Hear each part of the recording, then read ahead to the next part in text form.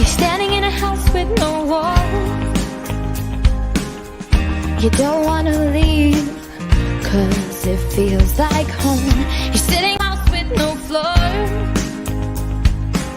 You can feel the mud seeping in, but you just choose to ignore all the evidence that what you think isn't real. You don't look because you don't like the way it makes you feel. You say you need the shelter to get through all your problems. That's why you choose to live in a house with no walls.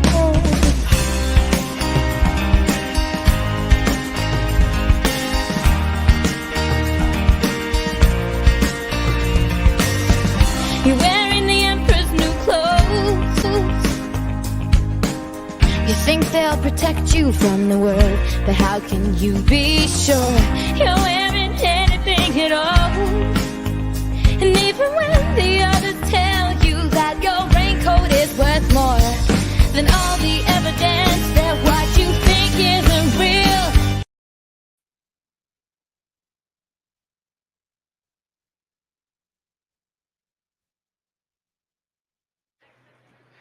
All right, thank you for coming to the 23rd Annual California Freethought Day at the California State Capitol.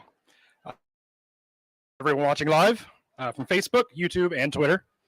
I want to start by thanking our sponsors: Applied Office, naturalview.org, Americans United for the Separation of Church and State, American Humanist Association, Atheists and Other Freethinkers, Camp Omni, Military Association of Atheists and Freethinkers, Reason Center, Stockton Area Atheists and Freethinkers, the Brights Net, Black Humanists and Non-Believers of Sacramento, Center for Inquiry West, Great Sacramento Chapter, Freedom for Religion Foundation, Healthcare for All California, and Sunday Assembly for Sacramento. Let's give them a round of applause. They're the ones who made all this possible. We all had a wonderful time last night at the fundraising reception, and we thank you all so much for being a part of this event. Thanks so much to the Reason Center for being such a great host. Thanks to the state of California for today's venue, and thanks for CHP for keeping us safe.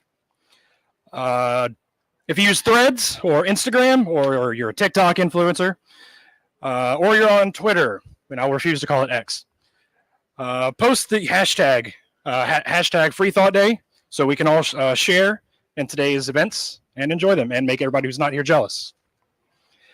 Be sure to follow us on California Freethought Day on all social media networks.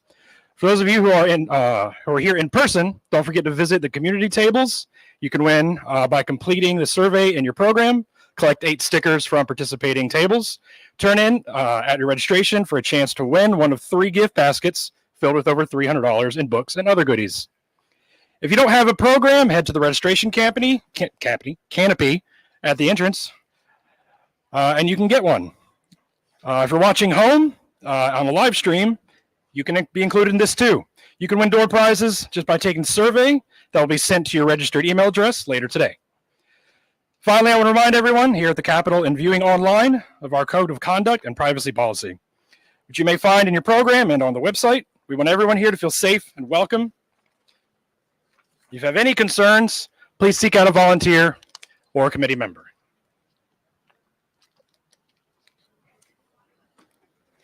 Now, if you don't know who I am, congratulations.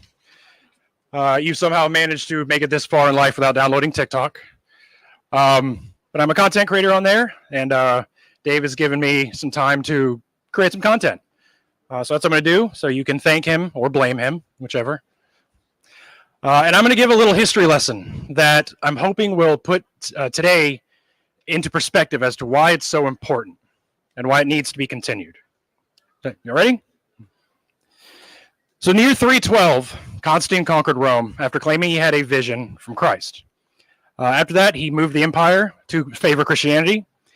He gave church tax-free status. He gave church clergy the power to write laws, starting to sound familiar. And he confiscated land from the pagans, from the Jews, and they gave it to the Catholic Church. And his successors were worse and worse than that. One of the things he did is he made a commission to have all of the Christian texts copied by professional scribes and be divvied out throughout the empire. Now, about 250 years before that, these texts were copied by mostly slaves. who were acting as secretaries for their masters, and they were changed a lot, freely and willfully. Things were added, things were taken away, and we know this because we can see it in our manuscript record, plain as day. So then the debate became which books are good and which ones should we throw away. And one man in the year 340, named Bishop Eusebius, he wrote a book called The History of the Church. He wrote, in the book, he put two lists. He put those books in two lists. One list was considered legitimate. The other list, he said, was heretical. These books need to be done away with. Those books were hunted down and destroyed. Interestingly enough, the book, if you're familiar with the book of Revelation, he put that book in both of those lists. I'll talk a little bit about why that is in a minute. So the next few decades became debate over who could come up with the best list using that approved list. This guy would say, this is the list, this is the great one. Another guy would come up with like, no, that guy is the devil. His list is demonic, mine is the best. And someone else would be like, this is the super duper list, guys. This is the one. Then in 340, someone came along and said, no, this is the Super Saiyan Goku triple dog dare list. This is the one. That man's name was Bishop Eusebius. His list is what matches the list that are in our Bibles today. Now, the reason that his list was successful and the other ones weren't is because he included the book of Revelation. Nobody else included that book in their lists because they considered it a heretical document. The reason they thought it was heretical was because in it, the Christians are supposed to be persecuted when Jesus comes back and saves them all and kills everybody else. So obviously that didn't happen. Now Christians are the ones doing the persecuting. So they thought that was a false prophecy, so nobody included. So what he did is he brought it back in and he reinterpreted it to be about himself, about the emperor, and about the Roman Empire. And again, his is the one that's stuck. The point of this story is to demonstrate that policing what you can and can't think, what you can and can't read, is how Christianity got started. It's how Christianity got so successful. So again, one man. By the way, the one man, Eusebius, he's the guy that you can thank for all the Left Behind movies and books that we've been forced to consume.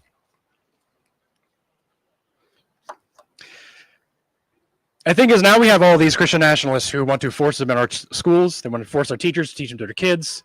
They want to put chaplains in the schools instead of therapists because they know that their ideas aren't popular, but they don't have to be.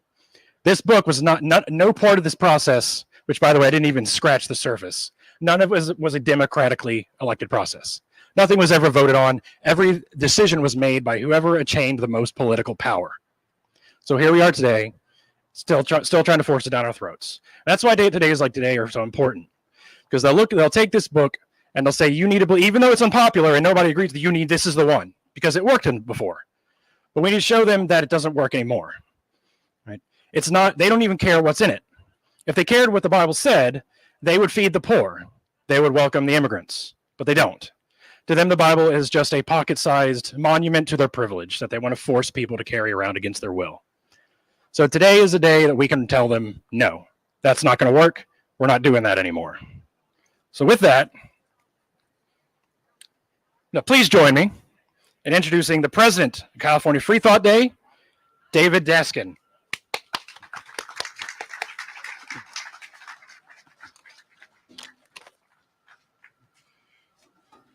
Thank you so much. More important than me are the lunches. And so there was a little bit of a delay. Those of you who have pre-ordered a lunch, they are just now setting up. They should be ready for you to grab in about 5 minutes. Thank you so much.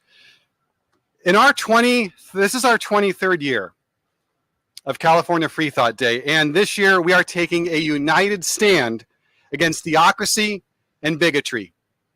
We've had enough of voter disenfranchisement.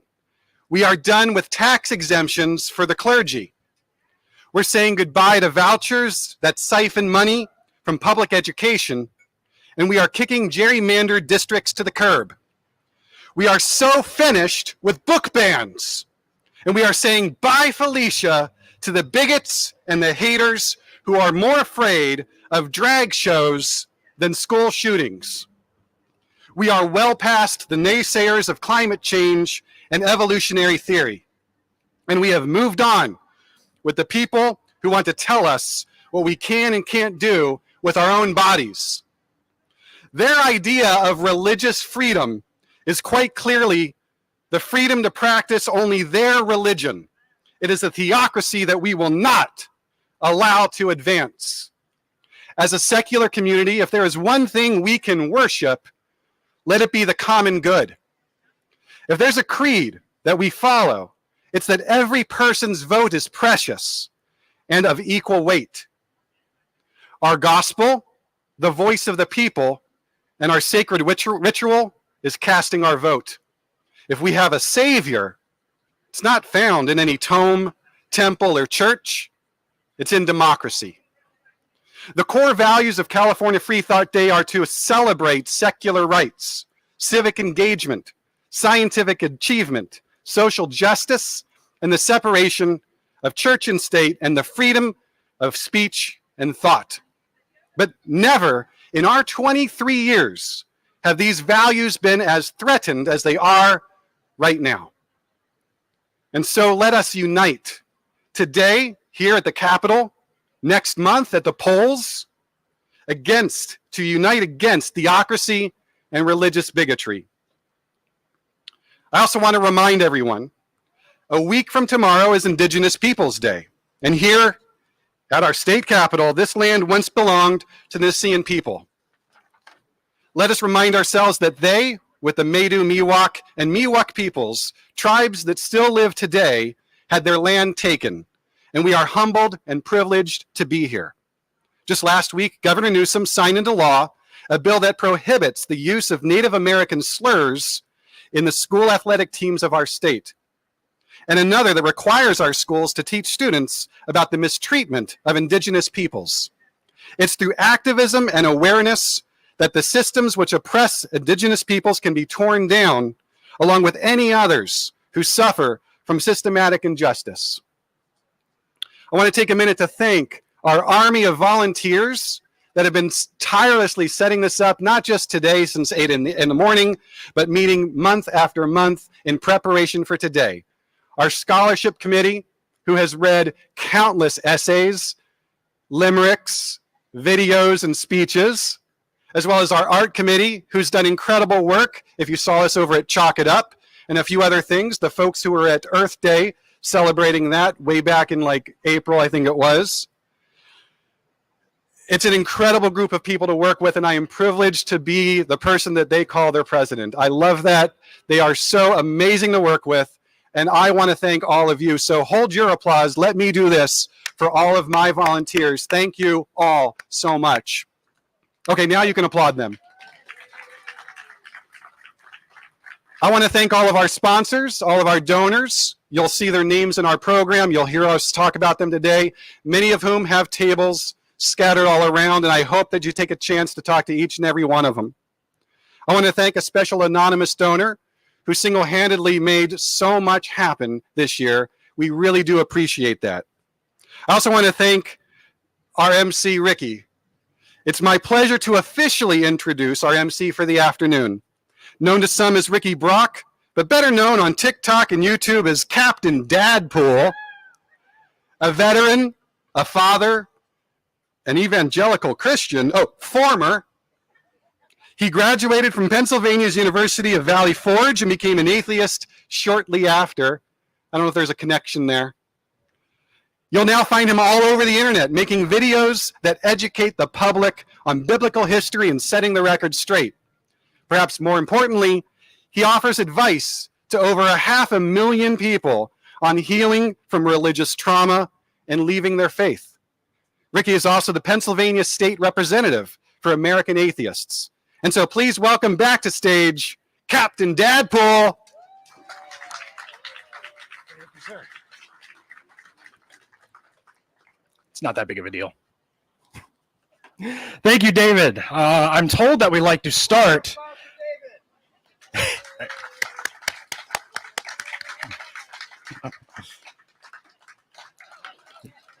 Keep going, yeah. Oh, thank you. I'm the only one standing. It's okay. Anyway, yeah, thank you, David. I'm told that we like to start Freethought Day with a little bit of poetry or a reading. And who better to do that than poet Loretta of Davis, California. Julia B. Levine is an award-winning poet, widely recognized, published, and anthologized. I knew I was going to mess that word up. She's also an American Academy of Poetry Poet Loretta Fellow for her work with teenagers related to climate change, thoughts through the use of poetry, science, and technology. Please welcome Julia B. Levine.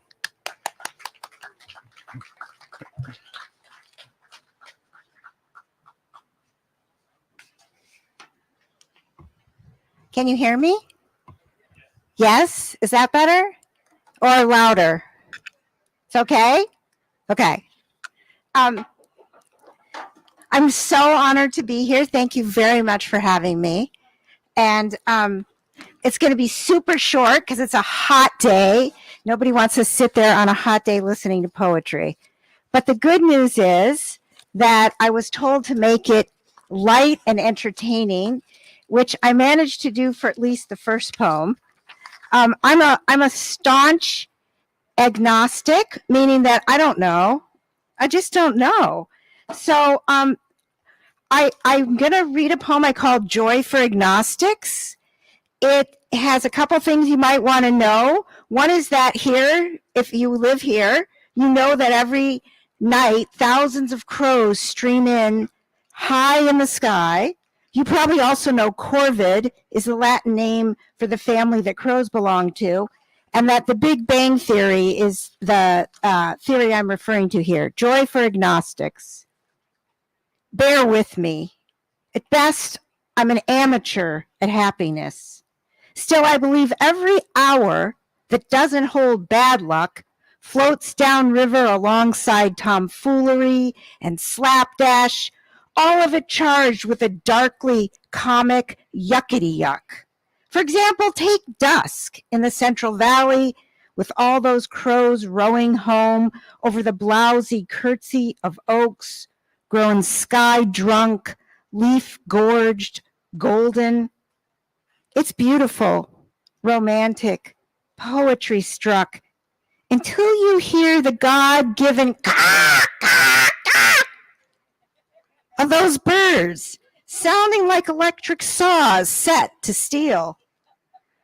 I mean, what if God is confused as us, wondering what the bejesus she was thinking when she handed out the shrill rasp of corvids and labeled it birdsong? What if after working too long, she and Satan meet in a parking lot and clink their third round of IPAs together shouting, "What the hell? Who in God's name knows?" Because saved or not, we all get hemorrhoids and arthritis and a heaping plate of heartbreak. Death still winnows down the lists of favorite contacts in our phone. But maybe this God adores all of us, smiling as she remembers your best friend stuffing a zucchini or two in her pants as she came in your door saying, "I'm happy to see you."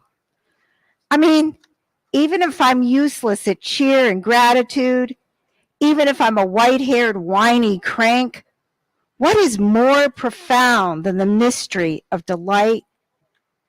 Think of it.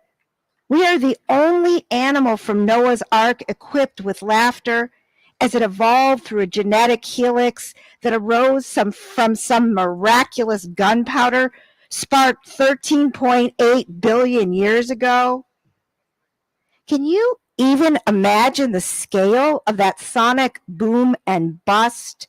How it must have sounded to the nearest universe listening like a Titanic-sized kegger, an over-the-moon rager, a level cloud 9 wingding jamboree.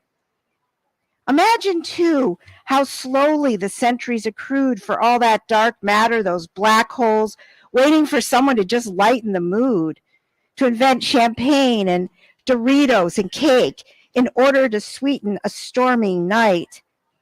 Oh my, God must have said the first time she heard us chuckle and whoop, dumbfounded how she'd managed to scoop out the life of the party from all that putrid primordium muck and goop.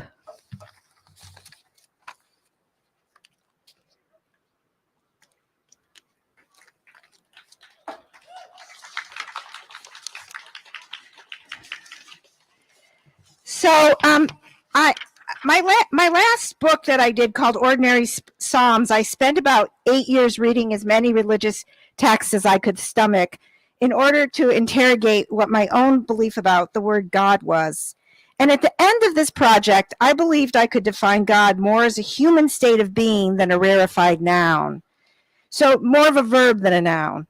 So if there's anything I believe in, it's nature and science and our own human capacity for awe. And that state is godlike for me. So I'm not sure I need to say more than this poem, which is called God. You know that hour in winter when the light is salted gauze, and you stop a moment in one of the last untouched fields in this landlocked valley, the new grass arrayed fat and green, thick as uncombed hair. Then the wild turkeys appear out of the brush in their dark pilgrim plumage and bowed heads, and fan out over the field, solemn hunters of seed and grub. This is the moment you need a prayer from your animal self. You need to praise the black mud, the thickened air, the pens of sheep in their black hoods and wool, even the treacherous, untended road that ends at a floodlit slough. On your old bicycle, with the jerry-rigged baskets and duct-tape seat, you pedal hard against a wind that has come up from the southwest carrying rain. Wind that breathes the last branch alive. Wind that brings in the sea. Wouldn't that be nice to have right now? Okay, thank you, everyone.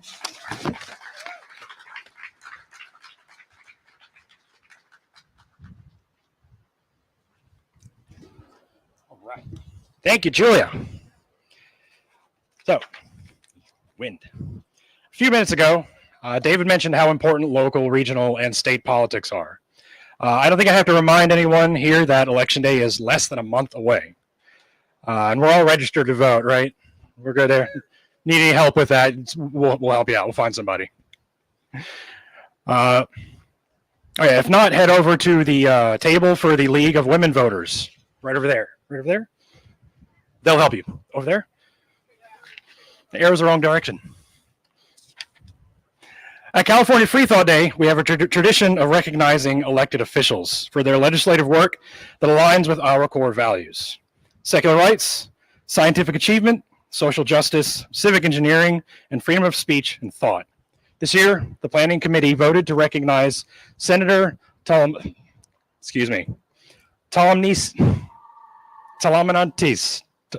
Please correct me on that. Eggman, for her incredible work. The senator regrets not being able to join us today, but in her place, she's asked one of her staff members to be here and accept the award for her. Please join me in welcoming Tony Wong to the stage from Senate District 5.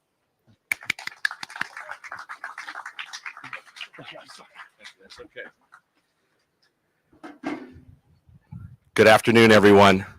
Thank you so much. I'm here on behalf of Senator Susan Talamantes Eggman, who could not be here to join you today. But she is honored to accept this award from the California Freethought Day organization. Now, one of the things that the MC said previously was that the reminder that in less than 30 days is Election Day, and that's very important to her. And one of the reasons why she was very honored to accept this award from this organization is that she believes in voting, and so does this organization. Every single election, every single primary, and we encourage you to get out there and vote. If you haven't already voted early, we encourage you to do so, but definitely vote on Election Day. Now, I want to try and keep this as brief as I can. I just want to thank the organization for recognizing her for, and let me read to you, the award is very small, and not everyone's going to get a chance to read it and see it, but let me read to you. It says, presented to State Senator Susan Talamantes Eggman for her history of legislative activism and policy bolstering LGBTQ plus rights, education in public schools, and healthcare, including authorizing the End of Life Options Act. Now, one of the things she and I discussed this on the telephone yesterday, this award, and one of the things that she wanted to make sure that I expressed to all of you was that she accepts this award because this organization focuses on the value of the legislation itself, not the politics surrounding it, and the good that it does, especially for her, the End of Life Options Act, which the good it does for the people of California. And so that's why she wanted me to send me to make sure that I received this and let you know that she appreciates this award very much. So on her behalf, I thank you. I thank this organization, and I wish you the best of luck in everything you do today and on Election Day itself. Thank you. Thank you for coming. And let's get, you have a phone? Where's Jamie? Thank you so much.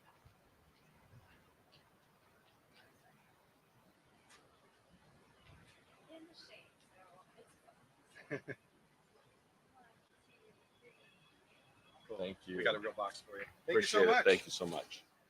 Thanks.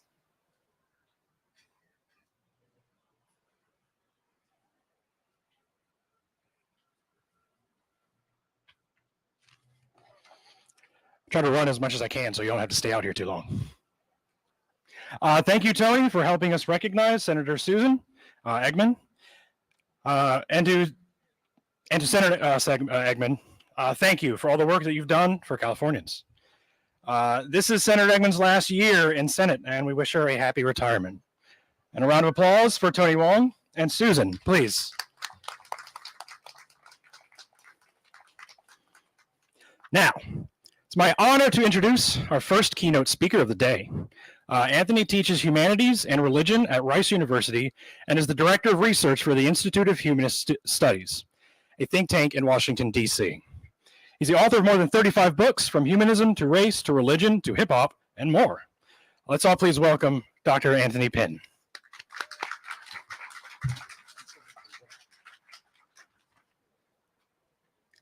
Good afternoon. I was talking to you. Good afternoon. Oh, I like that. Thanks so much. It is a joy to be here with you today. This is what I'd like to do. I'd like to share a few ideas with you. 10, 15 minutes. The phone will keep me honest, and then we save some time so that we can chat. That work? I do want to congratulate the organizers of this event. This is fabulous. We come from various places with a range of life experiences, all tied together by a commitment to reason, the value of our experiences, and a tenacious desire to live out our best inclinations. I think you might remember 2008. And for me, 2008 was a watershed moment, not simply because we had a Black president, but because of what this Black president said. You'll recall he says, "We know that our patchwork heritage is a strength, not a weakness. We are a nation of Christians and Muslims, Jews and Hindus," and here it is, "and non-believers." President Obama's inclusion of folks like us wasn't a conclusion. It, in fact, was an opening. But since 2008, much has changed, and you should never believe that Christian nationalism is new. The idea that this is a city on the hill, that this has been set apart, is as old as this country, and it is, from my vantage point, tied to a demonizing of difference. It demands sameness. It is premised upon an amplified sense of those who are inside and those who are outside. And those who are outside get what they deserve. And in recent years, that has been a violent backlash. But it seems to me free thinkers like us have a way to combat this. And one way to combat this is to celebrate difference and to publicly acknowledge and celebrate our narratives and our stories. And in that way, to make our experience part of the undeniable fabric of what is best about this country when it's at its best. I'll go first. I was born in Buffalo, New York. My family moved from Halifax, North Carolina, and Dinwiddie, Virginia, as part of the Great Migration. Yes, this was the idea post-Civil War that there were opportunities, expansive geographies in which we could do our thing and progress. My family moved to Buffalo, New York. In addition to looking for jobs, it was also an opportunity to reimagine themselves as religious folks. For my grandfather, this meant the Baptist church, a deacon in the Baptist church. And growing up, we had to go to church with him, and this was not a fun period of time. All my grandfather had to do was give you that eye, and you knew you had messed up. Religion was extremely important. This Christian faith was extremely important for my grandfather, for my mother, for my aunts and my uncles. It was an opportunity to reimagine themselves, to think themselves differently than how this country described them. Eventually, my family, my mother, my sisters, and I left my grandfather's church because my mother's idea was this: it was not okay for her children to be raised in an environment in which the role of women was limited not by their capacity, but by gender. For her, that was a no-go. We had to get out. We moved to an independent church closer to my home.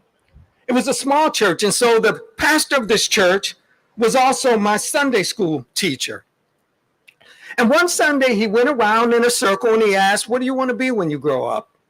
Normal things. Some of my friends said, lawyer, doctor, president. He got to me and I said, preacher. I'm not quite certain why I said preacher. Perhaps it has something to do with the standing, the stature, the importance of this person who stood behind the pulpit. And I wanted some of that. I wanted to matter in a way that was not only horizontal, social networks, but was vertical. God loved me best. His response was, okay, we start next week. Childhood was over, and church service was difficult. So as a little kid, I had to come up with strategies to make it tolerable. And one of my favorites was the guessing game. And this involved taking the hymnal, thinking a number, opening the hymnal, and pointing.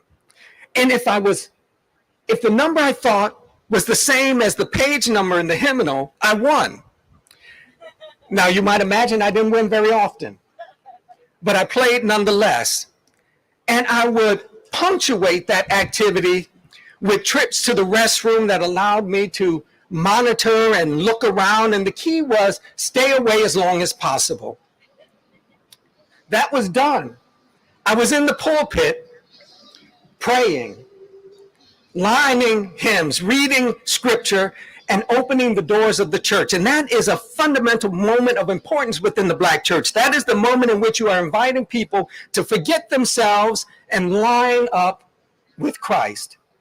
And we had, within the context of my church, our own version of Christian nationalism, that what was taking place in the world, racism, anti-Black racism, all of this nastiness meant that we did not have God in God's proper position, and that it was only when we put God in God's proper position that all would be well. And so we were inviting folks to join this. I couldn't go to the store by myself. I couldn't stay out after the street lights came on, but I'm telling folks what to do, not only with their religious lives, but in more general terms, what to do with their existence on this earth, how to think about their occupation of time and space. With time, as a preteen, I preached my trial sermon. And mine was a fire and brimstone sermon. Everybody sitting there was going to hell if they didn't listen to me, right? They had to get this right. As I was going off to college, I was ordained. I could marry, bury, and baptize. I was deeply involved in this faith. I went off to New York City to go to school. And I encountered people who didn't believe what I believed. And okay, on some level, I've been prepared for this. But they weren't worried, and they weren't scared. They weren't nervous about it. They were okay not believing what I believed. And this just threw me. And what really threw me is those folks who were in line with me, who were part of God's plan, who were going to be part of this reconstituted society, treated me worse than some of these folks who didn't believe at all. And while I'm in New York, this is the age of crack cocaine. Crack cocaine is taking over. It is destroying lives. It's destroying families. It's destroying communities. And I'm preaching. But it felt to me as if I was preaching answers to questions that people weren't actually asking. And I was condemning them for asking questions I was uncomfortable addressing. And this was a challenge for me. It was a dissonance that I had a difficult time with. I wasn't quite certain what to do with this, but what eased my mind was not being in the pulpit. So there were some Sundays I had to be at church at 6 o'clock in the morning. That was cool because I was sleep deprived, and being sleep deprived and riding the train to church was no different than being sleep deprived and sitting in the classroom. I was cool with that. But some Sundays I just could not do it. So I'd go to 116th Street and wait for the #1 train. And I'd let one pass and I'd let another pass, and I'd look at my watch and, okay, the time is right, I'll get on this one. And I'd transfer to 59th and wait for the A train, but not that first one, because that would get me to church on time. I'd let one pass and another pass so that I could arrive late. I wouldn't have to be in the pulpit. I wouldn't have to lead prayers. I wouldn't have to invite people to Christ. And I could tell the pastor, Doc, the train. No questions asked. I was having a difficult time with this, and my sermons were changing. No longer did I preach heaven. I was preaching Christian obligation to do something in the world that was meaningful. That personal salvation was nonsense. It was really about the resurrection of communities. It was changing. My heroes were folks like Adam Clayton Powell Jr., who saw church as an opportunity to do something that was meaningful.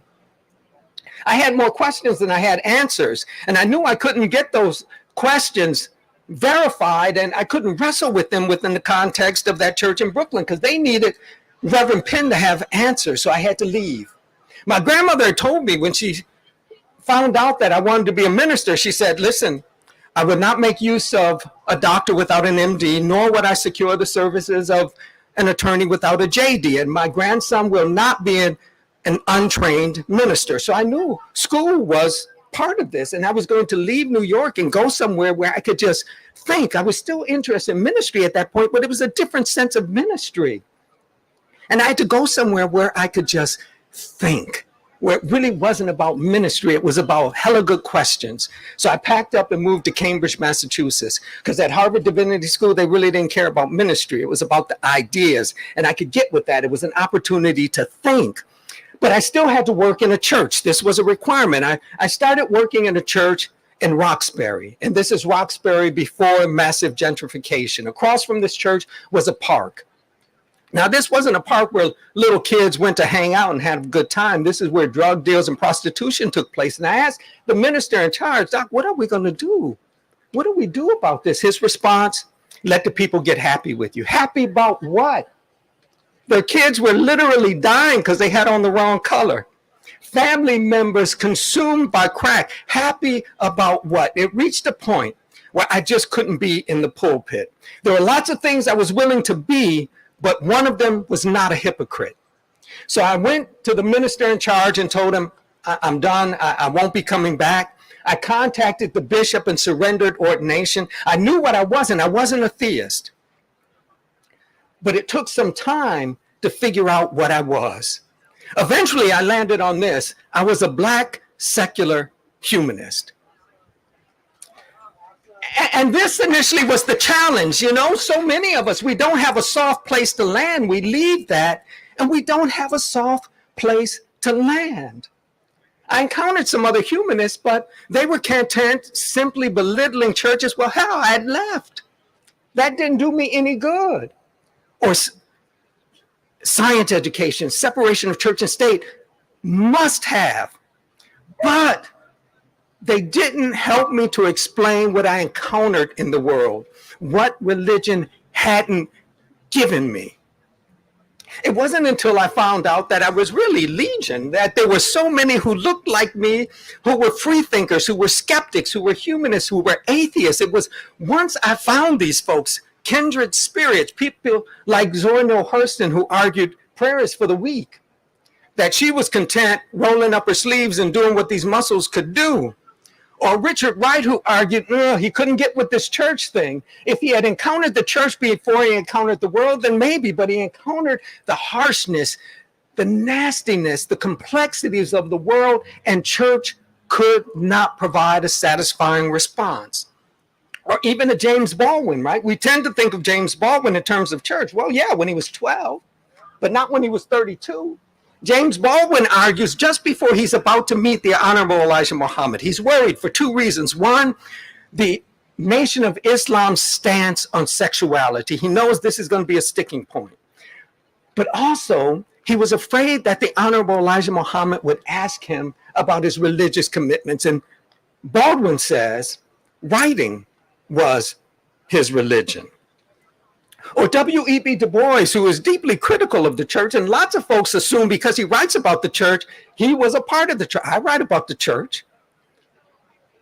It's a cultural organization that has consumed so much time and energy. It has devoured people. I need to know something about this.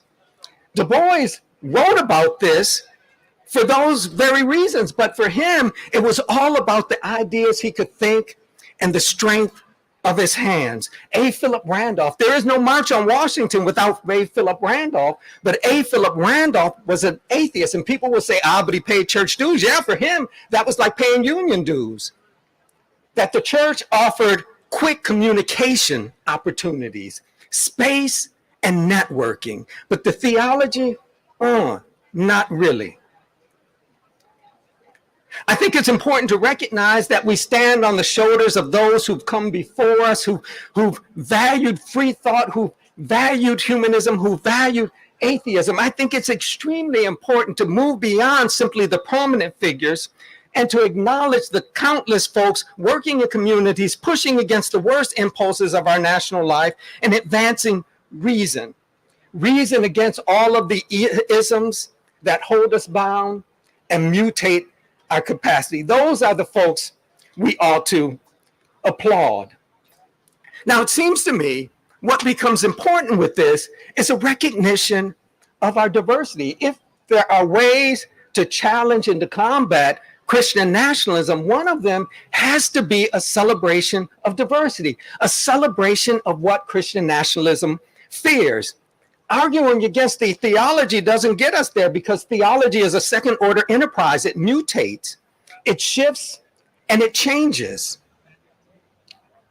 But to attack some of the fundamental values of Christian nationalism, like diversity, becomes a much more powerful tool. But we have to move beyond performative diversity. That's the kind of diversity that just wants to see some different looking folks in the audience, but how we go about our business, the issues we value remain the same.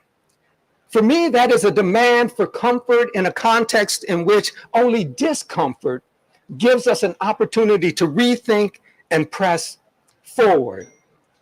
We need active diversity. A sense of complexity, a valuing of the other in ways that force us to shift and to change our agendas, that force us to shift and change our grammar and our vocabulary of life. Now, how do we go about doing this? You don't want me to give you the answer. This is contextual. Look at where you are and what the folks like you do in that area and ask the question, how do we do this better? Here's a fundamental question it seems to me free thinkers ought to be asking in terms of how we communicate and what we do. Who have we forgotten? What have we forgotten? So I want to leave you with the words of my grandmother. My grandmother said this when I was going off to college. She called me to her house, and to be called to my grandmother's house during the week was not a good thing. Saturday, Sunday, all right. That probably meant you were going to get something to eat. But during the week was not a good thing. And I'm sitting and I'm thinking, okay, what could I possibly have done wrong? Right? My grandmother's attitude was always, don't embarrass me out there. What had I done to embarrass my grandmother? I get to the house and she calls me not into the kitchen, but into the front room.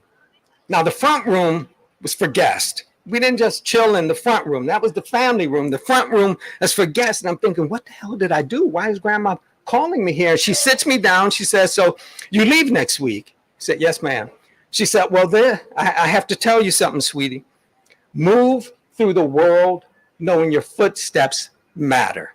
And for my grandmother, that was a way of saying you have to think beyond your own comfort, your own vitality, your own worth, and to recognize the obligation we have to the other. The obligation we have to the other. So move through the world knowing your footsteps matter. Today we celebrate. Tomorrow we get back to the work we must do. Thanks so much.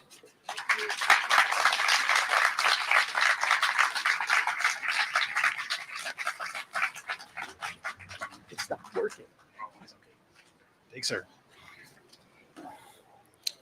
All right. Thank you, Dr. Anthony. Be sure to look for his books anywhere you like to buy books. I didn't have any of it here, but there's 35 of them, so you have plenty of choices to make. We're going to take a short 15-minute break, resume at 1:10 with our authors and podcasters panel. I hope you'll visit our brand new interactive art gallery run by Luisa Morocco, and Narrative Voices. Sorry, I apologize. Oh, there is a Q&A. I'm so sorry. Yay, Q&A! Not break time yet. Sorry, I got y'all's hopes up.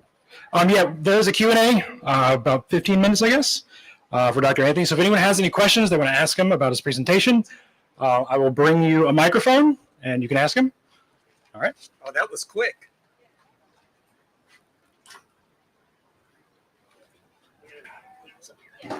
Okay. Testing. Hey, thank you, Doctor. So one of the questions I had was listening to you talk about your faith and struggles with it. What did you have to, when you were thinking about the dichotomy between faith and works, as kind of a Calvinist v. Baptist sort of dilemma, how did you approach that, and what did you think about that? Yeah, the tension between faith and works didn't help me very much because it's a fluid concept. So you mentioned Calvin. Think about Calvin. For Calvin, the issue is this: how do you know who's really getting this right?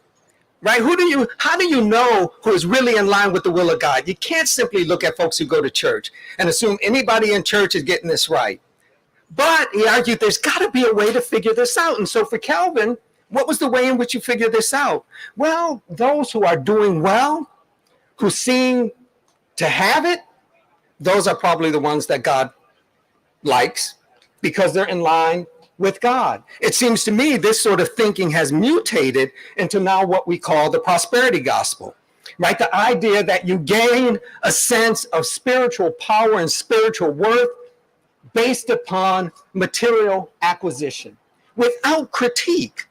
Yeah, so it seems to me folks who abide by the prosperity gospel have a lottery mentality, that you get a little something, to hell with the larger circumstances of life, right? So the theology is fluid and flexible enough for that to bend to our needs and our wants.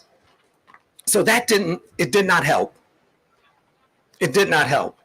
And my theology did not give me a way to wrestle with the more uncomfortable dimensions of our life. And so now as a free thinker, as a secular humanist, there are ways in which I deeply value science education. I deeply value the separation of church and state, but I don't know that science education would have kept Trayvon Martin alive, or separation of church and state would have kept Sandra Bland alive, right? That separation of church and state might not help the indigenous population, which has a much higher rate of really negative encounters with police officers, or Latinx communities with an extremely high rate of unfortunate encounter with police officers, that those two issues don't resolve the ways in which difference is demonized. And last thing on this, lots of folks will use the language of people of color.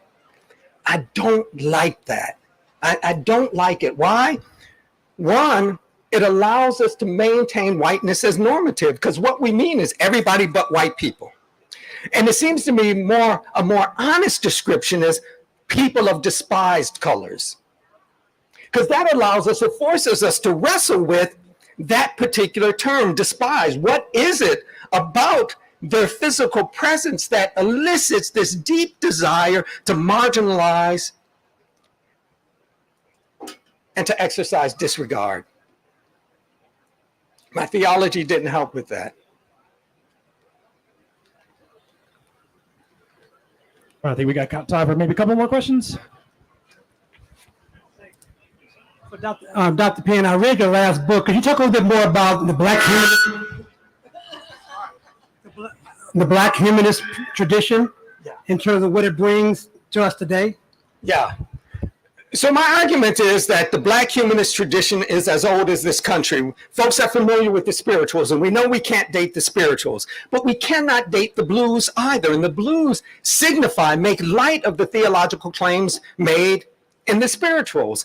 And so you have this evolving cultural production, this folk wisdom, folk tales that ultimately is solidified and rendered poetic in things like the Harlem Renaissance and Black realism, that these speak to a sensibility that we now call Black humanism, right? The humanism, that language is 1960s, 1970s in the Black community, but there is a posture towards the world that we would recognize as humanistic in nature that is much older. And so it seems to me on one level, what you get with Black humanism is a demand to recognize the diversity of this movement, but not only to recognize the diversity of this movement, but to remove a kind of missionary impulse on the part of the larger humanist movement, the assumption that we are bringing this to these folks who only know Black Pentecostalism, right? We are bringing this reason, we are bringing thoughtfulness and logic to folks who don't know. We've been doing this a long time, right? So it forces a rethinking of the history of this movement. It forces a rethinking of the history of free thought. And last point on this, it also requires a rethinking of the ways in which we as free thinkers, as humanists and atheists, have participated in the belittling of populations. I'll give you an example. I don't know very many free thinkers who don't value Thomas Jefferson, right? I don't know many who don't value Thomas Jefferson. But as soon as we bring Thomas Jefferson into this, we have associated ourselves with sexual violence and slavery. How do we process this? Yeah? How do we work through this? So again, it provides a way for us to reimagine, to rethink what it means to be involved in free thought, both the benefits and the challenges we have to address.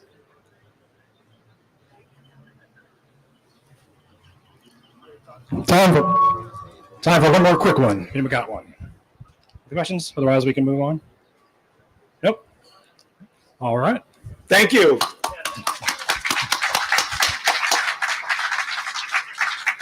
Thanks so much. Sorry about that. Okay, let's try this again. Last one was just a practice run.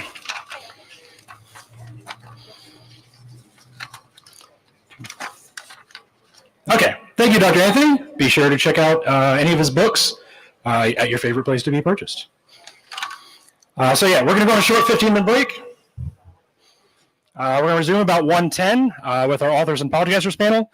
I hope you'll visit our brand new interactive art gallery with Louisa Morocco and Narrative Voices. Go visit community tables and check out the great groups assembled here today.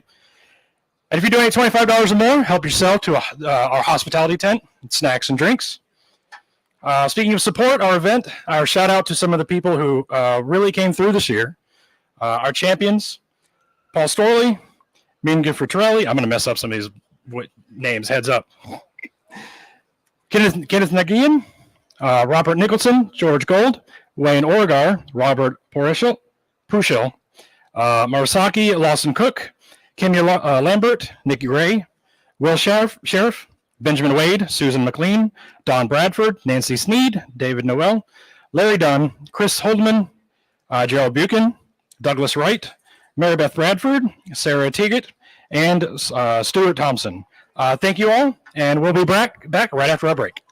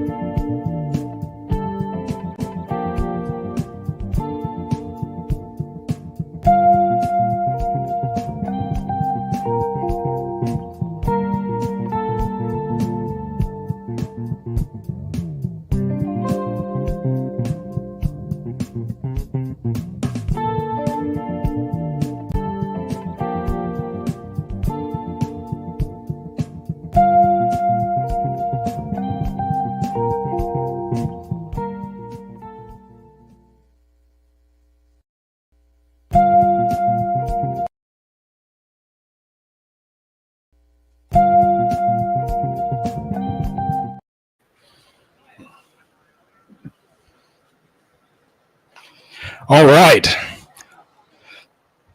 Welcome back. Aren't there some great organizations on the tabling here today? Let's show them some appreciation.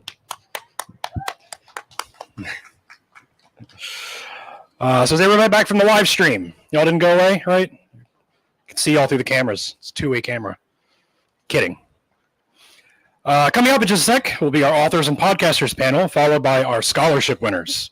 But first, I want everyone to know about our major sponsor, naturalview.org. The site focuses on believers who are thinking about leaving their religious worldview and joining the natural worldview of scientific understanding and critical thinking. The site's mission is to be a resource for people reevaluating or deconstructing their faiths, and it's full of great podcasts and other resources.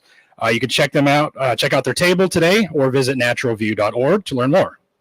Let's also thank a couple of our sponsors, Americans United for the Separation of Church and State, and American Associations for Atheists and Freethinkers, or Military Association for Atheists and Freethinkers. Speaking of great podcasts and more, join me in giving a warm welcome to those wonderful authors and podcasters here to share their stories with you and answer some of your questions.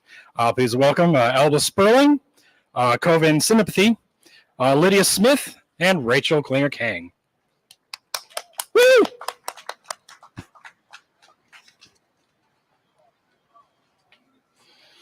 And to moderate the panel, please welcome from the excellent podcast series Inquiries Only and Opening Argument, Thomas Smith. Thomas's podcasts are about science, politics, and philosophy, and even a little bit about parenting. Thomas, take it away. Dude, I'm stealing your mic too. Sorry. It's all yours. Hi, yes, I'm Thomas Smith. I'm a podcast. This is the authors and podcasters panel. So it's people who do a lot of work, and then lazy people like me who just talk and push it out into the world. And I think the best way to go is for us to all introduce ourselves. So why don't we start with LB? Hi, I'm. This microphone working? I just switched it on, right? Yeah. Yeah. Okay, hi, I'm LB Sperling. I was raised as a Christian but became an atheist around age 13, and that experience really had a profound effect on me since I was the only atheist that I knew in my family, in my community, or in my country. And that really stayed with me and gave me a fascination with the very religion that I had rejected. I went on to study Christianity in college. That's where I first read through the Bible for myself, and I remember thinking, gosh, I don't think most people actually know what's in this book. So when I graduated, that was the inspirational thought behind what became a 12-year project to illustrate the entire Bible in Lego bricks. It has become a published book series that has been translated into 9 languages with over 250,000 copies in print. And also, so if that sounds interesting to you, please stop by my table over here, and you can check that out. But I'm also here today to talk about my latest book. It is a history book called Salvation from Ancient Judaism to Christianity Without a Historical Jesus. The last couple of decades have seen some very strong arguments from free-thinking authors like Earl Doherty or Richard Carrier that Jesus of Nazareth never existed as a historical figure. While I agree with their conclusions, I've found their writings a little bit unsatisfying because I wanted to know, well, if that's the case, then how could Christianity have ever gotten off the ground? So I've spent the last 6 years researching that, and the last 1 year writing my new book that aims to answer that question. So again, if you are interested in that, stop by my table. You can get a link to read the book online for free.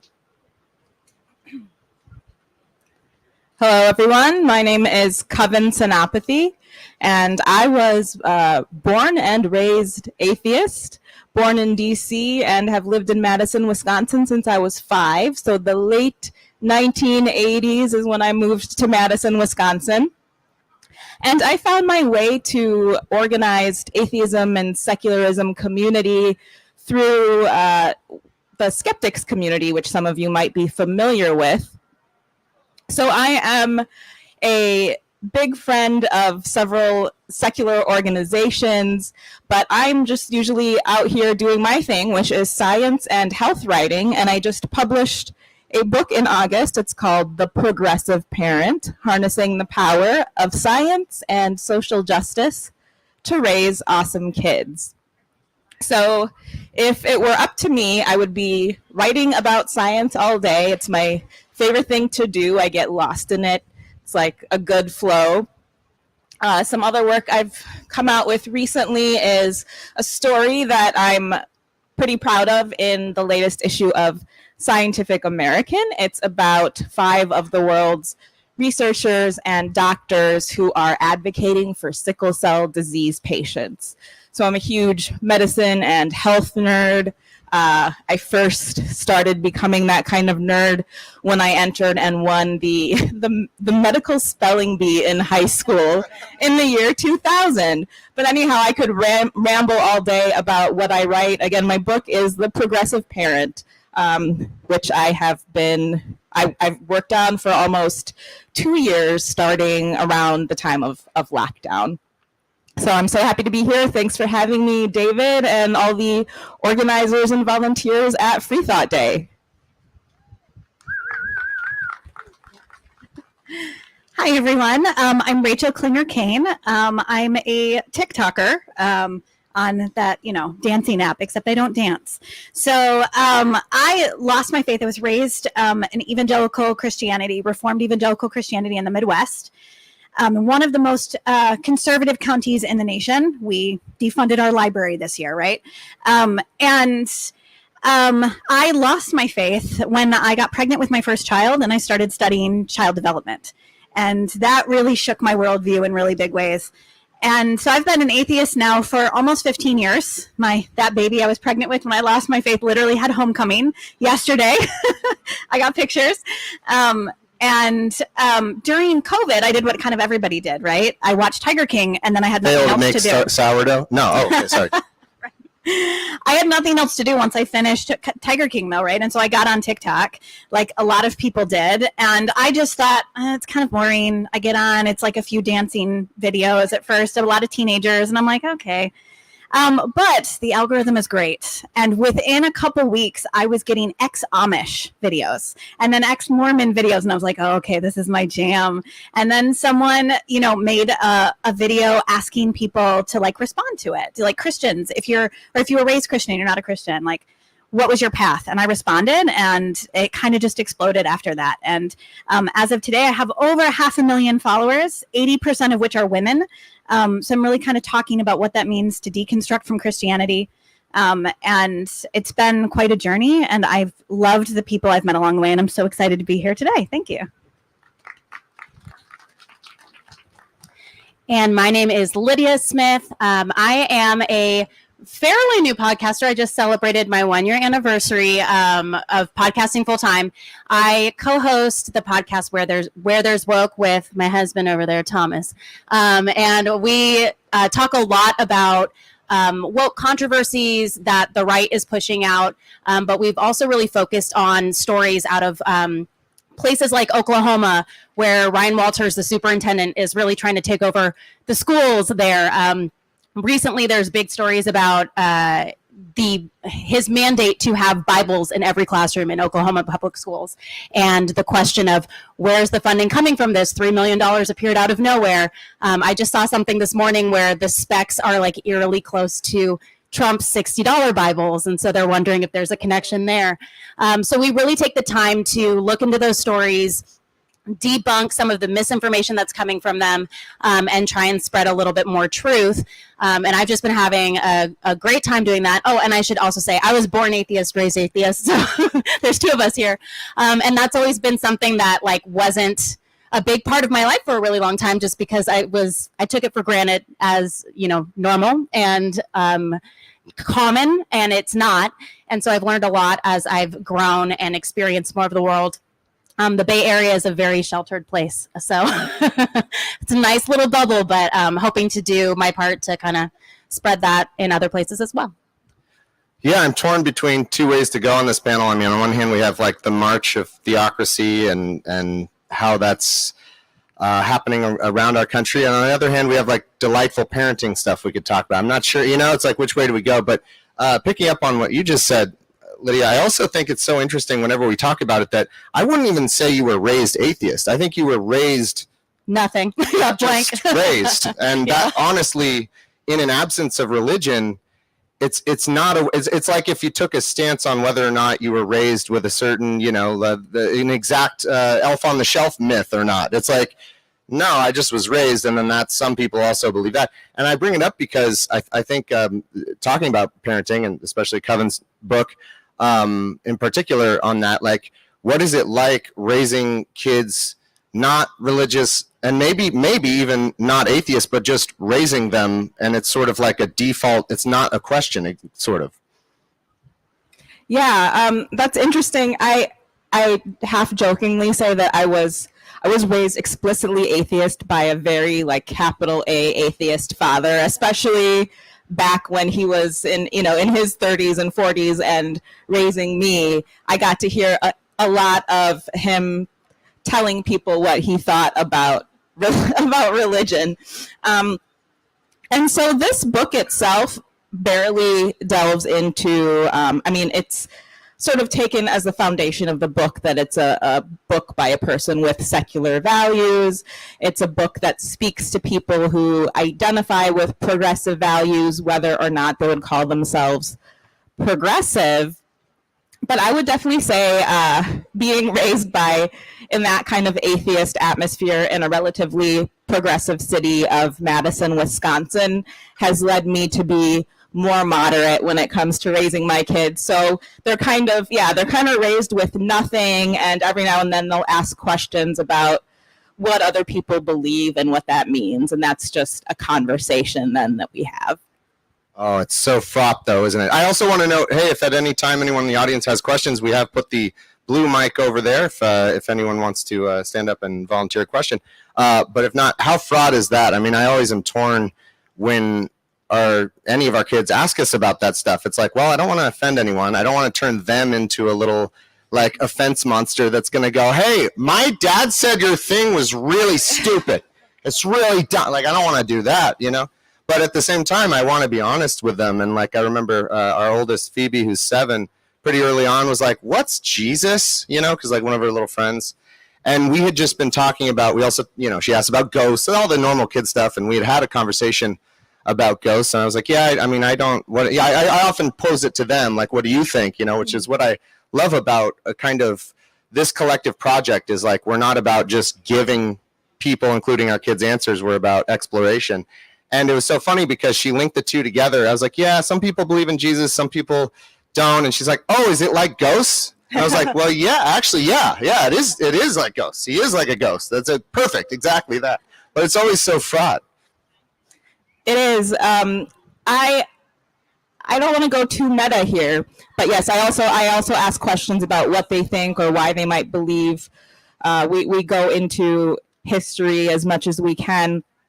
But I also like to tell my kids, and this is something that I'm very outspoken on, that there are really good, intelligent, reasonable, rational, religious people and atheist people, and there are plenty of atheists who hold pseudoscientific beliefs that are really harmful, and that, again, my book goes into the non-religious harmful beliefs that sort of underlie the religious justifications for oppression and bigotry, including a discussion of race and gender and sex. And so, yeah, it is fraught, but I remind my kids that anybody can have really problematic beliefs, I guess, in a nutshell. For sure, yeah. Well, Rachel, I was going to ask if you wanted to talk a little bit more about the process of, you know, going through your sort of deconversion, and what about, you know, you said you researched child development and stuff, and I'm curious for more details on how that led to atheism. Yeah, absolutely. Is it because they're so disgusting? Is that why? They're really gross, these kids. You should see them. The yes, things they do with ketchup and yet shock the you conscience. still love them anyways. I mean, that's the key, right? It's that they are really disgusting. They can do some really horrible things, and it's all developmentally appropriate. Like, what I was realizing, I knew when I became a mom that I didn't want to be the kind of parents my parents were, but I didn't know what I wanted to be, and so I started researching. And what I discovered was so much of, I just have to have the right expectations. I can't expect things of them that they're not capable of doing. And that attitude change on my part just goes so far. And every time I just kept thinking of God and how he expects more than we can do. And like how much we're told, especially being raised as a Calvinist, Reformed theology, like we're broken before we even come into the world. We're broken and we're not capable of not sinning. And yet you're going to send us to hell for something we're not capable of not doing. And then in the same place, we're told, well, but it's God's nature. He can't do anything else. So he's allowed to do what he needs to do because of his nature, but we're punished for ours. And that was kind of the process of my deconstruction. It really was like, oh, God's an asshole. Oh, and once I got there, it was just downhill to, oh, he doesn't exist. And what's so funny, what's so funny is I also think you can classify believers roughly into two groups, which is, no, God's not an asshole, and no, yeah, he's an asshole. We have to do what he said. You know, it's weird. Like, I couldn't imagine it. But looks like Alexis is trying to get our attention here. Oh. Testing. Hey, there it is. Oh, we have an audience question. Hi.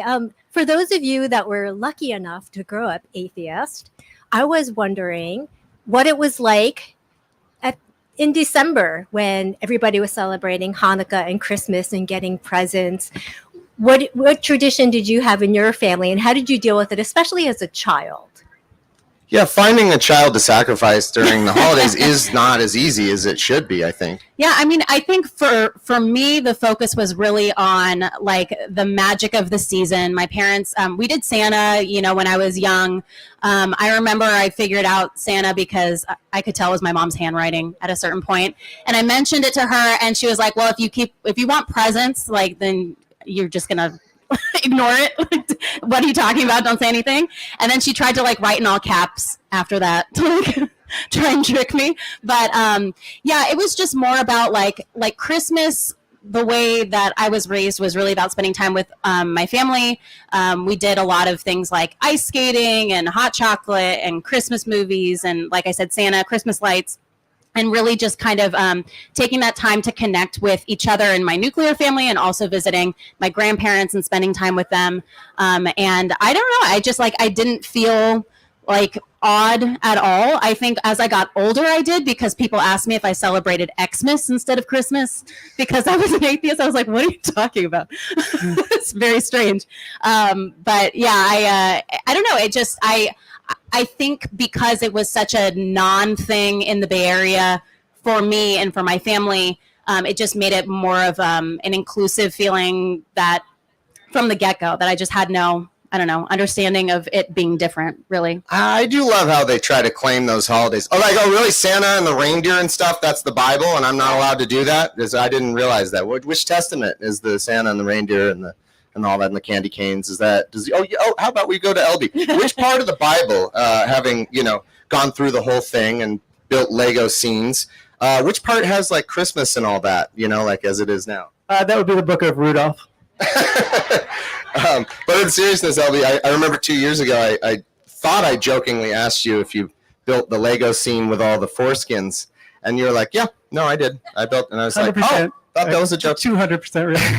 But I did want to ask you about this new project. What was part of your process? How do you even begin trying to explore a question like what would this grand history of Judaism and Christianity be without a literal historical Jesus? How do you even begin that? Yeah, so reading the Bible, one thing that really struck me was when you go from the Old Testament or Hebrew Bible to the New Testament, the theology really changes very suddenly. Like Satan is only mentioned like 2 or 3 times, and not even as the kind of devil figure that you're familiar with in the Old Testament. But you open the first few pages of the New Testament, and Satan is like in charge, and somehow like God has left him in charge until. Did I miss a sequel?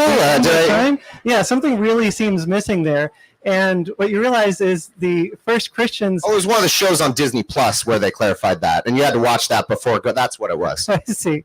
So the very first Christians seem to have this very different and very pronounced theology, where they're expecting a Messiah at any moment. They expected the world to end, and the Jews under a like violent Messiah to rise up against the Roman oppressors.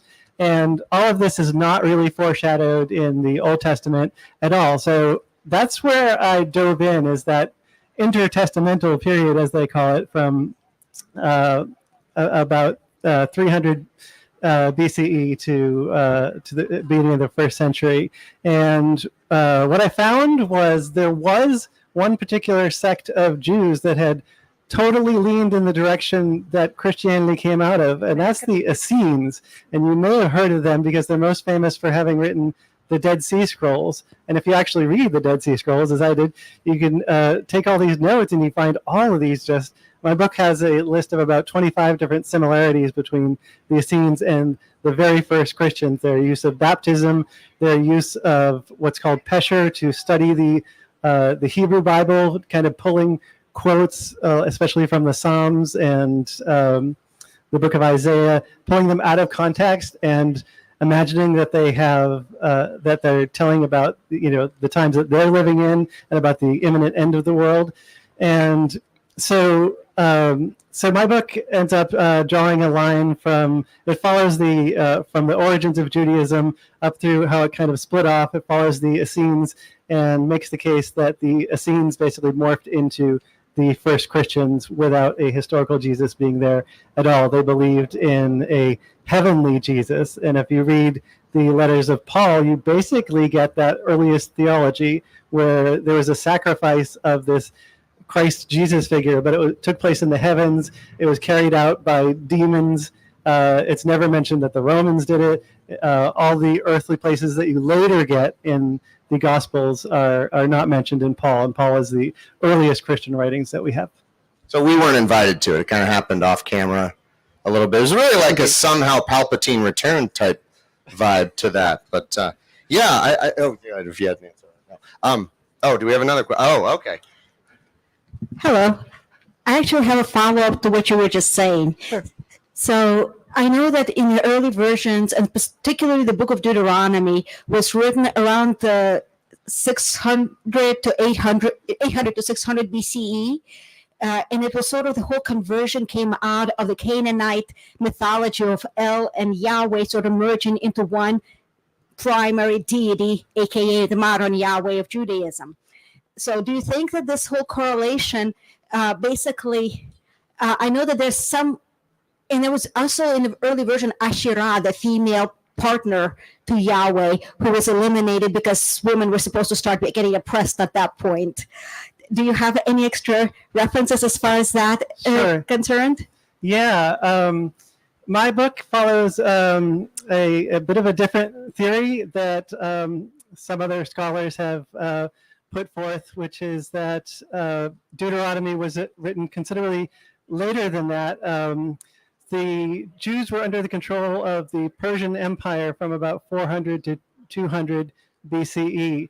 And the theory presented in my book is that the Israelite religion was entirely polytheistic and matched their pantheon matched or closely matched those of the societies in the Middle East that were their neighbors and that preceded them. So there was the much love for the goddess Asherah, and there are actually ancient inscriptions that have been found where it's written Yahweh and his Asherah, as if they're a holy couple. And so that most likely was the case. And then an entire pantheon of other gods. That changed when the Persians took control.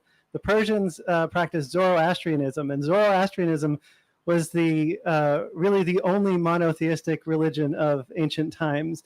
And they were somewhat religiously tolerant, but they basically expected you to pick your one chief god and say, that's the one god that we're going to be worshiping now. And that's under the influence of the Persians. I think Deuteronomy was written, and the whole, as it's called, Deuteronomic history that continually has the Israelites failing to be perfectly monotheistic and worshiping other gods and then being terribly punished for it. It is like a drug addiction to them in that book. I've read it. He goes up to get the commandments for 5 minutes, and they're like, oh, we did another god. Sorry, we got impatient. It just couldn't need our fix. But I want to take, I'm not sure how much time we have, but I want to take some time to talk about, the creeping theocracy that's another part of this that I know Lydia and I have covered a lot, both in kind of the legal avenue to it. I think that one big problem and one reason that this is happening is a lot of the details are so boring. And so what I see in basically all of the panel is trying to enliven some of these things and bring interest to them, regardless of where that is.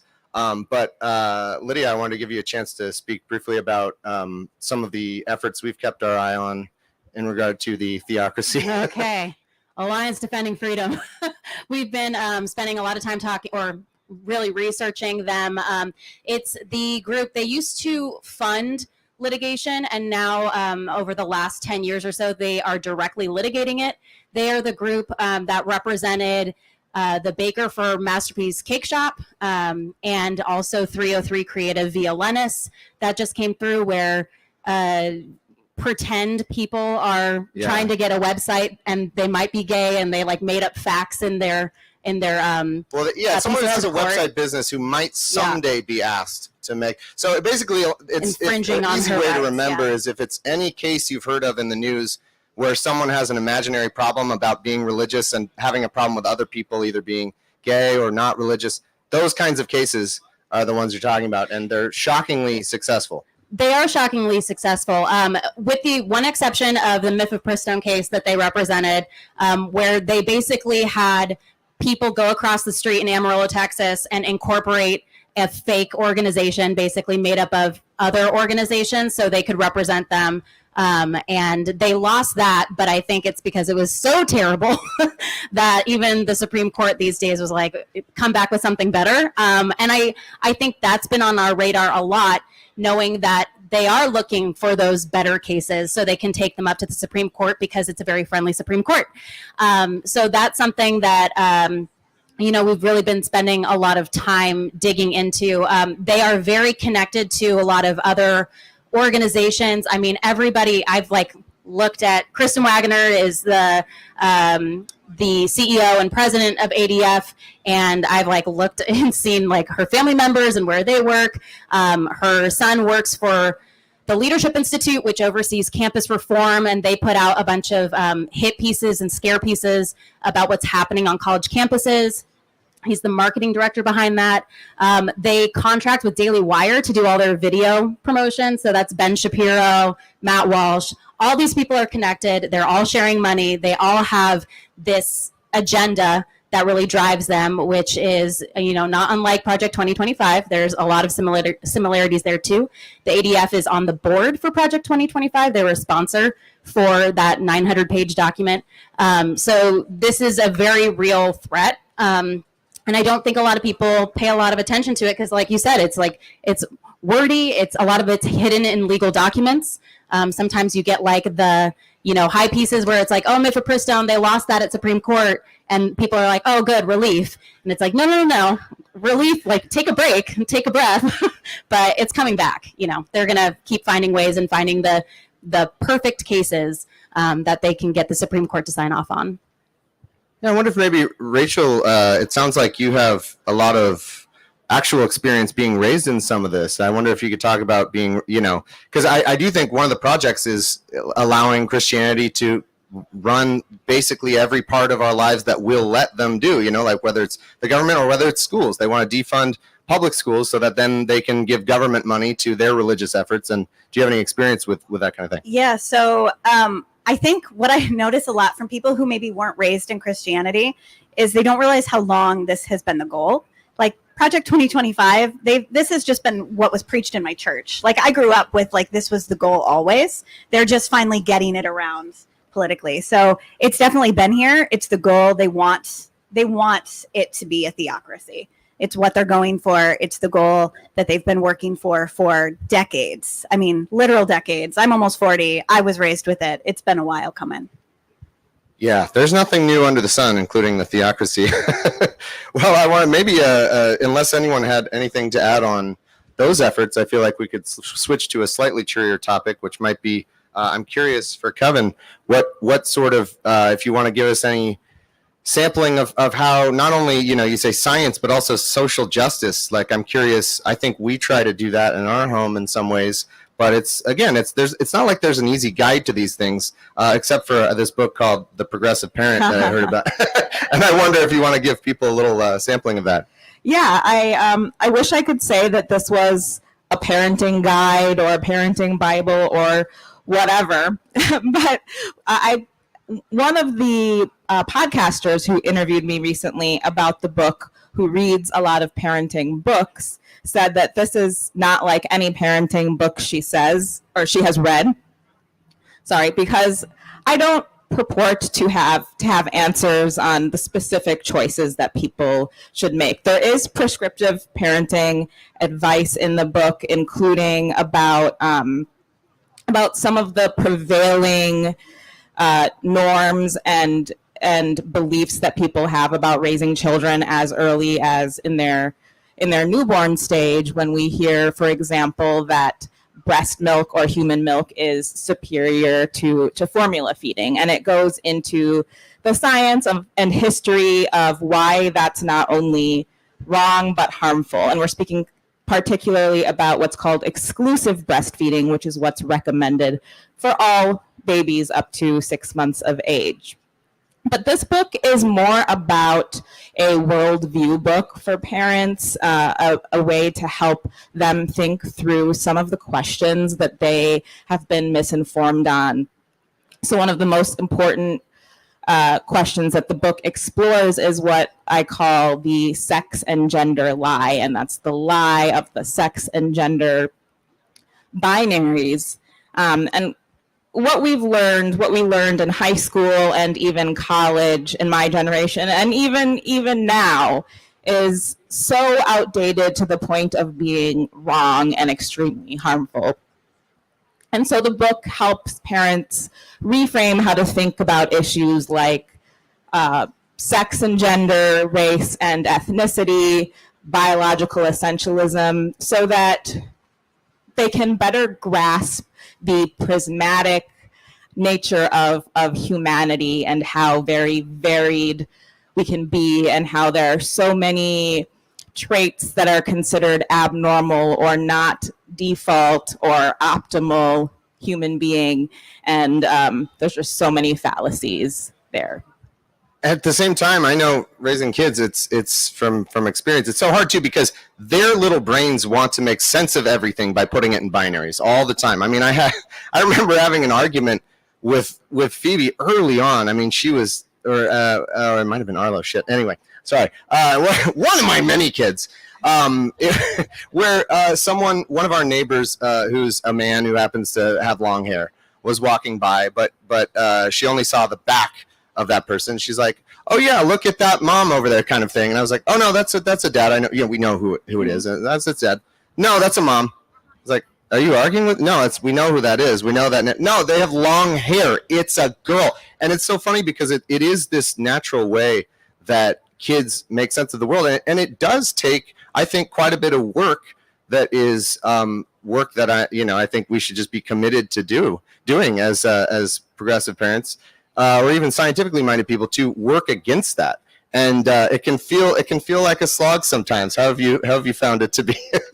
Yeah, I was just talking to someone earlier today about some reporting I did for the book that ended up in the book, and there was this was reporting on what was called a TERF conference in Madison, Wisconsin. So TERF stands for Trans Exclusionary Radical Feminists. These are people who strongly believe that XX chromosomes and certain traits make people biologically female, the same for biological males. And there were counter protesters at this conference.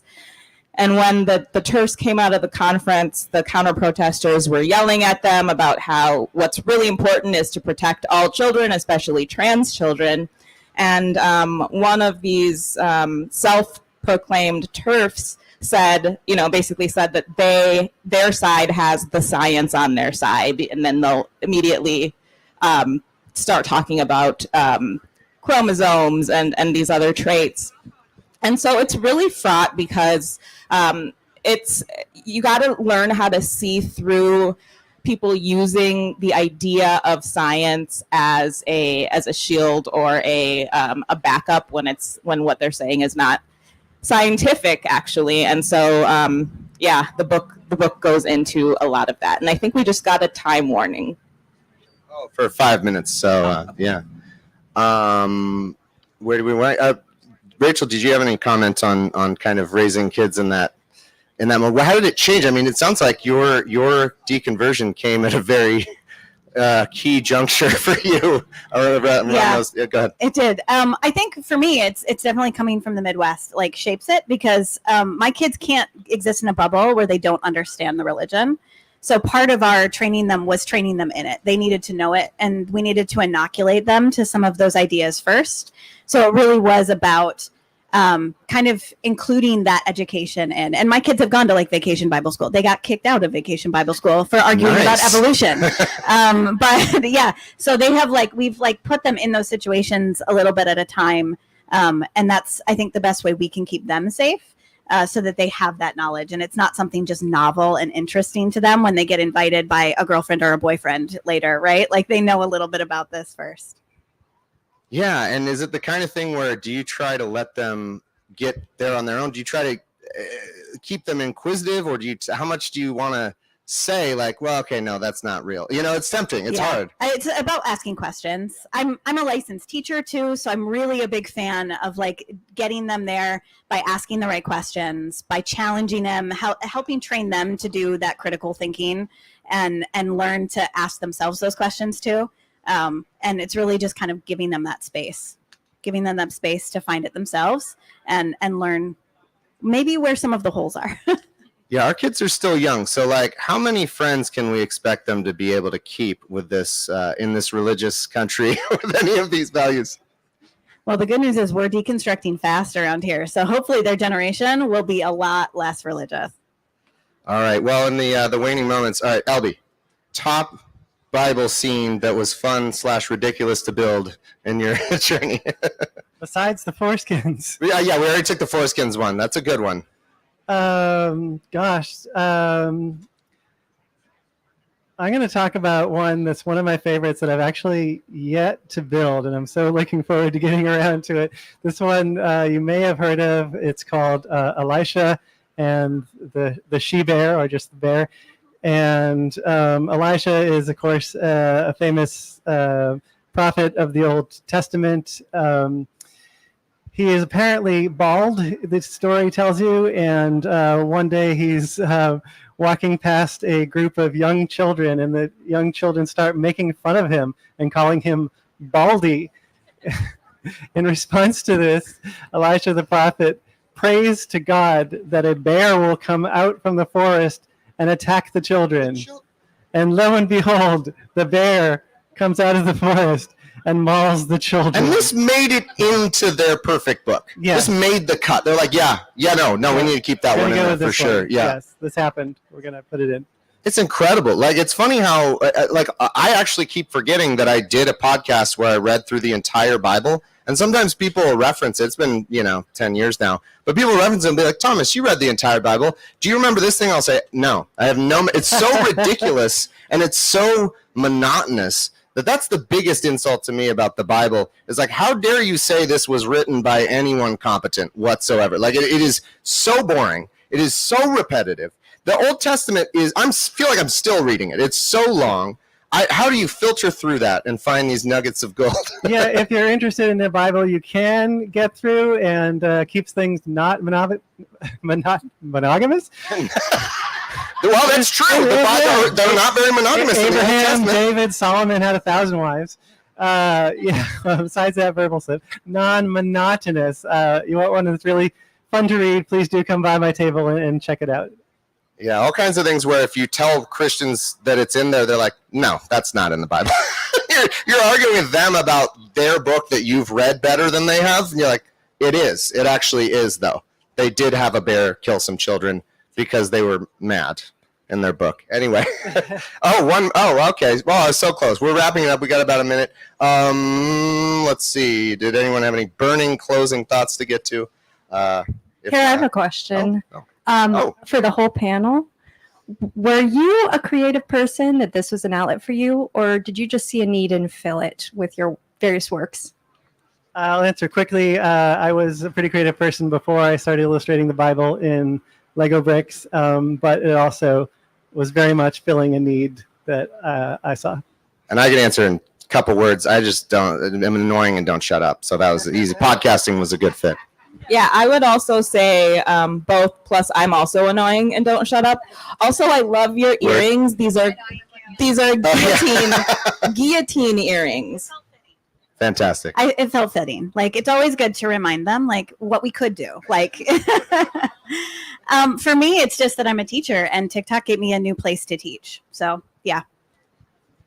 I grew up doing theater, so pretty creative person, but podcasting was not on my radar at all. I was very much into statistics and research, went to school for psychology, went to graduate school for psychology. But actually, podcasting is kind of marrying my interests very well because I spend a lot of time doing research, reading all the time, putting together different spreadsheets and stuff, but then get to present it in an entertaining, I hope, way. Well, thank you so much to the audience for the questions, of course. Thanks to our panelists, and thank you, of course, to Freethought Day. And I think we're getting the hook here. Oh, you can keep it if you want. As someone who's raising 4 small boys in the middle of Trump country, progressive parenting presents a lot of challenges. I've actually had to reach out to Americans United for help with this because my kids kept getting invited to church camp at school. So they're a huge help with that.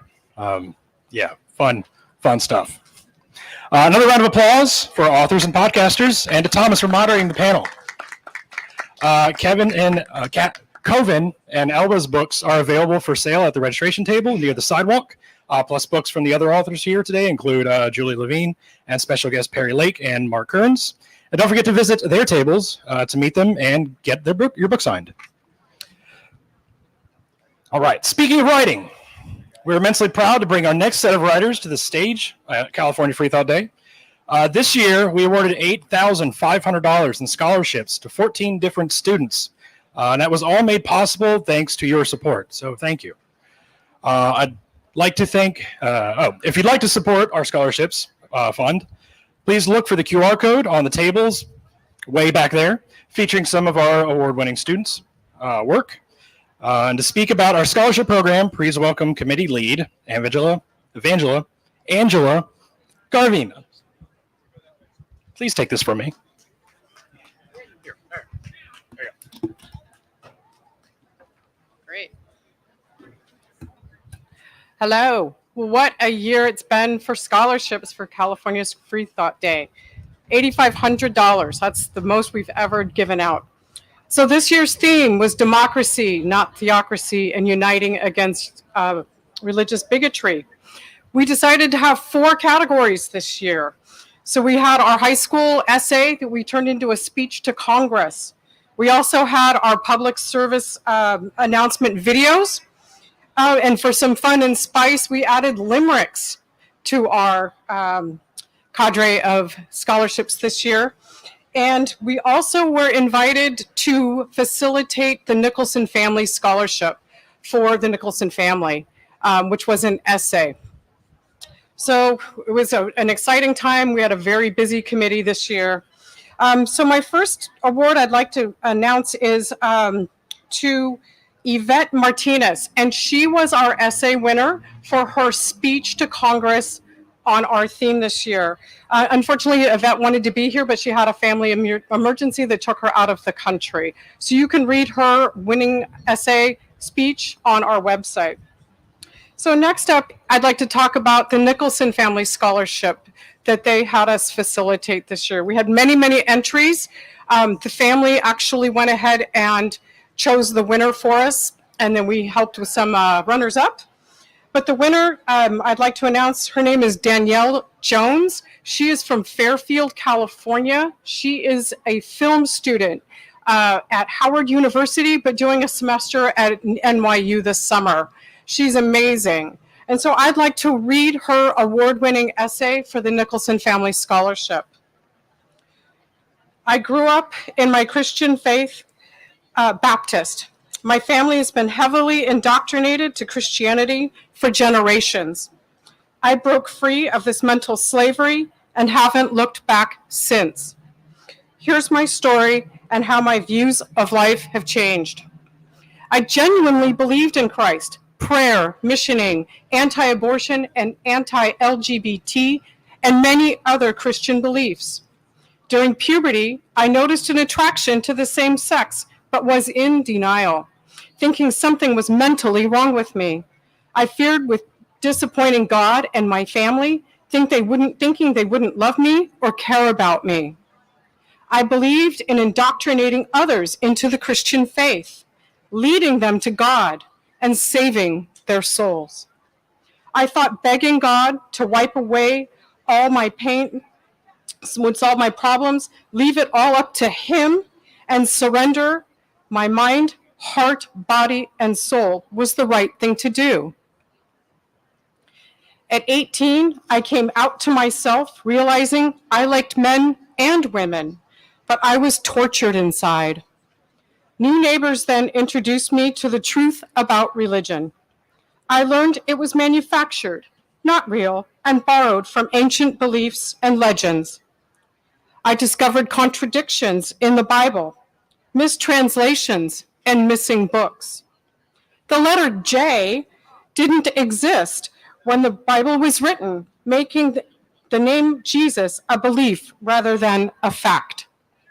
The sexist origins of the Bible and the strategic removal of goddess from religion also came to light. My world was shattered. Do I pray before meals? Who do I call on during tough times? Without a higher power, how do I navigate life? I started recognizing the poison of organized religion and its influence on the psyche and American culture. It was used to brainwash slaves into submission with the threat of hell, preventing them from resisting their oppressors. It also controls the average person, lining the pockets of the rich, priming us to obey authority, and keeping us submissive and compliant.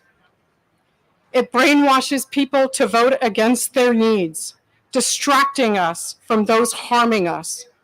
Women vote against their bodily autonomy, families against LGBT rights, and vile acts are forgiven in the name of Jesus Christ, raising questions about accountability.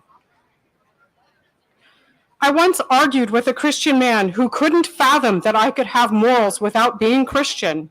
He insisted that God was necessary to be good. This made me realize the depth of his mental constraints. I often wonder why we can't respect each other's differences and live peacefully without interfering in others' lives. Without proper education and with hidden histories of organized religions, we live in a state of madness. Cognitive dissonance activates and critical thinking is abandoned regarding organized religion. People wait for someone to save them instead of fighting for what's right. But we must save ourselves. Why wait for a hero who may not come in our lifetime or at all? What if they perpetuate evil to give their God something to do when he arrives? Wouldn't it be better if he came and discovered that we solved all our problems? Excuse me. This realization sparked my dream to create a better world. I dream of becoming an author, film director, writer, humanitarian, and philanthropist. I want to change the world, fostering dreamers like me who refuse to wait for heroes. I want to open a foundation that educates, decolonizes minds, provides scholarships, and nurtures the next generation of real-life heroes. I want my stories to inspire people to believe in themselves, take back their power, and fight for what's right. This dream didn't come from religion, instead, despite it. While brainwashed, I waited for a hero, but instead, I became my hero. I believe in people doing the work God is supposed to do. I see the atrocities committed in the name of religion, and won't wait for the God who allowed it to fix it. Instead of relying on the Holy Spirit to guide my moral compass, I believe in the Spirit within and the Spirit of others. It's called compassion and empathy, a genuine human emotion that transcends any made-up belief system. Thank you so much to Danielle for that beautiful essay. So next up, we have our video public service announcement scholarship winners. And we are so fortunate that we have Joe McCullough, who is from San Jose, but is attending UC Davis. And he was able to join us last night and again today. So I want him to be able to share a little bit about himself. So thank you, Joe. Hi everyone, I'm Joe McCullough and I'm a first year at UC Davis majoring in statistics. One of my hobbies is filmmaking and I like to write, film, and edit videos in my free time. I would like to thank the Freethought Day organization for giving me this opportunity and truly appreciate them for everything that they stand for. I aspire to continue making films in the future and it wouldn't be possible without audiences like you. So thank you.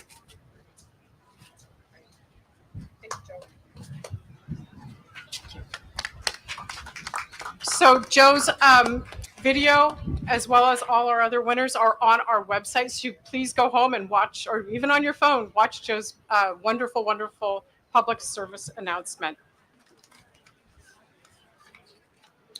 I'd also like to mention our other scholarship winner for the public service announcement was Kia Morshed, originally from Providence, Rhode Island, and who's attending Brown University. So to spice it up, we added limericks, which some can be a little, fun and spicy. We had 5 winners this year: Porter Rankins from Pensacola, Florida, Benjamin Liang from Cambridge, Massachusetts, Hillary Leonard from Shaker Heights, Ohio, and Sophia Schechner from Bethesda, Maryland. So I'd like to share Sophia's limerick, which was our favorite this year. This country was made long ago. With free thought, we've continued to grow. As the churches infiltrates through the star-spangled gates, under God is democracy's death blow. Pretty good, huh? So again, you can see all our winning limericks, all our essays, speeches, and our videos for our scholarship winners this year on our website. And I want to thank all our supporters, the Nicholson family, again, an anonymous donor, and all of you, as well as Scholarship Impact, who helped us many years ago get our scholarships going. And we have, again, on the back table, you can see some of our winners. And if you would like, we've got a little QR code. You can go ahead and contribute to our scholarship fund for next year. Thank you so much.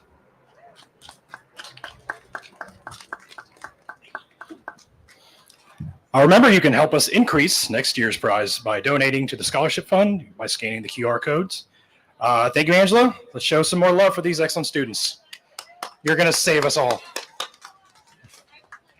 We got a break coming up soon, so hang tight. We got one more speaker. Speaking Truth to Power is a mainstay at California Day and free thinking in California.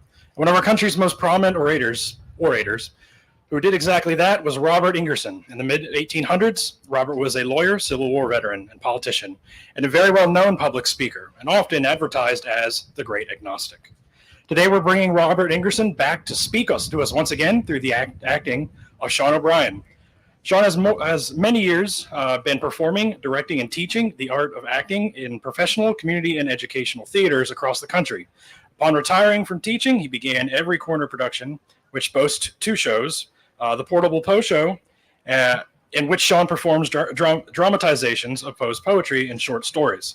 And Bob, the words of Colonel Robert Greene Ingerson, which is a composite of passages taken from Ingerson's most memorable speeches. Please welcome Sean O'Brien as Robert Ingerson.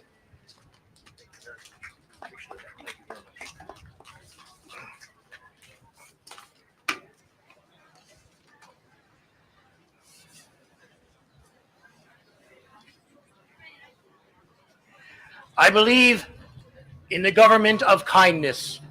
I believe in truth, in investigation, in free thought. I would like to give a little bit more liberty to men and women. I do not believe that the hand of want will be forever extended in the world. I do not believe that the prison will forever scar the ground. I do not believe that the shadow of the gallows will forever curse the earth. I do not believe that the time will come. I do believe that the time will come when justice, morality will surround the earth like the rings of Saturn. And every true man and woman and every free man and woman will do what they can to hasten the coming of the religion of human advancement. We have already compared the benefits of theology and science. When the theologian governed, the world was full of huts and hovels for the many, palaces and cathedrals for the few. To almost all the children of man, reading and writing were unknown arts. The poor were clad in rags and skins. They devoured crusts and gnawed bone. The day of science dawned, and the luxuries of a century ago are the necessities of today. Men and women in the middle ranks of life have more of the conveniences and delicacies than all the kings and princes of the theological times. But above and more than this is the development of mind. There is more in the mind of the average man or woman of today, the master mechanic, the chemist, the naturalist, the inventor, than there was in the brains of the world 400 years ago. These blessings did not fall from the sky. These benefits did not fall from the outstretched hands of priests. They were not found in cathedrals or behind altars, nor were they searched for with holy candles. They were not discovered with the closed eyes of prayer, nor did they come in answer to superstitious supplication. They are the children of freedom, the gifts of reason, observation, and experience, and for them all, man is indebted to man. I understand, but for thousands of years, the great questions of existence have been settled by religion. I understand that during all that time, men and women got their information from priests. I know that when India was supreme, they worshipped Brahma and Vishnu. And when Rome held in its hand the red sword of war, they worshipped Jove. And now our religion has swept to the top. Any man living in India a few hundred to 1,000 years ago would have said, this is the only true religion. Why? Because this is the only true civilization. And now all those religions having died, although they were all true religions, we say ours is the only true religion in the world because ours is the greatest commercial nation on earth. Man has made every religion in this world.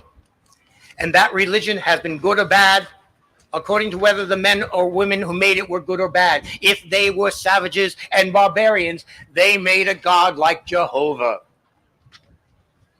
Every man makes his own god. Every man worships his own god. Show me the god a man worships, and I will tell you what kind of man he is. Every man makes his own god. Every man worships his own God. And if you are a civilized man, you will have a civilized God. And we have been civilizing our God now for hundreds of years. By Jove, he's getting better every day. I know that many people believe that it is only in the Bible where one can find a true and perfect standard of morality.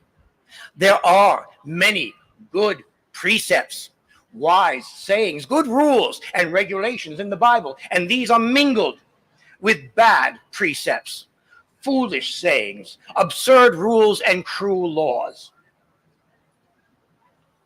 In Exodus, we have an account of the manner with which Jehovah delivered the Jews from Egyptian bondage. We now know that the Jews were never enslaved by the Egyptians. We know this because there cannot be found in the Hebrew language one word of Egyptian origin, nor can they be found in the language of the Hebrews, Egyptians, one word of Hebrew origin. This being so, we know that the Jews and the Egyptians could not have lived together for hundreds of years. Certainly, Exodus was not written to teach morality. In that book, you cannot find one word against human slavery. As a matter of fact, Jehovah was a believer in that institution. The killing of cattle with hail and disease, the murder of every firstborn so that in every house is death, certainly wasn't moral. It was fiendish. All the laws found in Exodus, including the 10 Commandments, as far as they are really good and sensible, were at that time in force among all the people of the world. Murder is and always was a crime and always will be as long as the majority of people object to being murdered. Industry always has been and always will be the enemy of larceny. The nature of man is such that he admires the teller of truth and despises the liar. The love of parents for children is natural, and this love is found among all the animals that live. Many of the regulations found in Exodus, Leviticus, Numbers, and Deuteronomy are good. Many are absurd and cruel. The entire ceremonial of worship is insane.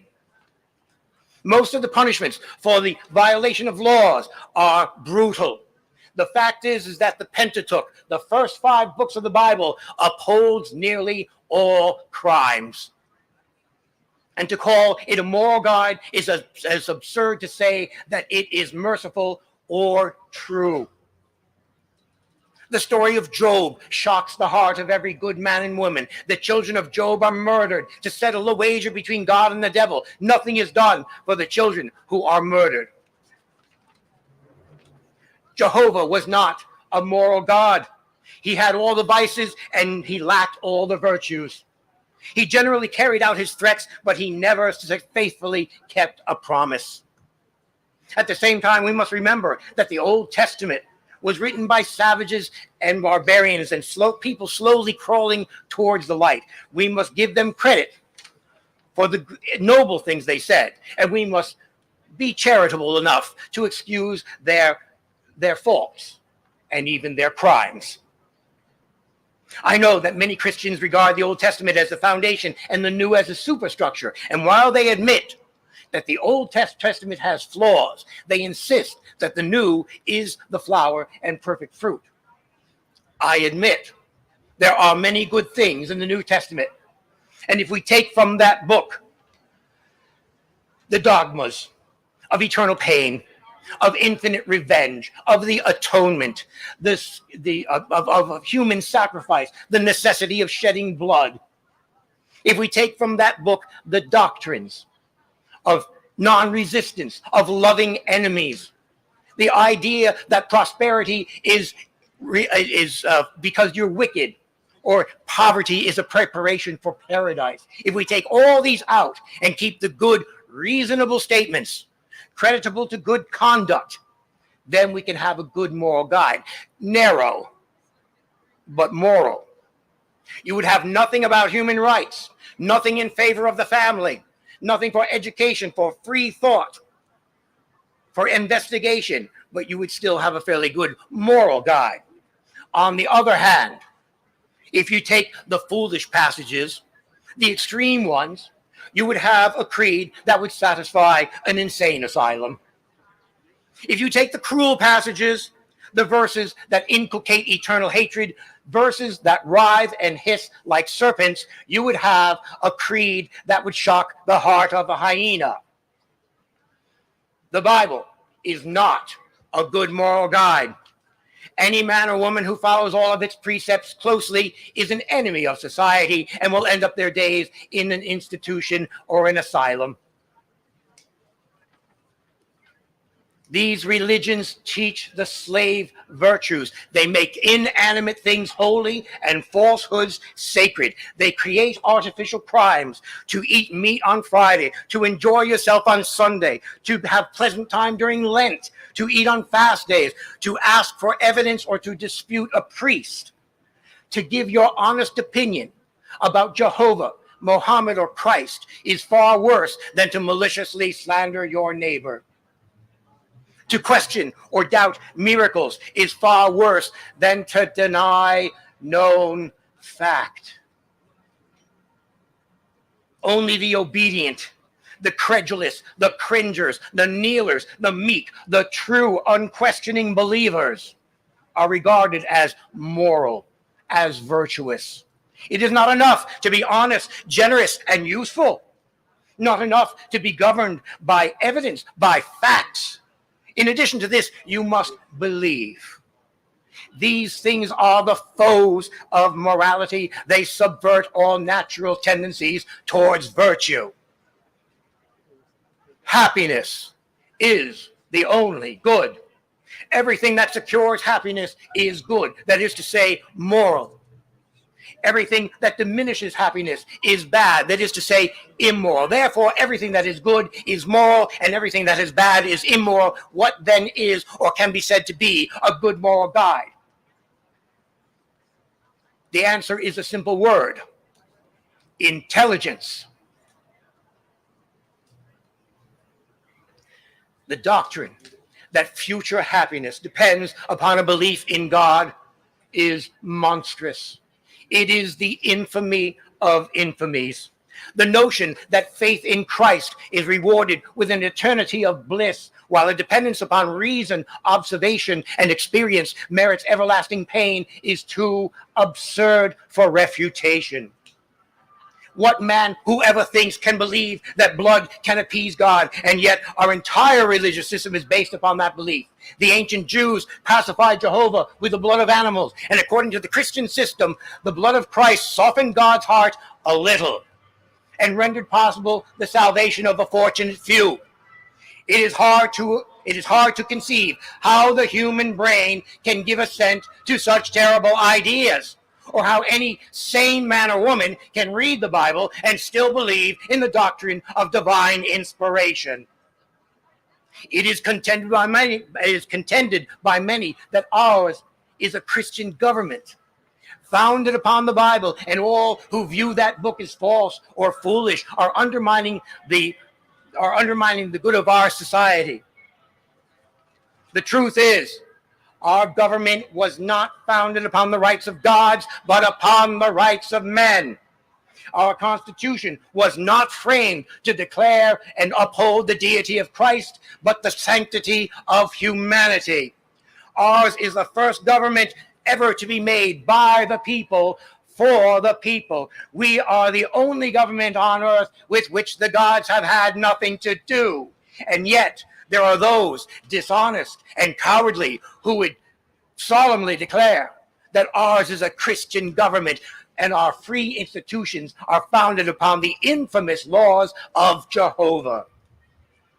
All laws for the purpose of making men worship God, all laws for the purpose of making men worship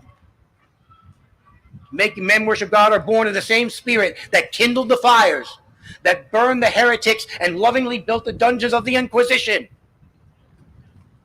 All laws defining and punishing blasphemy, making it a crime to give you honest ideas about the Bible or to laugh at the ignorance of the ancient Jews, or to enjoy yourself on a Sabbath, were passed by impudent bigots and should be immediately repealed by honest men. An infinite God ought to be able to protect himself without going into partnership with state legislatures. He should certainly not have to enact laws in order to prevent himself from being laughed or questioned.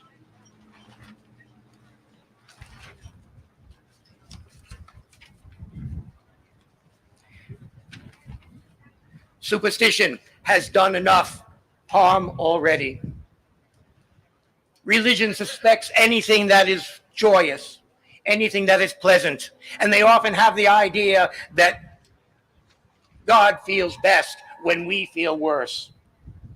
They have stoned to death the joy of nature with the cold rock of ignorance and fear.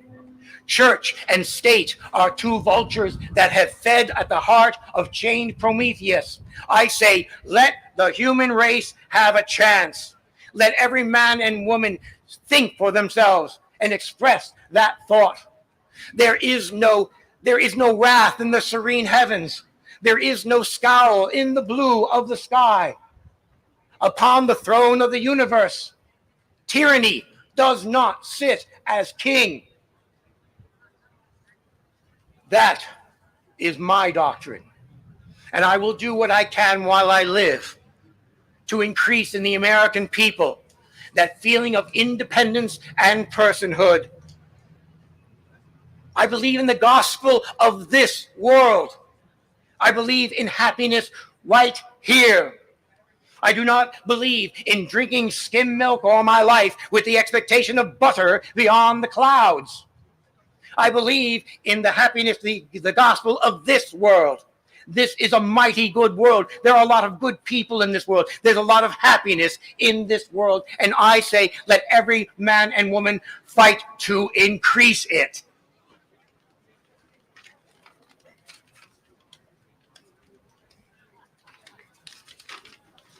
Our civilization is not Christian. It does not come from the skies. It is not the result of divine inspiration. It is the child of invention, of discovery, of applied knowledge, that is to say, of science. When the human race becomes great and grand enough to know that when the human race becomes grand enough to admit that all have equal rights, when thought is untrammeled, when worship consists of doing useful things, and religion means the discharge of obligation to one's fellow man, then, and only then, will the world be civilized. Thank you.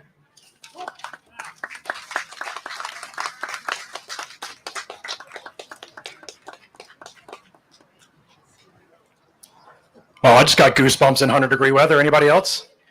That was amazing. How about some more love for today's sponsors? American Humanist Association, Atheists and Other Freethinkers, The Brights Net, Camp Omni, Stockton Area Atheists and Freethinkers, and Reason Center. Who's having a good time so far? I know I am. If you haven't yet, please consider a donation to help support this event, whether you're here or in person watching the live stream. Talking to you all. Your contributions make today and future years possible. Look for the QR codes and donate to our Free Thinking Gallery, Project 2025 Awareness Campaign, oh boy, scholarship programs, and more. Or just wait or visit the sales canopy by the sidewalk. Don't forget to follow us. We're on TikTok, Instagram, Facebook, and YouTube as well. We've got at least 6 years of Free Thought Day available for you to watch on there. We're going to give everyone a 20-minute break, grab a snack, check out the exhibitors, maybe make a donation. And be sure to visit Science Alliance today, too, and learn how they're bringing excitement to science to your schools. When we return, we're going to get some live music from Eggcorn and the community panel of and 3 more awards to present. And a quick last-minute announcement. We now have a bunch of these neck cooling towel things that you can dip into the ice water, wring out, and just wear it around your neck to keep a little cool. They are available at no cost over there at registration. We've got like at least 100 of them, so if you want one, they're yours. Take them home. We don't want them back. So enjoy them, and maybe we can try to stay a little bit cooler today. Thank you so much. We'll see you after the break.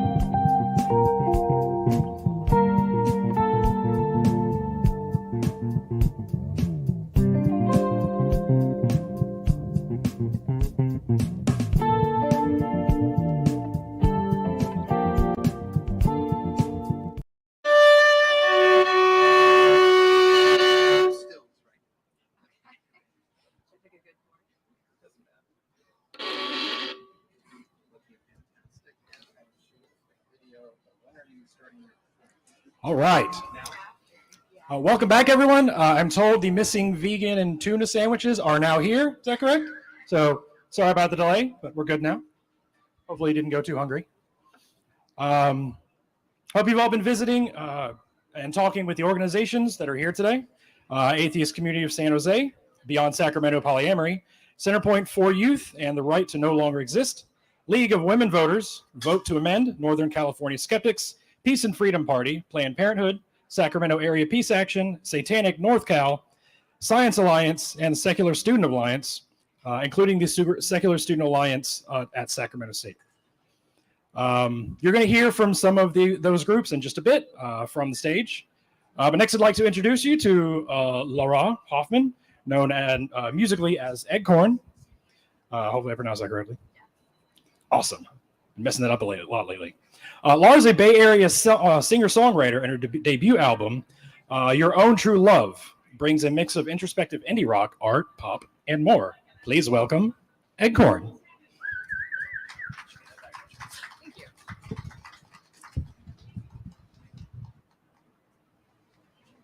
Cool. Yeah. So I am Laura and Acorn, and next to me is Allie Gummis, who also plays in Acorn. And we are going to play some original songs for you today.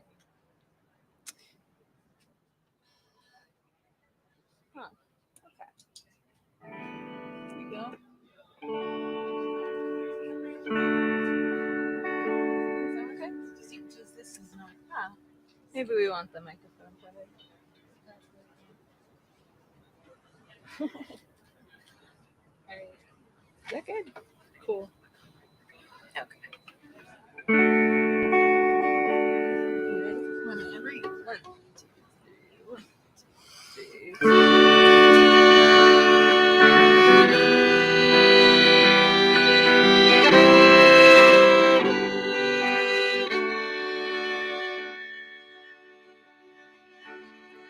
I was captivated by the way you seem to look into everyone's eyes.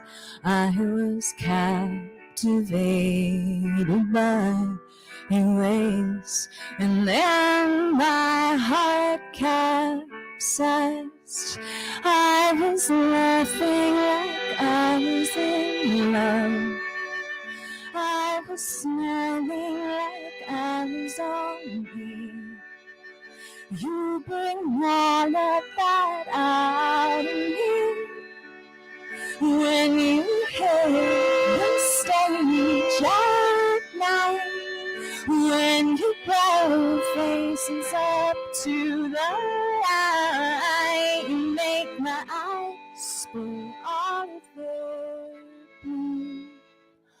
Oh, I just want to know how you.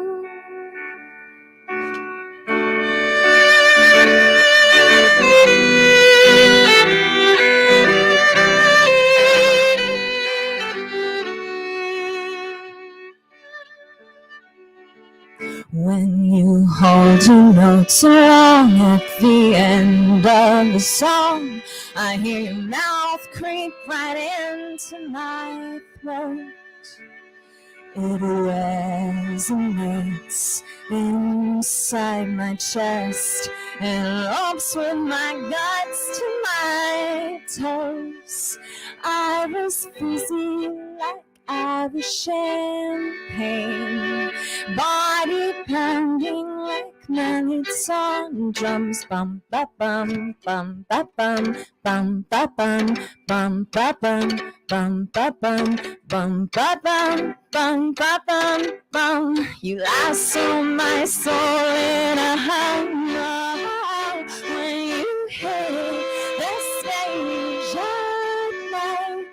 When you blow faces up to the light, you make my eyes spill all of the blue. Oh, I just want to know how you.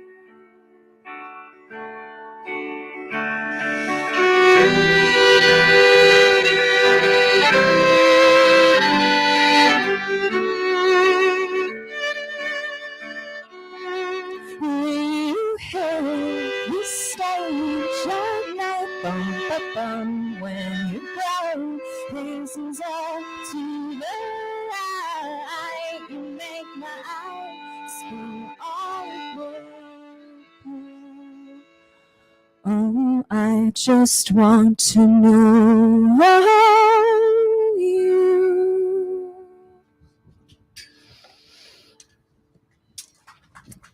Thank you.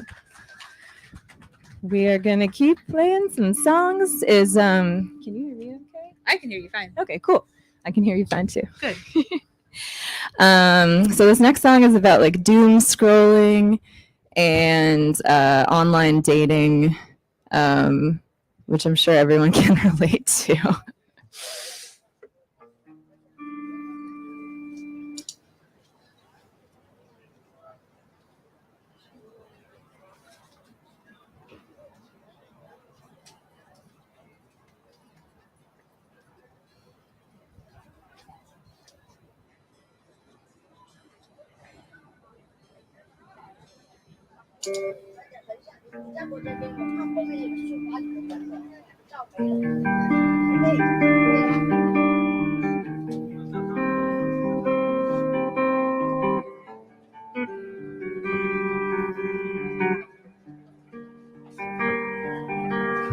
Scrolling online for things to upset me, like maybe I did the girl you swipe left on. Or wait, is it right?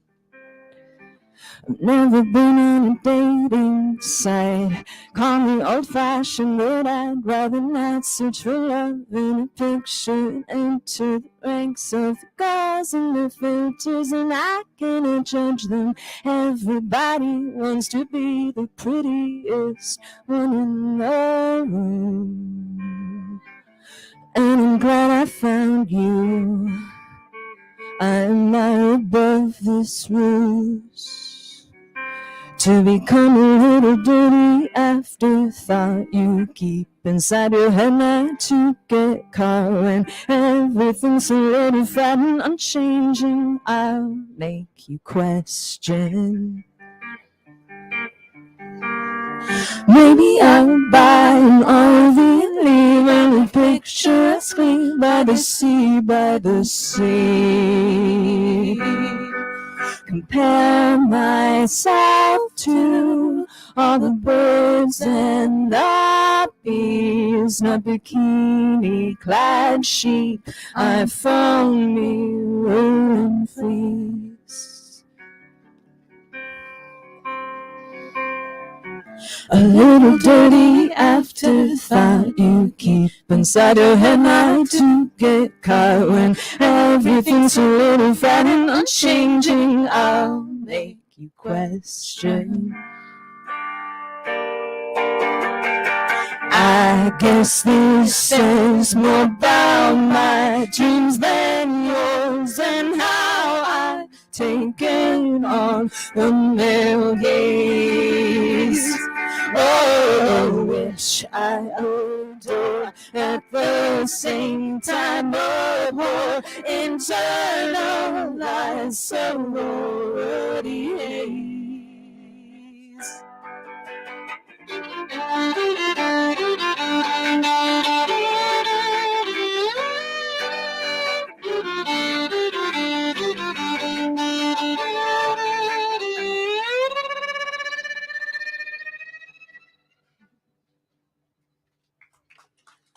Cool, thank you very much. I don't like speaking very much, so I write songs, but I am very happy to be here today. We both love thinking freely, definitely. Absolutely. Yes, and For I sure. think art is a beautiful way to explore different perspectives, so I hope we are bringing that kind of energy today. We believe in that. Mm-hmm. Absolutely. Whatever you want. All right. Let's do it. Do what? Observer effect. Ooh. Yeah. Oh yeah, actually, now I'm seeing how this song is related. Are people familiar with what the observer effect is? Sweet. This song is kind of inspired by that concept. Basically, that you are always affecting what you are observing.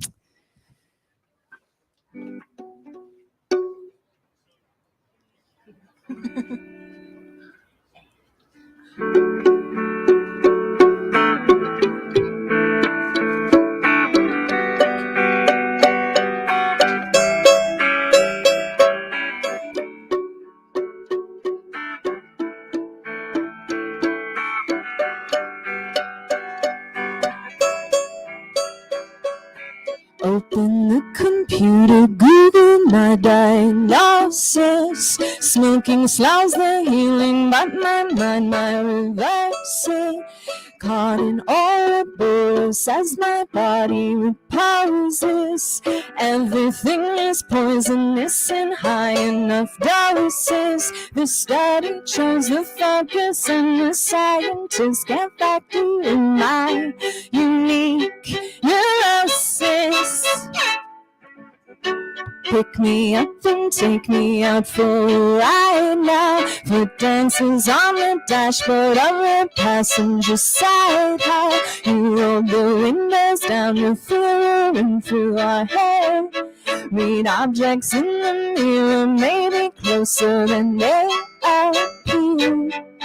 Oh, so fun in the fun house, morphing of who we are when we've seen memories scar. I am dying to be altered through your observation.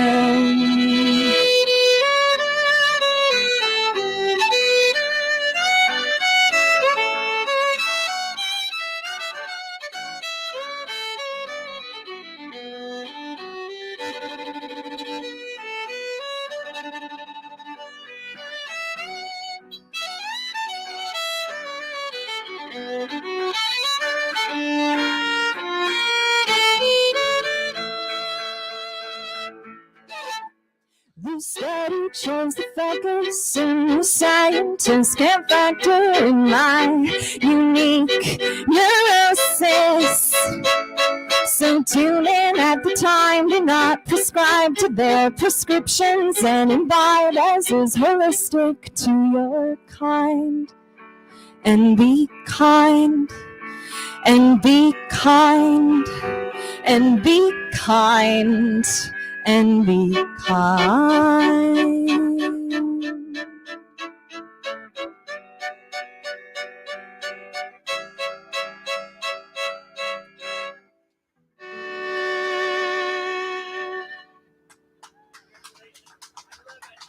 Oh, thank you. Thank you so much.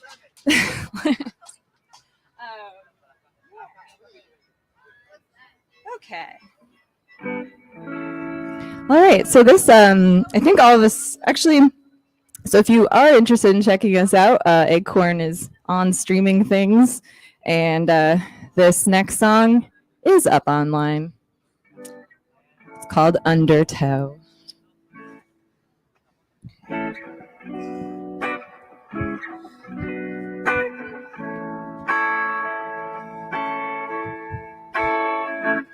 I fall into this.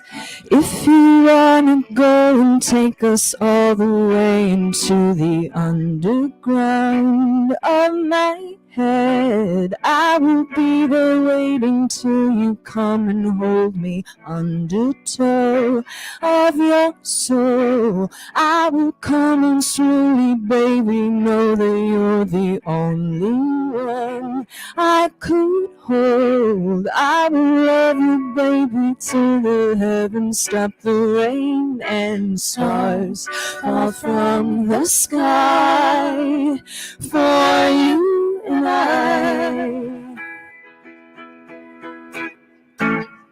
I've got a lot to give. I wanna give it all to you. I've got a lot to give. I wanna give it all to you. Sitting at the picnic table, baby, are we fighting? I don't got a lot to say, but silence she is frightening. Gripping on everything, my memory is Velcro. Learning what is giving in and what it is to let go. To let go. To let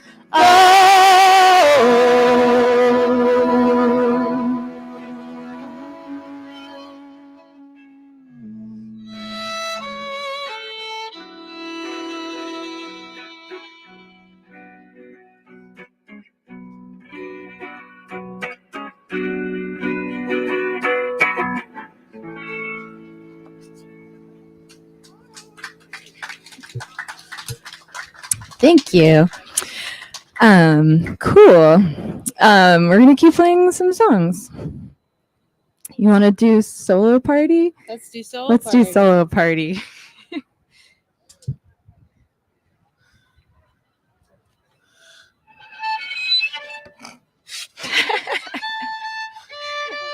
That was it. I'm so impressed that you could sing and play violin at the same time. And a growing skill. Just putting that out there. Trying to do it from the same microphone is definitely a challenge I was not anticipating today.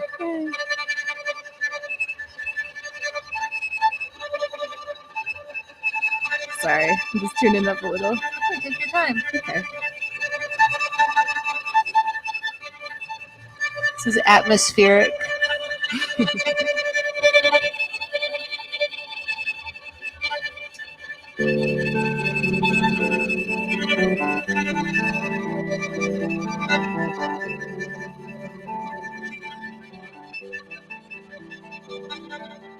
Watching the videos not yet a year ago, I'm already somebody I do not know. Coasting the keys like a parasailor gliding over the ocean, or a motorcycle riding along with all attention on the moment in suspension. Used to sing like I'd been punched in the gut, a swan song a day long, romping my rut, a solo party of fingers meeting and parting, a social pariah, thriving on my island. Or is it just surviving? Have I learned anything? Seeking an asylum, saying I've gone crazy.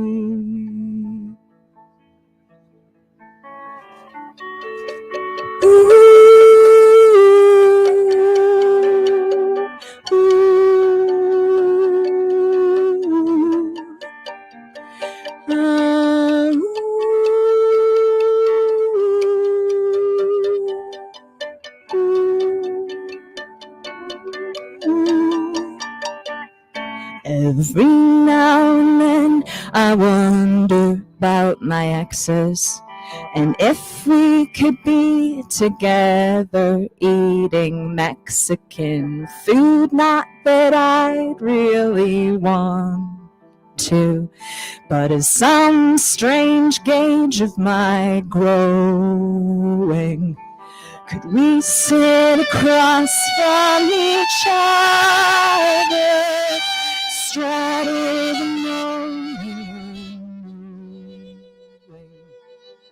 Everyone likes guacamole. The real test is, can you be lonely? Is it just surviving? Have I learned anything? Seeking an asylum, saying I've gone crazy. Is it just surviving? Have I learned anything? Seeking an asylum, Sing, I've gone crazy. Is it just surviving? Have I learned anything? Sinking and silent, saying I've gone crazy.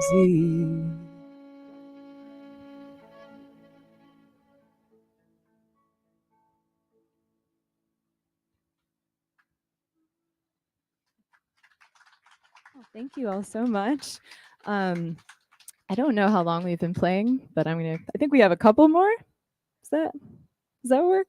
Okay, I don't want to go over. So if we okay, cool. We are Eggcorn. So like egg and corn, one word.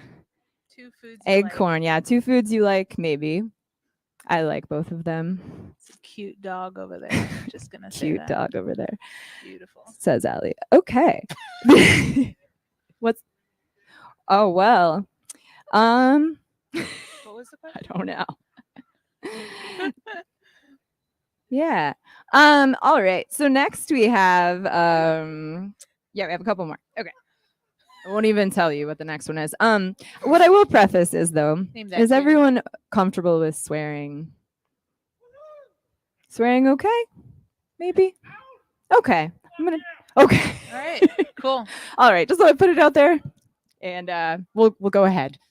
All right. I already know what this is. You don't even have to say it.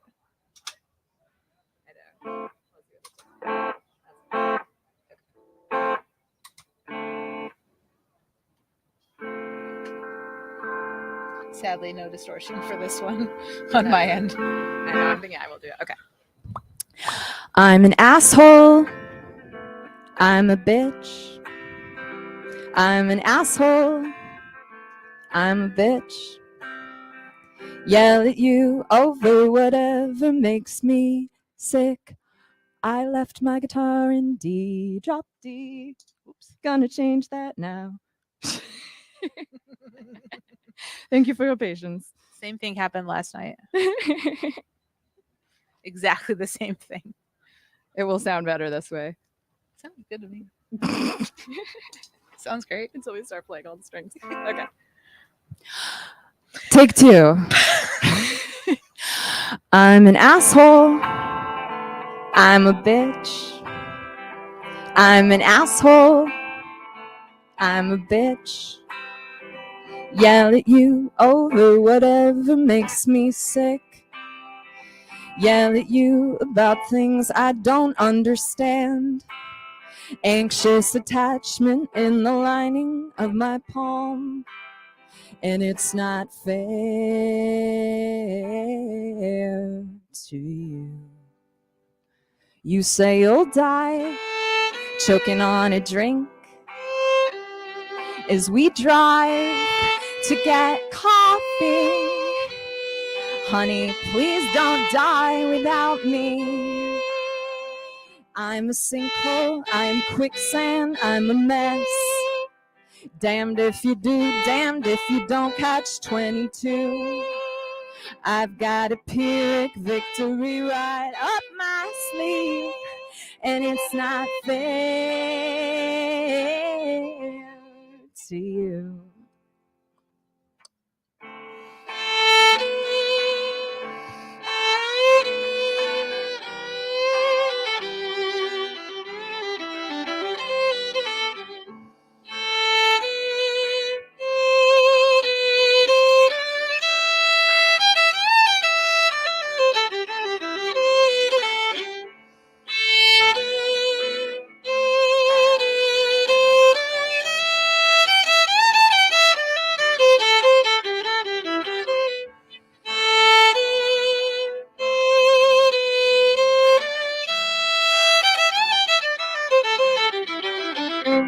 I'm sorry that I drove to Calistoga when I was drunk. It's fucking terrible to do on top of all the things I yelled at you. I don't want anyone to know. It's so bizarre. Wake up missing cinnamon raisin toast. Hear my mom's voice on the phone, it makes me cry. I am tender, but that doesn't make me nice. Hitler was a vegetarian. And I'm sorry, and I'm sorry, and I'm sorry, and I'm sorry, and I'm sorry, and I'm sorry, and it's not fair to you. Thank you. Okay, thank you so much for having us here today. Thank you to David specifically for asking me.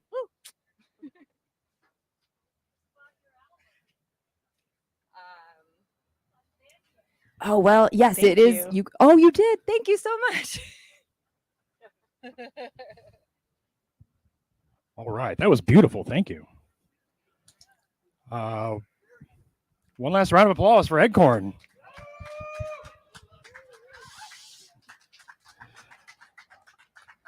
I hope you have all had a chance to speak or to check out our Free Thinkers Gallery here in the middle of the lawn.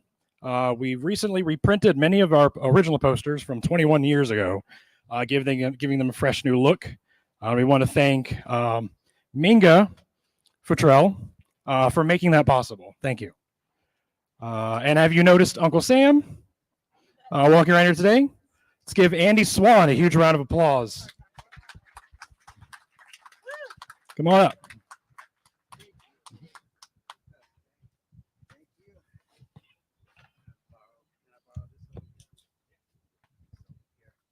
Hi, everybody. I'm Andy Swan, Uncle Sam.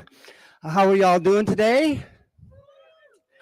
I'd like to introduce a new prop here. This is my audience clapometer. It's going to test out your audience receptibility by your applause. Let's check out by your applause how you're enjoying the day here. Okay. Okay. Oh, I'm getting into the good range here. Good. Oh, yeah. Oh, yeah.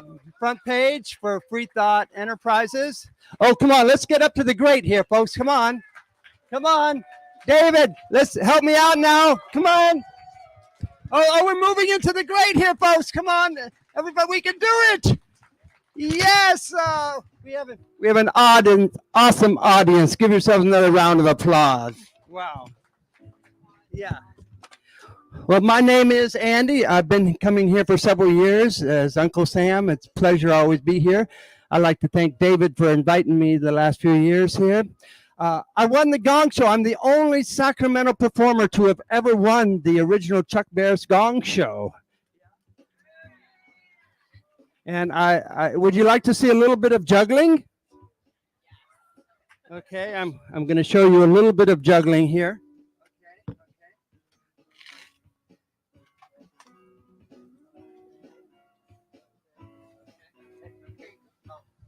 Thank you very much. That's all I do today. Thank you. Just a little juggling. Okay.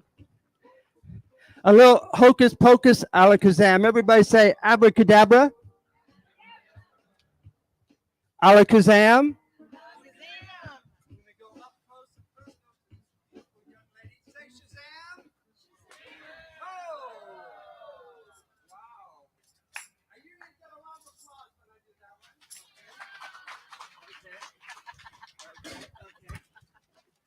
I brought a few tricks. By the way, a lot of you folks don't know my background. I've been for 51 years, I've been doing the Swan Brothers Circus Show. 51 years. If I go for 10 more years, I'll have the Guinness Book of World Record for the longest privately owned circus in America. So wish me luck. I'm 74. I'm hoping to go for 10 more years. I have a scientific experiment right here, folks. A scientific experiment. I'm going to hold two items up. The count of three, I'm going to drop them. Which item do you think is going to hit the ground first, folks? This item here or this item here? Any guesses? If you think this item's going to hit first, hold your hand up. Okay, if you think this item is going to hit the ground first, hold your hand up. Let's find out. A scientific experiment. This one's for you out there, Nick. Here we go. The science man. Everybody count to 3. I'm going to drop them. We'll find out. Real loud. 1, 2, and 3. Let's find out. Oh, look at that, folks. Oh, you were all wrong. It was a tie. Oh, it was a tie, Nick. I thought you were going to get that one out there, Nick. Okay. We need a volunteer for my final dramatic grand finale. We need a volunteer. I'm looking at a volunteer. He's got his hand up right here like this. Give this man a big hand up here, folks. We're going to do something a little bit edgy right now. Haven't done this in several years, but let's see what we got here. We're going to, oh my goodness. Does anybody know any Bonanza music? Okay. Well, what is your name? Doug. You're a pretty healthy guy. Good. What I'm going to attempt to do here, folks, is have Doug hold this newspaper. It's a regular, common, ordinary newspaper, like so. Put it out here like this. Going to attempt to crack this newspaper in half. Let's give him another round of applause for doing this here, folks. First time in about 5 years I've attempted this feat. Good luck. And your name? Doug. You've got a good memory, Doug. Okay, Doug, hold it up a little bit higher. A little higher, lower, this side, this way, this way, this way. Perfect. Everybody count to 3. 1, 2. Maybe you guys don't want to see this today. Should I go for it? Yeah. Okay, with enthusiasm. Should I go for it? Yeah. Okay, here we go. Everybody count to 3 real loud. 1, 2, 3. Yeah. Hold it up there, Doug. Show him successful attempt here. We're going to make it a little more interesting for everybody here. Doug, hold that one right up there. Okay. Is everybody having a good time today? It's thrilling. Fantastic. Okay. Let's make it a little more interesting for everybody. We're running short of time here. Okay. Here we go. Okay. There we go, Doug. Okay. This is going to be very interesting. Okay. Okay, I'm going to make this a little more interesting, folks. I'm going to place a blindfold.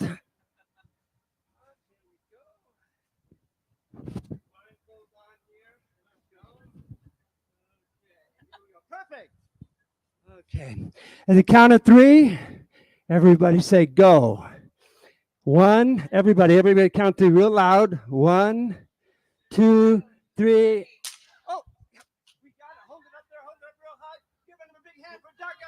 He did it. That was amazing. Doug, you were amazing here. Thank you. Give him another big hand for Doug, ladies and gentlemen. Doug. Okay. Hey, folks, I've got 3 juggling balls. I can't leave without doing a little bit of juggling here. Okay, and then we're going to move on with the program here. I got on the Gong Show back in 1977. Okay, last time, we're going to do the dollar bill challenge juggle. If you have something you think I cannot juggle, hold it up in the air. I will attempt to juggle it. If I drop your item, you win a dollar bill. I see a chair going up there. We're going to try it. Okay. Here we go. This just happens to be one of the tricks that I did on the Gong Show. Here we go. You make a lot of applause when I juggle.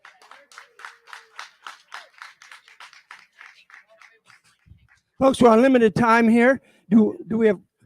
We're all out of time. Thank you for being a great audience. We'll see you next year. Thank you, Uncle Sam. And now the president of California Freethought Day Planning Committee would like to introduce the state and national organizations that we all need to know about. Fellow freethinkers, please welcome back David Daskin.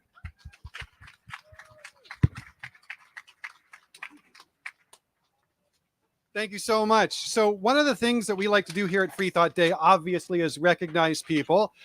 Have you had a chance to look at some of the organizations that are here?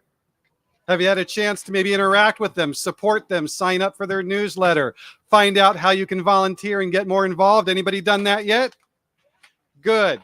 So in case you haven't had a chance to visit all the booths, and of course, for those of you watching from home, I thought it'd be nice for each of the, well, not every group, but a lot of them, to give us some 30-second commercials about what they do and how you can help them help us. So it's my first honor to introduce brand new to the American Humanist Association, but certainly no stranger to the secular world, Mr. Fish Stark. And you're going to hear more about him a little bit later. Thank you, David. I'll make this quick. My name is Fish Stark. I'm the executive director of the American Humanist Association. Humanism is the belief in people, that people are inherently good without needing to be saved or redeemed, and that it's the highest good to make sure that people can live lives of freedom and flourishing. The American Humanist Association has promoted humanism in America for over 80 years, giving people something to belong to, believe in, and something to fight for against the Christian nationalist right. Thank you so much. Love it. Next up, you're also going to hear from him a little bit later, Mr. Rob Boston. And Rob is from the Americans United for the Separation of Church and State. Americans United for Separation of Church and State is a national, nonpartisan, non-sectarian organization founded in 1947 with the belief that the best way to protect everybody's right to be religious or not is by building up high that wall of separation between church and state. Find out more at au.org. Thank you. And if you've been listening to NPR, I know you've been hearing their commercials. All right, next up is Mr. Nick Gray. Nick is not only one of our board members, but also serves for Camp Omni, an incredible week-long experience for kids who want to have a little fun. Talk to you more about it. Come on up, Nick. Got a cheering session. I know. I told him to come up here. Just drop everything over there and come cheer me on. Good afternoon, everybody. Thanks so much for coming out in the heat and joining us this afternoon. I want to let you know about Camp Omni. We're a group of youth development professionals who, since 2006, nearly 20 years, have been dedicated to nurturing growth, learning, and happiness in young minds as an inclusive, secular environment. Our mission is to promote confidence, community, and kindness by fostering critical thinking, social emotional learning, and a joy in a safe outdoor camp experience. We encourage everybody to get involved, whether you have kids, grandkids or not, whether you want to volunteer in the off season, can't give up a week in the summer. We totally understand. It doesn't happen just the week of summer camp. It takes a whole year, just like Freethought Day, to put this together, to put the camp together in the summer. So get involved. Thank you so much. Thank you, Nick. Someone else you're going to hear from in just a few minutes, but I still want to introduce the group, is Mr. Jim Underdown from the Center for Inquiry. Jim, come on up. Hi, the Center for Inquiry is two organizations under one roof, the Council for Secular Humanism and the Committee for Skeptical Inquiry. We publish Skeptical Inquirer magazine, Free Inquiry magazine, a host of other programs across a wide spectrum in our collective world here. And then in my building in Los Angeles, we also administer the $500,000 Paranormal Challenge. It's the largest paranormal challenge in the world right now. If you think you have superpowers, come see me. He says inquiry. How do you say it again? Inquiry. I say inquiry. Is that like a tomato British UK thing or America? I don't know. Anyway, great organization. Next up is Aaron Lewis from the Freedom from Religion Foundation Sacramento chapter, doing incredible work here. Aaron, come on up. Oh, that microphone is high. Glad I put on heels today. I am Aaron Lewis from the Greater Sacramento chapter of the Freedom from Religion Foundation. We are a watchdog group that are on the front lines for state church separation violations. We have a team of fabulous lawyers, the good kind, I promise, that are out here making sure that we are defending the Establishment Clause of our First Amendment, which guarantees us the right of to believe or to not believe. So basically the freedom of religion and the freedom from religion. Come by and check out our booth. You can sign up. And if you see anything that we can help with, please let us know. Thank you, Aaron. All right. Next up, from the League of Women Voters Sacramento chapter, please welcome Paula Lee. Hi, everybody. The League of Women Voters is a nonpartisan organization and a political organization. What that means is we do not support or oppose candidates for office or political parties, but we are a very political organization. We take positions on legislation in this building behind me. We take positions on ballot measures, and you have 10 of them on your ballot right now in California. And we invite you to go to our website this election season and look for your custom ballot that will come up when you put your address in. And all the ballot measures are there, and all the candidates should be there as well that are on your ballot. And you can just click on it and find out more about those things. And that website is vote411.org. Vote411.org. Thank you, Paula. Thank you so much. Next up is one of our speakers towards the end of the day, but here to give his commercial is Jason Torpy. Jason is with the Military Association of Atheists and Freethinkers.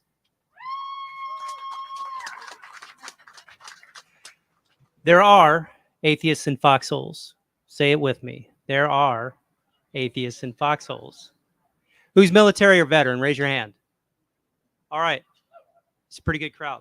Right? They're all around you all the time. And you know what? All the Christian nationalists that we're concerned about here today collectively, they claim that we don't exist, right? And if you know we do exist and you want to send support, local community materials, resources, and advocacy to get them the help and the equality that they don't get right now in the military, go to militaryatheist.org and support the Military Association of Atheists and Freethinkers. And we'll make sure that those atheists in foxholes know that you care and know that we're not erased. Thank you.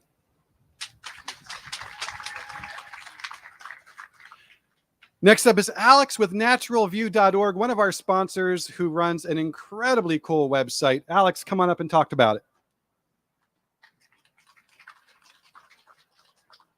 Hi, I'm Alex von Ullman with Natural View. I'm an executive director. We are an internet resource for those people who are reevaluating their faith. Deconstruction, as it's called, can be a very long and painful journey for some people, especially if they were indoctrinated young in a church, family, whatever. We curated resources from a variety of silos. We actually have many of the sciences represented: biology, psychology, geology, astronomy, and we've also looked at religion as well. So a lot of people don't understand what they actually believe in or what their doctrines are saying. You know, we actually are a good place for them to learn that. Naturalview.org. Please come and visit us. Thank you. Next up, representing a conglomerate of local organizations, all tied under the idea of skepticism, please welcome Carolyn Doherty.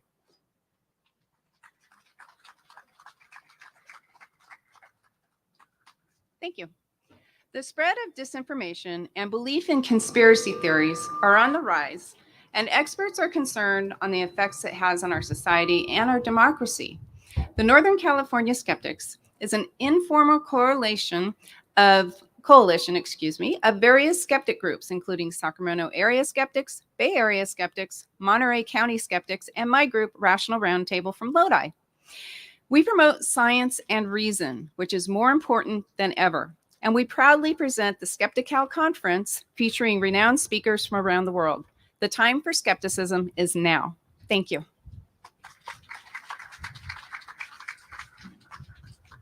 I don't know how long it's been down like that, but that's been bugging me.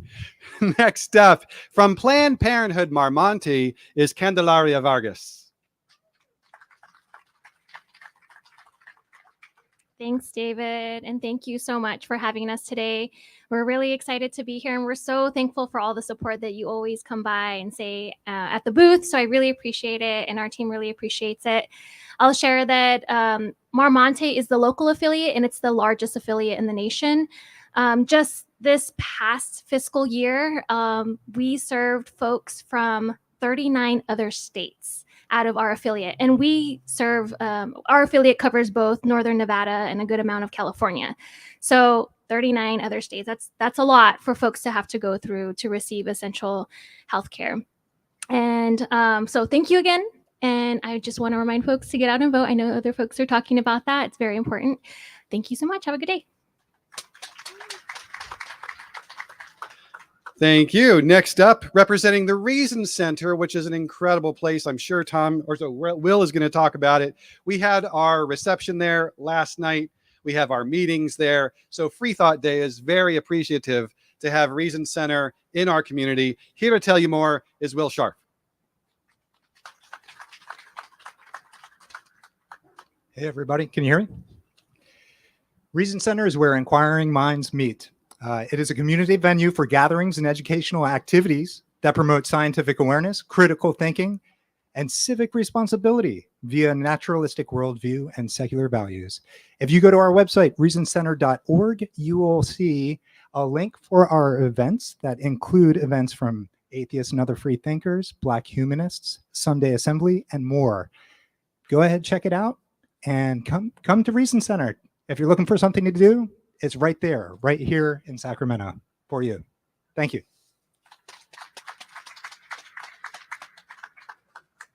Next up, I hope some of you have been checking out the cool science things that are going on. We love science. Science was literally our theme last year. And we introduced a group to you called Science Alliance. And here to tell you a little bit more is Maddie. Hi, everyone. I usually go by Scientist Maddie, but today we're here with Science Alliance, and we are a science enrichment vendor in Sacramento County, Stanislaus County, San Joaquin County. We just started last year. We've been growing over the last year and a half to bring science enrichment services to kids in schools so that they get a little bit more STEM technology. Our fearless leader, Jen Young, could not be here today, but it is because of him that we are out here and doing some fun activities. So you can visit us on sciencealliance.info, which is our website, or you can contact us on Instagram at Science Alliance LLC. So thanks for having us again. Down to two, our next group is representing our next person is representing the Secular Student Alliance, who has affiliates all throughout the country, including one here in Sacramento. Please welcome Chase. Thank you very much, everyone. I am Chase Dossler with the Secular Student Alliance. We are the largest group of atheist, agnostic, and religiously questioning students in the United States. The groups that the students under our umbrella form are able to provide community to students who otherwise would feel alienated, and they become platforms for students to engage in advocacy and activism where needed. Thank you very much. And I just want to add a second thing to that. Secular Students Alliance has been around long enough now for their graduates, let's say, to become leaders within the rest of the secular community, including a few that I know that are currently running for Congress and City Council who were Secular Student Alliance members back when they were in college. Thank you for what you do. And yeah. And our last but certainly not least group is Sunday Assembly, and here to represent Sacramento, and here to represent them is Angela. All right. So I want to welcome you all to the Sacramento Sunday Assembly. I am the greeter, so I would like to greet all of you to our next event, which is next Sunday. We meet the second Sunday of the month at the Reason Center, which you heard about earlier. And we are a secular congregation. We are radically inclusive. We have a kick-ass potluck. So we have wonderful speakers, and we'd love to see you, and I will be out front greeting you when you come. Thank you so much. Can you give me that first award on the table, the award? How about another round of applause for every single community group that's here today? Thank you all. Well, now it's my pleasure to introduce a few more awards for us to present. You saw earlier today the award that we gave to Susan Talamantes Eggman. Just hold that for me. We have three more for you that are just incredible people that we want to recognize. We do this every year. And for any of you who have any nominations for next year's various awards, please don't hesitate to give us their name so we can recognize them here today. Born in Alaska to a military family as a career. I just want to make sure he's here. Hold on one second. Yeah? Oh, good. Thank you. Born in Alaska to a military family as a career, Don grew up during the civil rights era and studied communal living, learning that competition shouldn't be the essence of life. Don has participated and organized many local volunteer events, working with the atheists and other free thinkers. He's led efforts to clean up trash on the highway near the airport and organizes frequent trips to serve food to those who are hungry. Don is somebody who truly embodies giving back to our community. Please join me in recognizing Don Knutson.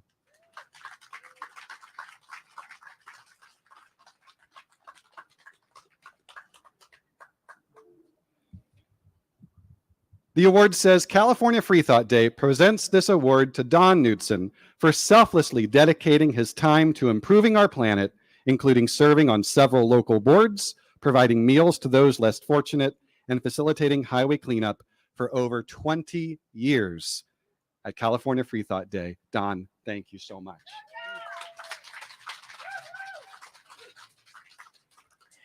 Thank you, David. It's a real pleasure to be recognized. And I'd like to say that the secular community is really so valuable to me. I was just hearing last week on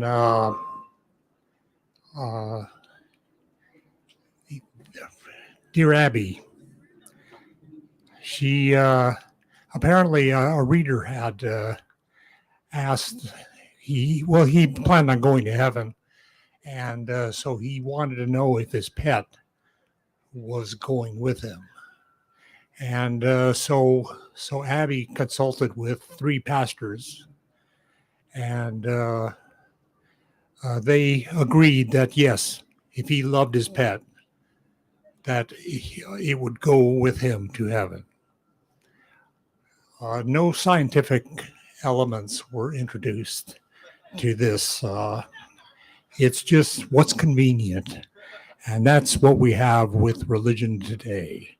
And we need to resist it because science is the essence of living. And I wanted to mention that I studied communal living in graduate school and visited 30 communes in Canada, the United States, and Mexico. And that's a departure from this money-oriented society where there's glory outside of material things, where community is of the essence, because there I saw equality and I saw the desire to work for mutual benefit. And it's a beautiful thing to be embraced by community and to eschew foolish superstition. So thank you again for your recognition. Take care. There's a box over there for you.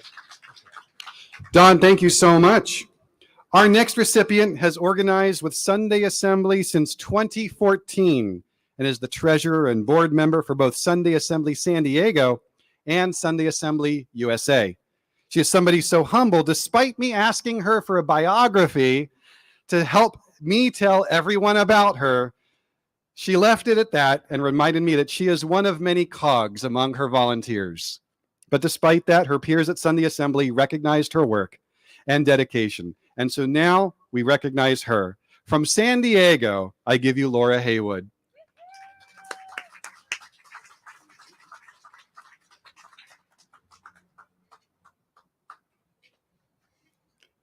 California Freethought Day presents this award to Laura Haywood for her work helping to build the secular community that is Sunday Assembly San Diego, and for extending her talent and time to Sunday Assembly USA at California Freethought Day. Laura, thank you. Thank you so much, David. I was hoping that Dad Poole, I forgot his name, would introduce me so I could say thank you, Mr. Poole, is it? Thank you to David for the warm invitation. It's been fantastic. Everybody's been super welcoming. And thank you to the board and all the people who volunteer for this event. There are a ton of you, and we see you working so hard. Thank you so much. Really appreciate it. As someone who strongly prefers a behind-the-scenes role, obviously, to having many eyes on them, I really appreciate this honor. It represents an acknowledgement of the thousands of hours of hard, dedicated work that Sunday Assembly San Diego board members and assemblers have volunteered in the service of our community for the past 11 years. And that's just one location among a bunch in California, including right here in Sacramento, Los Angeles, Silicon Valley, East Bay, and outside of California in Atlanta, Chapel Hill, Detroit, Gainesville, Las Vegas, Nashville, Pittsburgh, Seattle, and 9 in the UK and 1 in the Netherlands. Following a lovely piece on NPR this spring and a segment on CBS This Morning just a couple weeks ago, Sunday Assembly USA has received a massive influx of interest from people in the US looking to either attend or start new assemblies local to them. It's super exciting. The Sunday Assembly motto is live better, help often, and wonder more. In San Diego, our unofficial motto is we welcome all who welcome all. Simply put, just be respectful and kind to other humans. You know, and even that has a little bit of wiggle room. At San Diego's Assembly, we have an unofficial motto.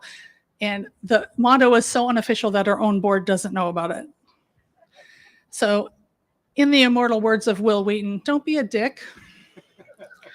Okay, if someone at an assembly is being a dick, we check in with them to see if they are okay. People with frayed edges need community too. We know that about a quarter of the United States and growing identify as having no religious affiliation, with more young people being out as non-religious and or queer. And we as leaders of secular organizations can and should be poised to welcome this growing population into our communities and support them in replacing us as leaders. As I look out in the audience, they need to come and replace us.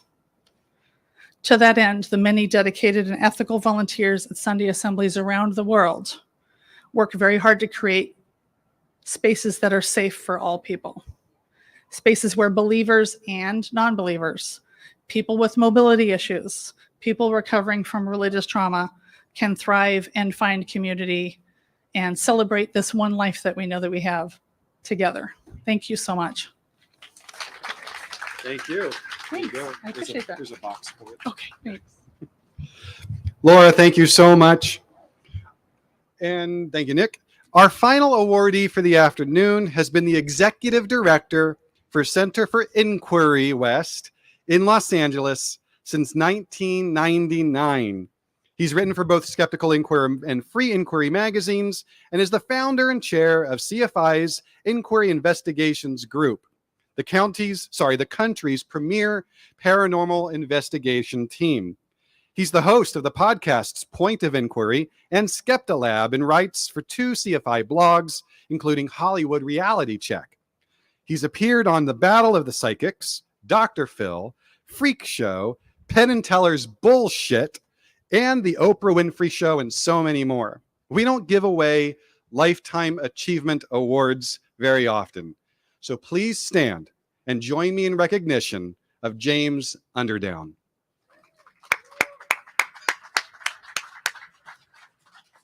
Thank you.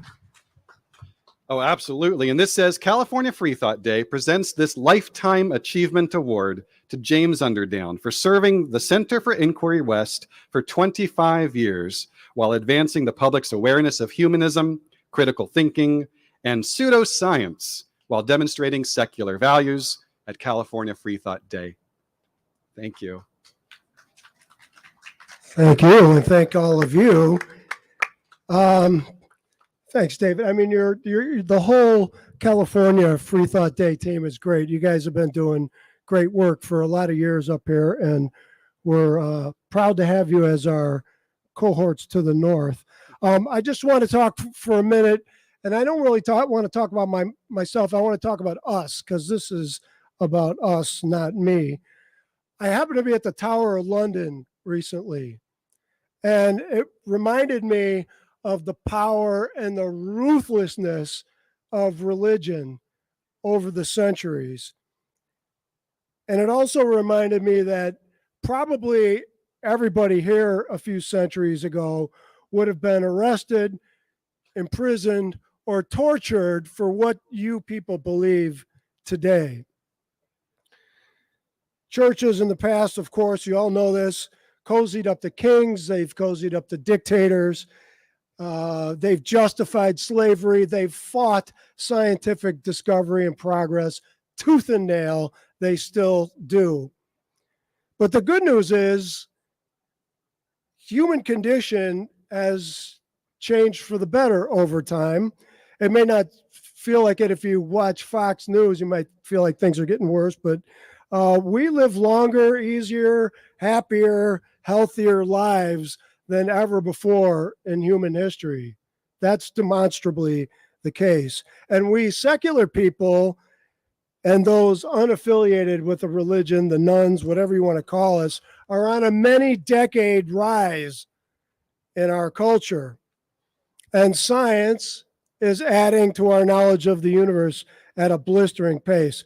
So this upward trend is millennia old now. But why is that? It's because progressive, pro-science, secular people, like all of us, have been pushing the human race forward for 10,000 years. Are we finished? No, hell no. It's not over. It's never over. Superstition, Christian nationalism, Project 2025, the purveyors of misinformation, the haters, all these stripes are still with us, and they're all obstacles to a better world. So I'm calling on everyone here, not just the leaders, but everyone here, to keep on pushing. Every time I get tired or disgusted with everything, I think of this Impression song. Curtis Mayfield did this song called Keep On Pushing. You don't have to write books. You don't have to argue cases in front of the Supreme Court. You can volunteer at events like this. You can support all these organizations. You can volunteer your time. You can just politely disagree with your nutty uncle at Thanksgiving. Every little bit helps. So keep on pushing. Like it says in the song, we got to keep on pushing. We can't stop now. Move up a little higher, some way, somehow. Keep on pushing. Thank you.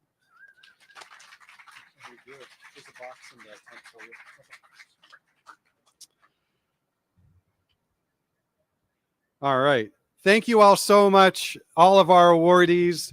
Back to you. All right. Thank you, David. How about some more applause for all the magnificent work done by these nonprofit organizations you just heard from? And another round of applause for the inspiring work of Don, Laura, and James. Speaking of David, I'd like for everyone to acknowledge our gold sponsor, Applied Office Computer Training. That's David's business. And he doesn't have a table here, but check your program and you'll learn how he can help your business be more efficient with Microsoft Word. I should probably look you up. Let's give David and his business, Applied Office, a round of applause. All right, I believe we're going to be doing a, hold on. Are we?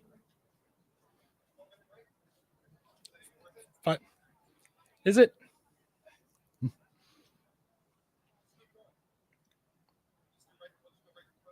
Yeah, I think that's what I was told. Yeah. We had a short little break, but since we're short on time, we're going to do a group photo.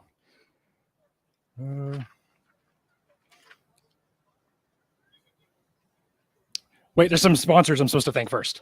Yeah, let me do that. Okay. We're back from our break, everyone. I stick to the script. I do what I'm told. Don't forget about our door prize raffles, which end in less than an hour. Get your stickers from the community tables and complete the surveys to win. Don't forget to check out our new art gallery to the left, somewhere in here. And let's take another moment to thank some of the people and organizations who donated big to support Freethought Day. Naturalview.org, Megna Fertel, Robert Nicholson, Kenneth Nagian, Applied Office, Americans United for the Separation of Church and State, Wayne Oregar, George Gold, and the Military Association of Atheists and Freethinkers. And remember that you can donate too if you're watching live stream. Visit freethoughtday.org to donate. And for those of you here in person, head over to the registration canopy to become a supporter that way. Okay, now it is photo time. I want everyone to gather up here-ish on the stage and step right up in front of me. And all our audience, all the speakers, attendees, sponsors, entertainers, everyone come up. We get together. Jamie, Amelia, and Andrea are our photographers today. Andre. So thank both of you. Okay, yeah. So I'm guessing we're going to face that way. So line up on the stage, face that way, and they're going to take pictures, I'm guessing. Yeah. Yes. Yeah. If anyone else wants to be in the photo, please. We'll wait a couple minutes for everyone to make their way up here.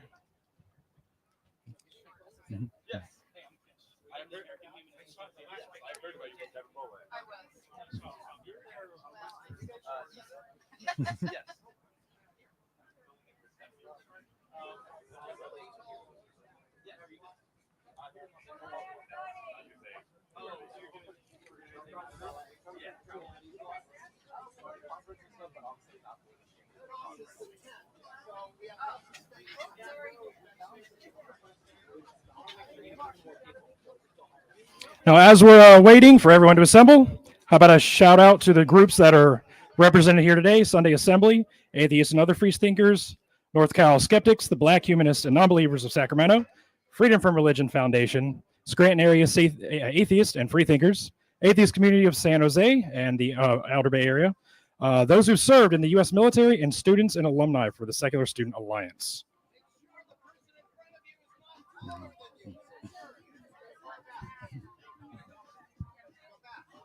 He can't go back any further.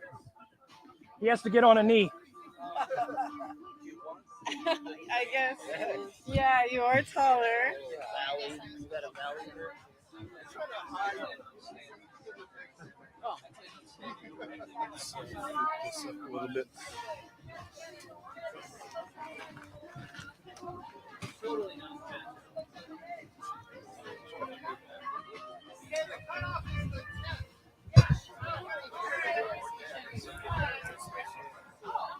Right. Come on, let's get friendly. That's fair.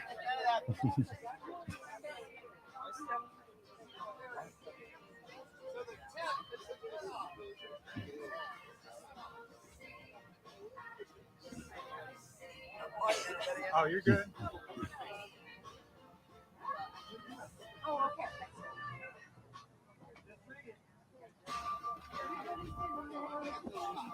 Okay, make sure you can see the camera. We're going to take photos with different cameras.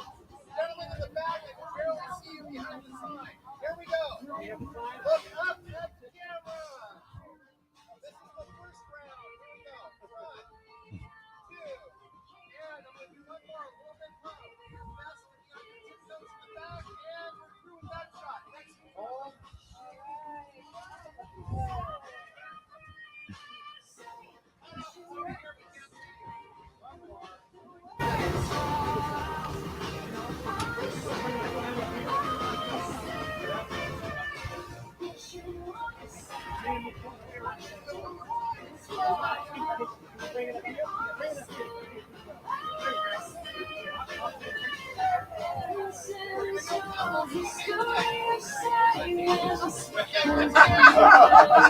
Heads down.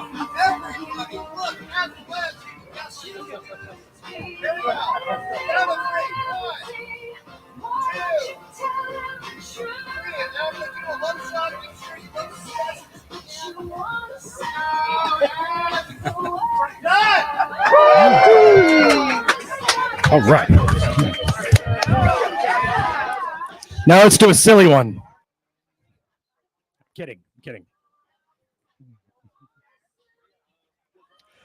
Our photos from today are going to be on Facebook really soon. We're already live posting on Instagram.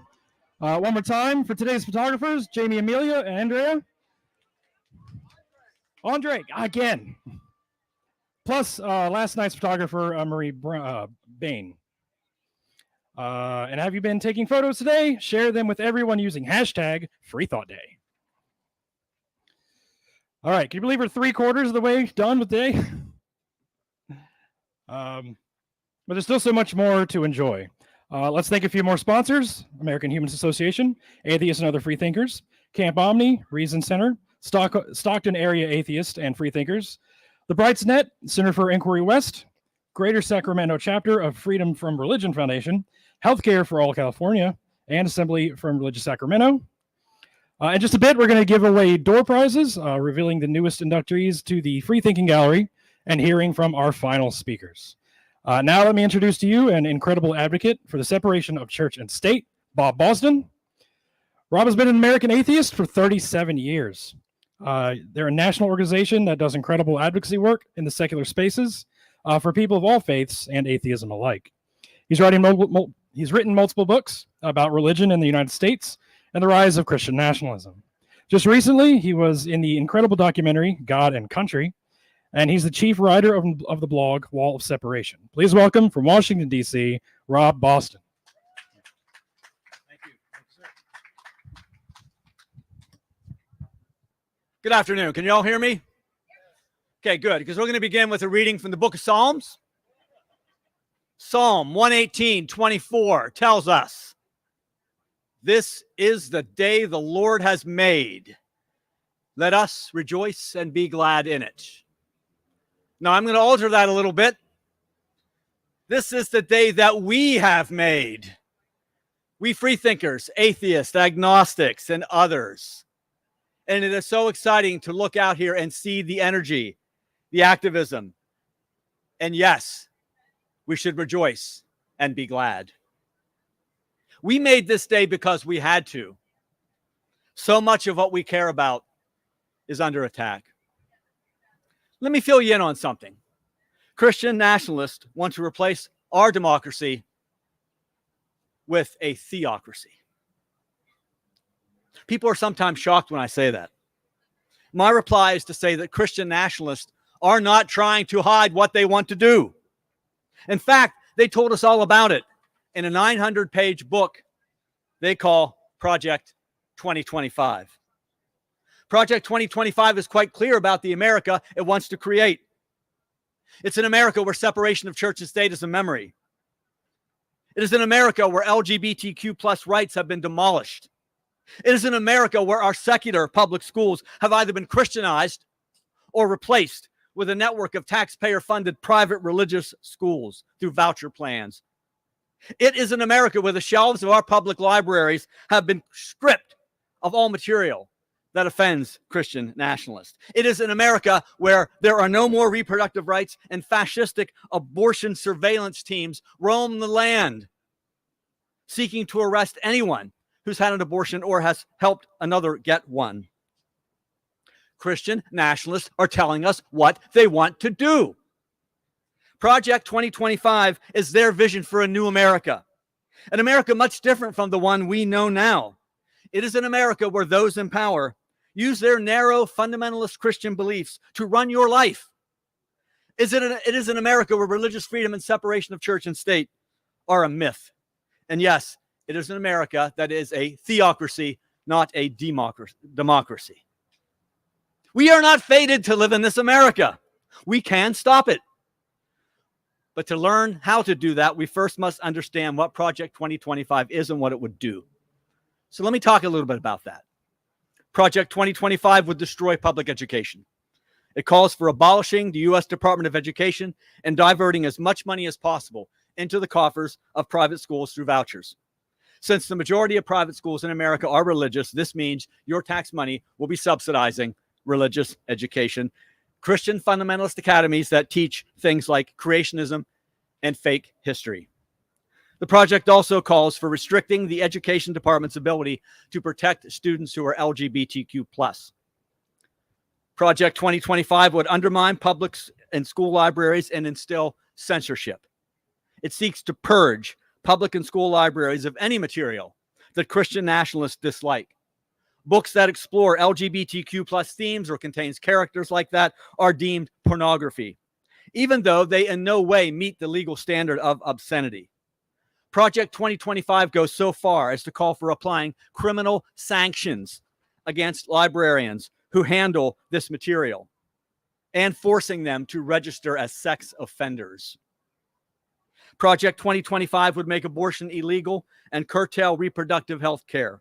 Under Project 2025, the federal government would adopt a form of religio-fascism to prevent women from determining their own bodily autonomy. The project states that life begins at conception, which is a theological view, and calls on the U.S. government to adopt, quote, a robust agenda to protect the fundamental right to life, protect conscience rights, and uphold bodily integrity rooted in biological realities, not ideology. It calls for wide-ranging abortion surveillance and states that in liberal states, people are engaging in what it calls abortion tourism. So it seeks to punish anyone who goes out of state to receive an abortion or anyone who helps that individual.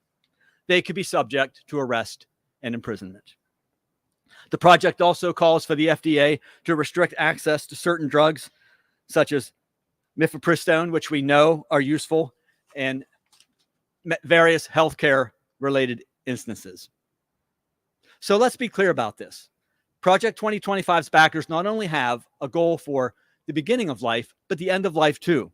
Here in California, you have an End of Life Options Act. That won't exist anymore under Project 2025. Project 2025 would obliterate LGBTQ+ equality. It calls for ending all of the various anti-discrimination protections that LGBTQ+ people have right now. One way it wants to do this is by establishing a broad right for secular businesses to engage in discrimination against anyone who offends the owner's religious beliefs. So if the owner doesn't like you because you're LGBTQ or an atheist or a Muslim or a single mother, that person doesn't have to serve you in their secular for-profit business. A wide loophole in our country's laws designed to protect people from discrimination. This type of activity would even extend to healthcare in emergency situations. Doctors and other emergency professionals could refuse service to someone on the basis of the medical professional's religious beliefs. The project singles out transgender people for special attack and demands that the federal government stop acknowledging that transgender people even exist. You are either a man or a woman, says Project 2025. That is determined at birth. It can never change. Project 2025 would preference certain types of families. It calls for biblically based families to receive preferential treatment from the government. Not surprisingly, a biblically based family, according to Project 2025, is headed by one man and one woman. This, they say, has been the foundation of all society. The project calls on male-headed families to receive special mentoring programs through faith-based organizations. Now, as an aside, I would like to remind you that when these organizations, the Christian nationalists, start throwing around that word biblically based, you need to get a little nervous. Because the Bible that they're talking about is their very specific, ultra-conservative, fundamentalist definition of Christianity. Not only would that definition exclude atheists and agnostics and humanists and freethinkers like us, it would also exclude non-Christians, obviously, and millions of Christians who may be progressive or moderate in their Christianity. Project 2025 seeks to enshrine discrimination on religious grounds in foster care and adoption programs in the United States. Many of these programs are run by religious organizations. Project 2025 would like to allow these religious organizations to take your money, your taxpayer government money, yet discriminate against people who fail to meet a conservative religious litmus test. Project 2025 would allow religious groups to override public health policies. It asserts that houses of worship should be able to stay open even in the face of a pandemic, even if secular businesses are closed, even if our movie theaters are closed, even if our community centers are closed, even if our department stores are closed. the churches would be allowed to remain open, even though we know from the last experience with COVID that religious services were often the site of super spreader events. Project 2025 seeks to make Sunday a special day of rest. This is a provision that has been overlooked in the document, but is important. The document states that, quote, the Judeo-Christian tradition, stretching back to Genesis, has always recognized fruitful work as integral to human dignity. But then it goes on to say that God ordained the Sabbath, and therefore there should be a state-mandated day of rest. Essentially, the people behind Project 2025 want to control how you spend your weekend. They think you belong in church. Of course, you have many other options. You can go shopping. You can go to a sporting event. You can go to a play or to a movie. They don't want you to be able to do those things. So they want to put special sanctions on secular businesses that are open on Sunday. Now, Americans United for Separation of Church and State, where I have worked since 1987, is focused on that very issue, separation of church and state. There's a lot of other things in Project 2025 that would alarm you that don't have to deal with separation of church and state. So I would urge you to take a look at this document. So what are we going to do about it? Well, I have some ideas for that. I want to share those with you now. First off, and of primary importance, got to keep talking about Project 2025. Polls have shown that the more Americans learn about Project 2025, the less they like it. They are alarmed by the fanaticism of this document. So much so that the people behind Project 2025 are now trying to convince us that they've backed away from it. See, they think we're stupid. They think we're dumb enough to believe that they backed away from this document, that it's 900 pages long, that they spent years writing. And now they're saying, oh, we didn't mean it. No. No backsies. We know exactly what these organizations are trying to do. So we need to keep talking about it, keep promoting it, keep reminding people that this is the Christian nationalist playbook. Next thing. Learn more about what white Christian nationalism is. We throw that term around a lot. There are several good books I can recommend to you that explain for you and for others who may ask the threat of white Christian nationalism. Catherine Stewart's book, The Power Worshippers, is one. American Crusade by my colleague, Andrew Seidel, is another excellent book. Preparing for War by Bradley Onishi, a former Christian nationalist himself, provides an insider's view. White Evangelical Racism by Anthea Butler is another. Also, two good documentaries, God and Country, which I do have a cameo role in, and Bad Faith. These are available on streaming services, and I recommend that you check them out. Next thing we can do, this can be a little challenging for us in the humanistic community, where we want to assume that people are good and have good motives. That is to acknowledge that while we need to be tolerant of other people's views, we do not need to respect those views. Not if they are threatening people that we love, not if they are threatening us. Christian nationalists hold a lot of extreme views. As I mentioned a moment ago, they want to take away the rights of members of the LGBTQ plus community. They want to take away the rights of non-believers. They want to take away women's rights. They want to take away reproductive freedom. They have called people who hold these views evil. Now, again, they have the right to believe these things. And we have an absolute right, no, not just a right, a duty to stand up and tell them that they're wrong and to show Americans that there is another way. Never confuse spirited opposition to another point of view with seeking to shut that point of view down. I've been to protests and marches in DC where we have stood in the face of neo-Nazi organizations to oppose their hate. We weren't trying to keep them from speaking. As abhorrent as their views are, they have the right to speak.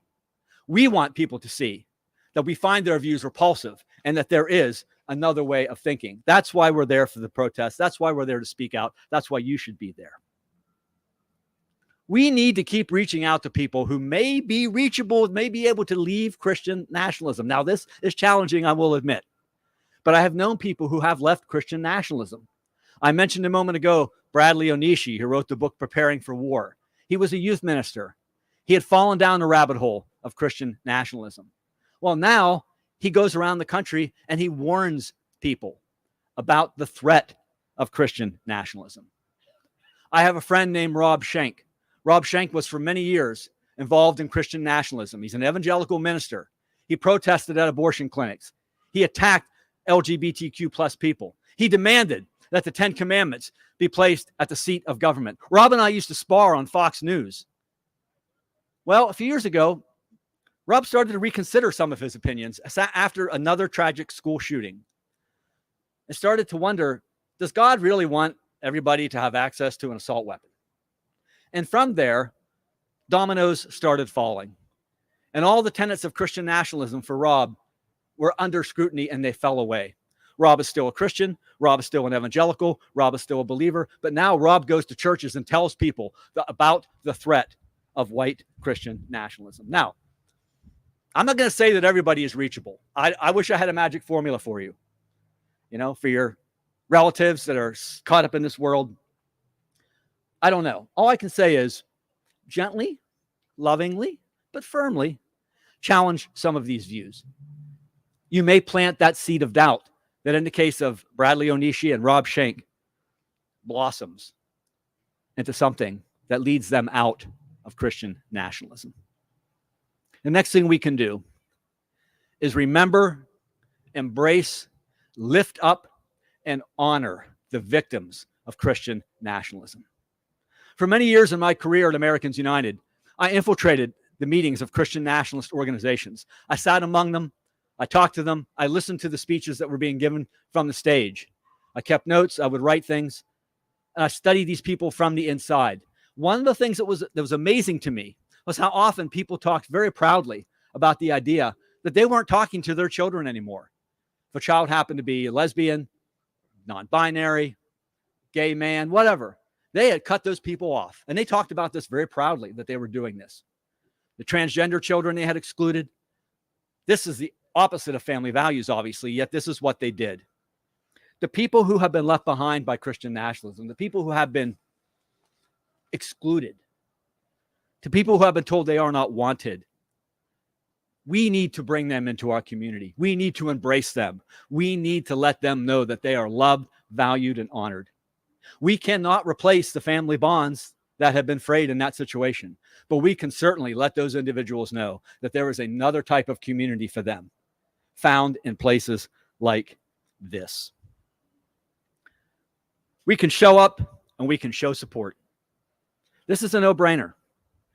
The Christian nationalists are attending your city council meetings.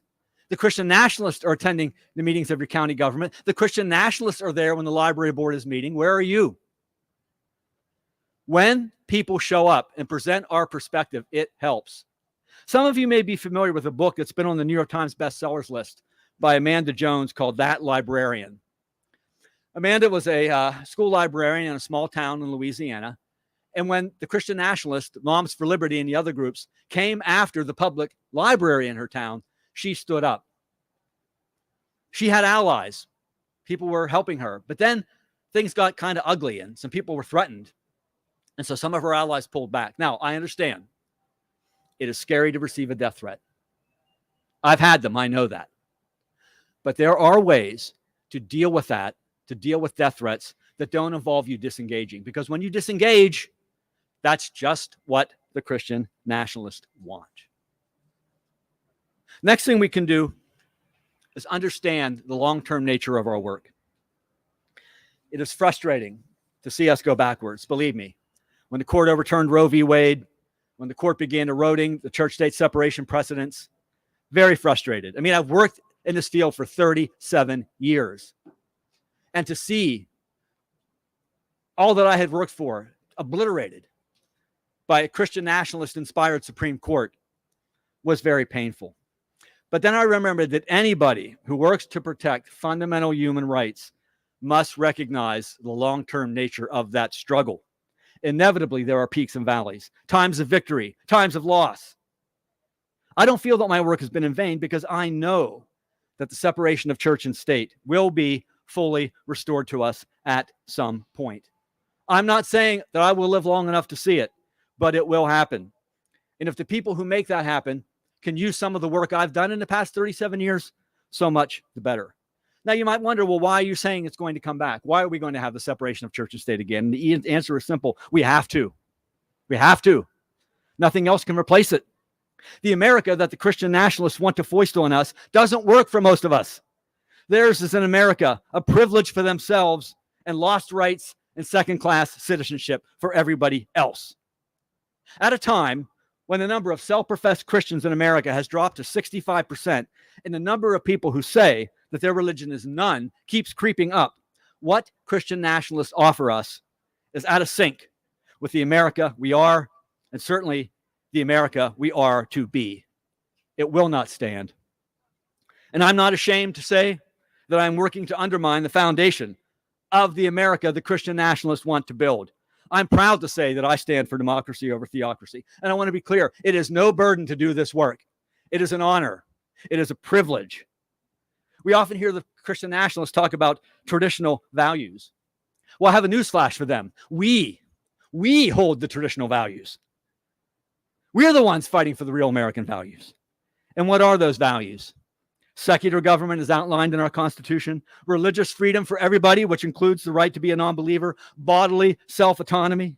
The right to make your own decisions about the most important, intimate details of your life. The right to marry the person you love and have that relationship recognized by the state. The principle that affects and holds up all of those issues I just talked about. The right to read, the right to learn, the right to doubt, the right to challenge, the right to question. The principle that holds all that up is that red, white, and blue flag waving apple pie separation of church and state. An American original. We pioneered it. We created it. We invented it. We showed the world there was a better way. We did it. Let's be proud of it. These are the traditional American values we are protecting. So do your part, because we can use more hands. My friends, this is the day we have made. Rejoice and be glad. Connect with old friends. Make new ones. Tomorrow, roll up your sleeves, because there is much work to be done. Thank you. Do we have time for questions? We have time for a few questions. If there are any questions or comments or... Yeah, check. Red, check. Okay. Yeah, I got some questions. If y'all have any questions, please raise your hand. I'll come around with the mic.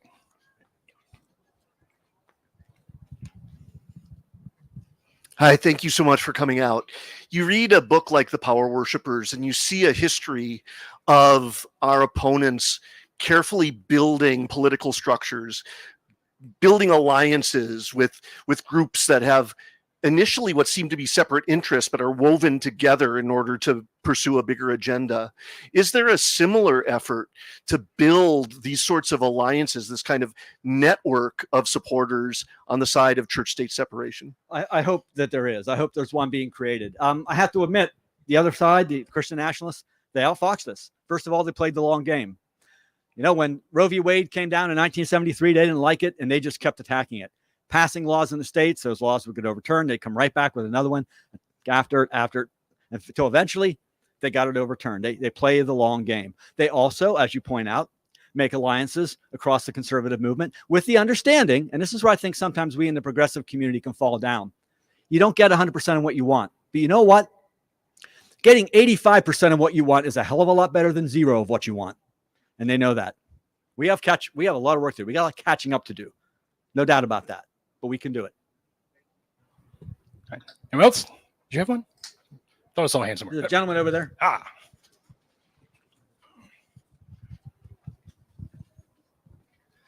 Thanks, Rob, for leading this fight. I'm always curious about the Christians who don't agree with Christian nationalism and where they are in this fight. And I know your group works on working with them, but why are they not out there telling these nationalists that what they're doing is not Christian according to the Bible that they understand? They're starting to get organized. The good news is they are. There's a group now called Christians Against Christian Nationalism. It was founded by my friend Amanda Tyler, who runs the Baptist Joint Committee for Public Affairs. Now, when you hear that first word, Baptist, your first thought might be, oh, Baptist. These are the good Baptists.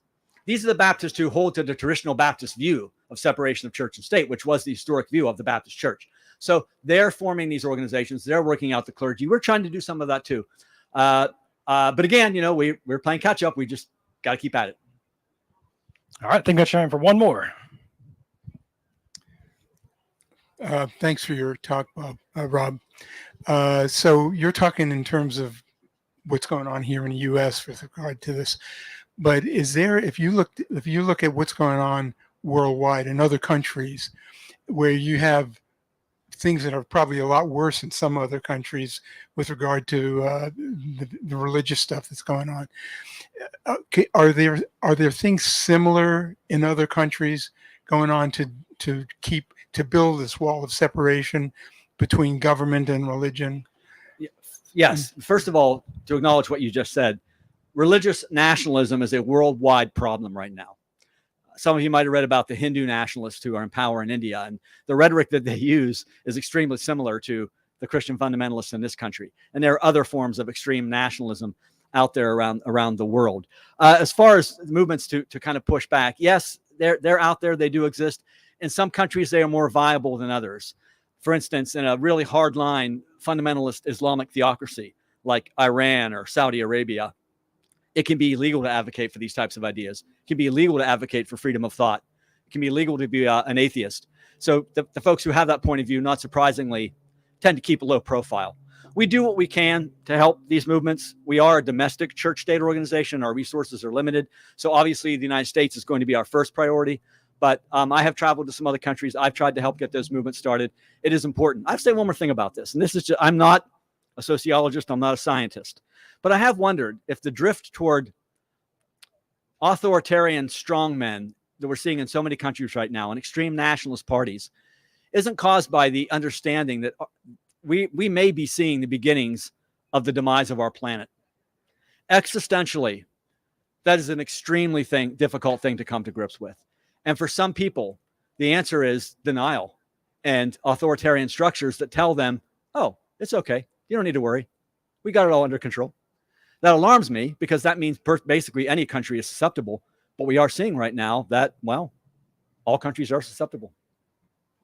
Thank you.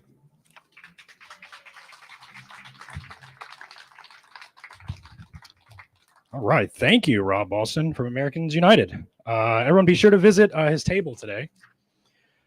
Let's take a minute to recognize the people who've made today happen. The California Freethought Day Planning Committee. This going to be some names. Be patient with me. Alexis Record, Angela Garvin, Amelia Lewis. Oh, wait. Are y'all? Y'all aren't coming up on stage. Oh, yeah. Y'all are coming on stage. Okay. Hi, everyone. Alexis Record and Angela Garvin, Amelia Lewis, Arlene Rios, Becky Mark, David Diskin, of course, Emily Thompson, who couldn't be here today, Jamie Snyder Hernandez, Ken Nathan Nagan. Thank you. Could you have been behind me this whole time? Louis Campos, Louise Morocco, Mary Bain, Nancy Sneed, Nick Gray, Ray Howard, Ryan Drew, Tom Ickelman. Okay, there we go. We made it. And Victoria Della Torre, who couldn't be here today either. One more time, David Diskin.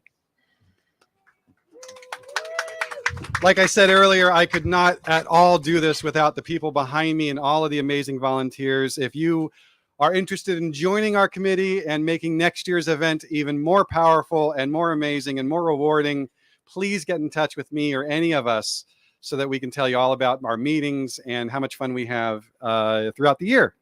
So thank you all for being a part of this. Another thing that we like to do at Freethought Day is increase our Freethinker gallery. Did you guys get a chance to walk around and look at some of the Freethought heroes that we have? And every year we add a couple to it. This is a tradition that I think was started in our second year, and now we are 23 years after that, or 20, carry the one, 21 years after that. And we have so many Freethinker inductees, we can't even fit them on the thing anymore. So we got to cycle them out. But every year we add two one or two to the list. And Becky is going to read the first one for us. Hello, everyone. Our first inductee is musician, social justice advocate, and rebel Sinead O'Connor. Shortly after her birth in Dublin, Ireland, in 1966, Sinead O'Connor's parents divorced. At age 8, she and her brother lived with their abusive mother for several years. When she was finally able to live with her father, he sent her to a Catholic reform school.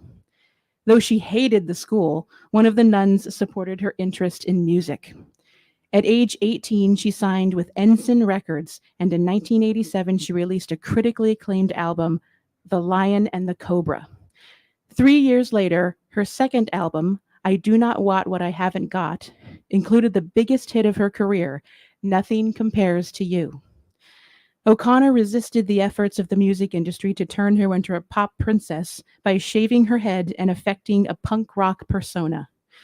This tendency toward rebellion led to several controversies at the height of her career, usually having to do with boycotting institutions and organizations she identified as racist and or misogynist.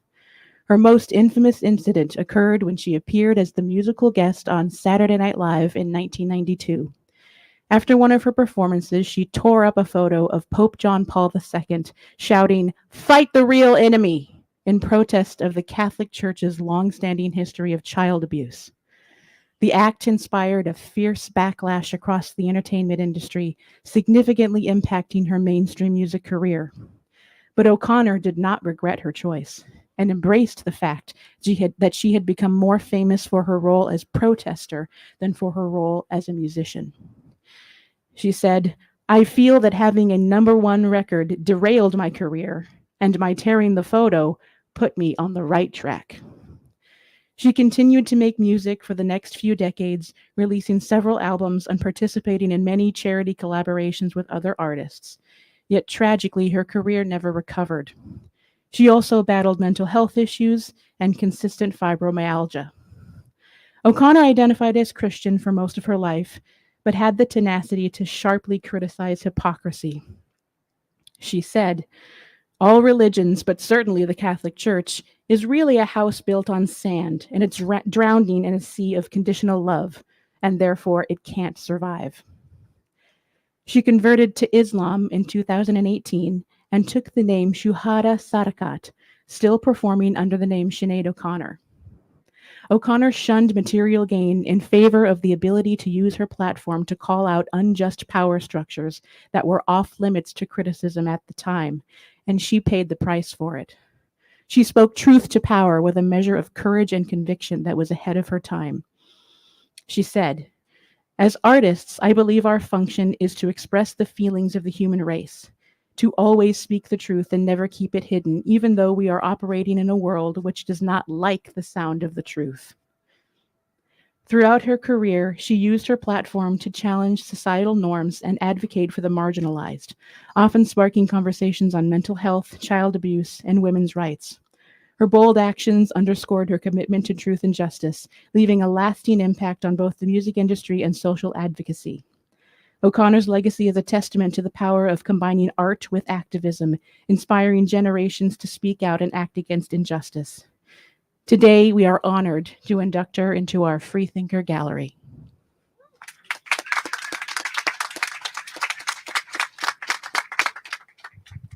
Thank you, Becky. Next, to read about our next inductee, please welcome Nick.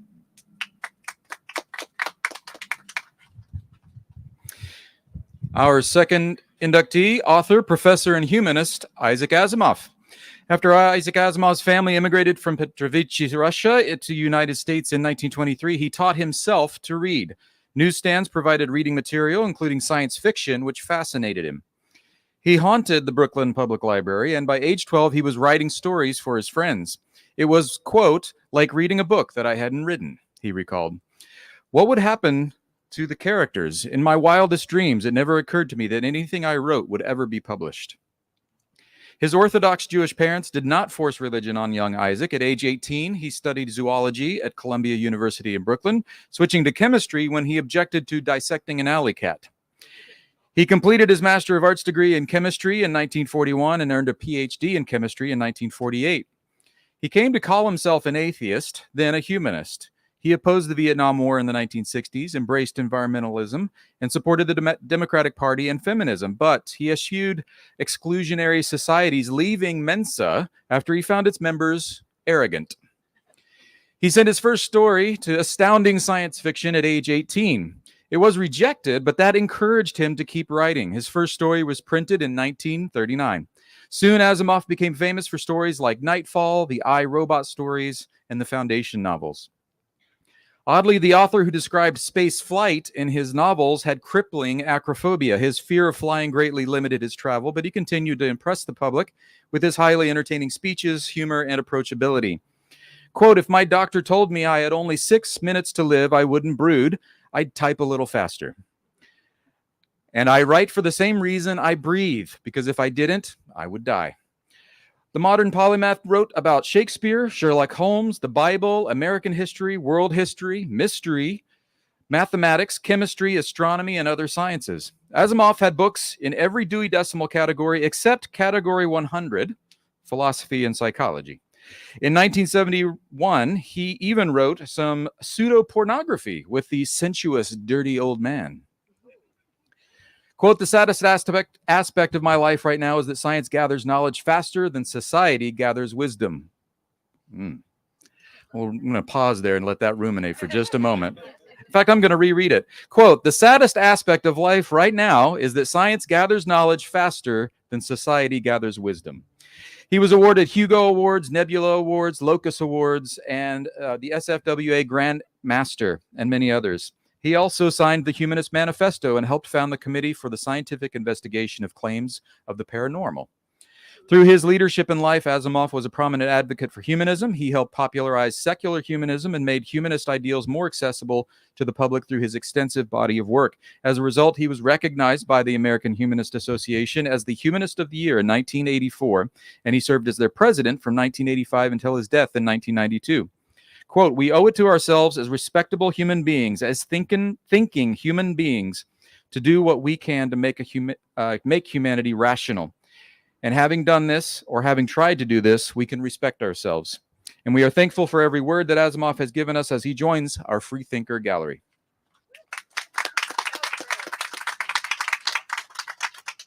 Thank you, Nick. Another thing that we do, although they're not going to be in our gallery for some time, is recognize those that we've very recently lost that were important to our community, either here in California, nationally, or internationally. People who've just most recently passed away. And to read our first one, I believe we have Louisa to do this one on Daniel. Yep. Question mark? I think. Hello. Okay. Did you already switch it? Oh, I see. Thank you. Yes. All right. Thank you for your patience. So, philosopher and humanist and literary man of mind, Dr. Daniel Dennett left us in April at the age of 82. His life of seminal contributions to human thought often stirred controversy among his fellow philosophers. "If I were God, Daniel Dennett would be my prophet," wrote one rival. Branded as one of the 4 horsemen of new atheism, Dennett admitted religion was not his favorite topic. He preferred questions of consciousness, mind, and evolution. After earning a doctorate from Oxford in 1965, he journeyed to the faculty of Tufts, UC Irvine, Harvard Oxford, the London School of Economics, and the American University of Buret? Sure, of Buret, among others. He also served as an honorary director of the Freedom from Religion Foundation. His death was a loss not just to the Freethought community, but to the thinking world. Thank you, Louisa. Next up, please welcome Alexis.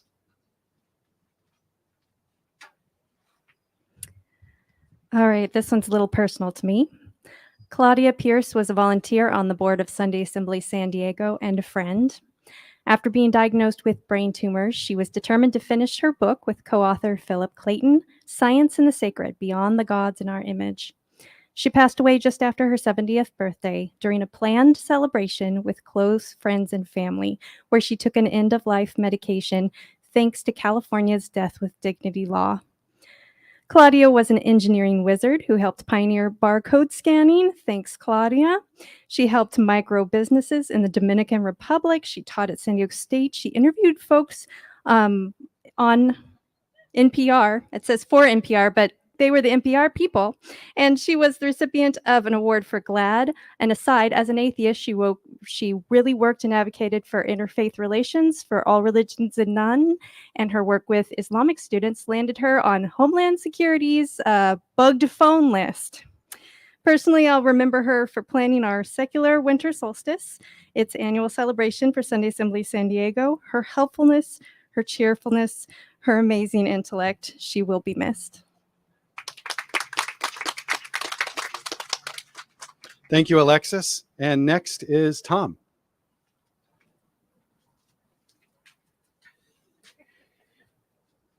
So, Earthrise. The iconic picture of the Earth rising above the moon's horizon was taken by astronaut Bill Anders during the Apollo 8 mission to orbit the moon in 1968. The first trip out of Earth's orbit. You've seen it. His photo was featured on the cover of Life magazine and as a U.S. postage stamp. That photo gave us a new perspective on our planet and became the symbol of the first Earth Day 2 years later. When I looked back and saw that tiny Earth, it snapped my worldview. Here we are on a kind of physically inconsequential planet going around a not particularly significant star, going around a galaxy of billions of stars that's not a particularly significant galaxy in a universe where there's billions and billions of galaxies. Are we really that special?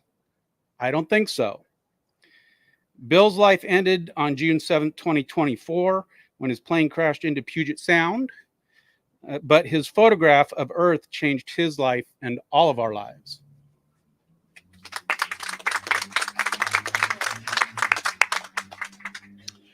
And finally, please welcome back to the stage, Carolyn.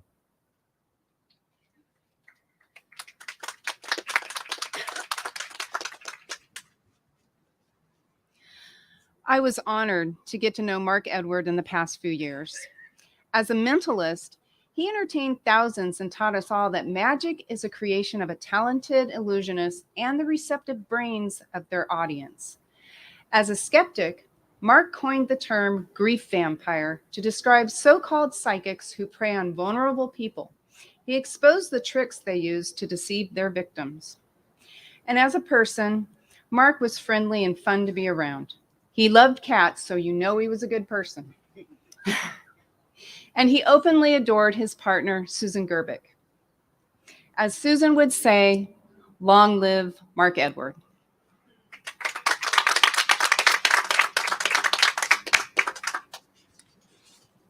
And finally, Marie. Good afternoon, everyone. I'm here to tell you about Phil Donahue. Phil Donahue was an American media personality, writer, film producer, and the creator and host of The Phil Donahue Show, the first popular talk show to feature audience participation.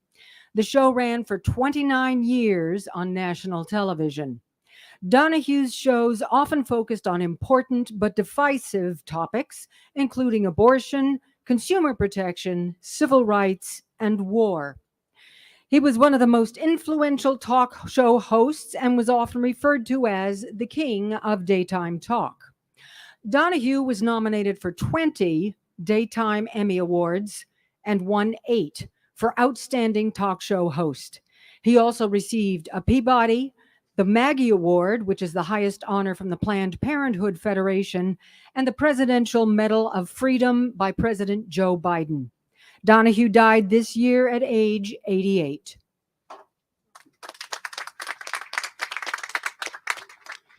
Thank you so much to everyone who read today. And again, I just want to acknowledge those that we lose. So before we go back to the MC and back to our program, we have some door prizes to give out. And if I could get, we have 3 here, right? So Jamie and Amelia and Becky. All right. So just kind of get in a line here. We're going to go super quick. Now, you don't have to be present to win. You just have to have filled out the thing completely so we can call you if you're not here. All right. You're first. Is there only one? All right. Let's get that out of here. All right. So this is the blue basket for young scientists. And let's. I'm trying not to spill any. Come on, Dee Dee. Who's going to pick? Elizabeth Moreau. Are you here? Hey, all right. Good. And then let's make sure we keep all these. I like hers. Around a lot. Yay!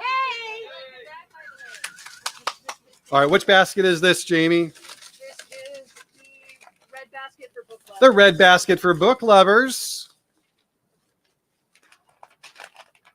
Tyler Earlry. Is Tyler here? Hey, all right. 2 for 2. I know, right? Yeah, that's what he said. And then what's our basket? Oh. And the white basket for music lovers. Not as many on this one.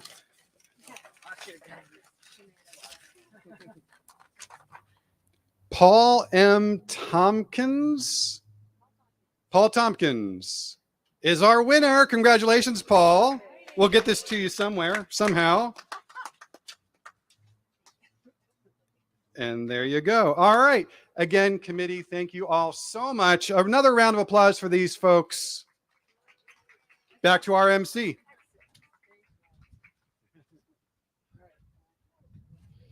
All right. Thank you, David. And thank you, California Freethought Day Committee. One more round of applause for today's committee and the dozens of others today's volunteers.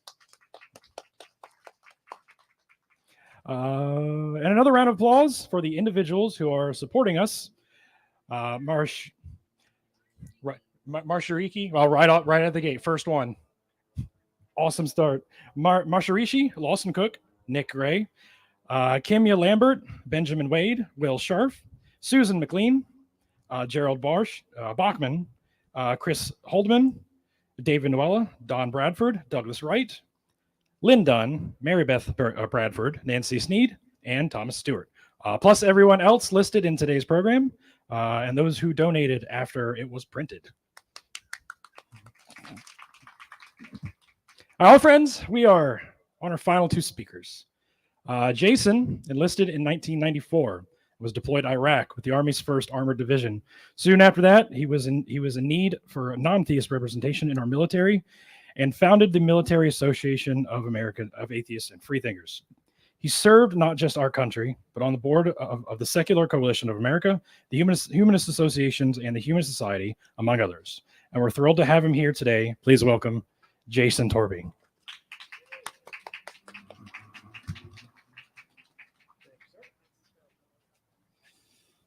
All right.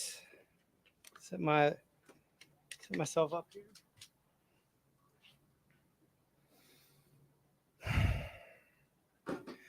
Thank you. Yeah, it's Freethought Day has been going on for many years, and I've been associated with it to provide support and sponsorship through the.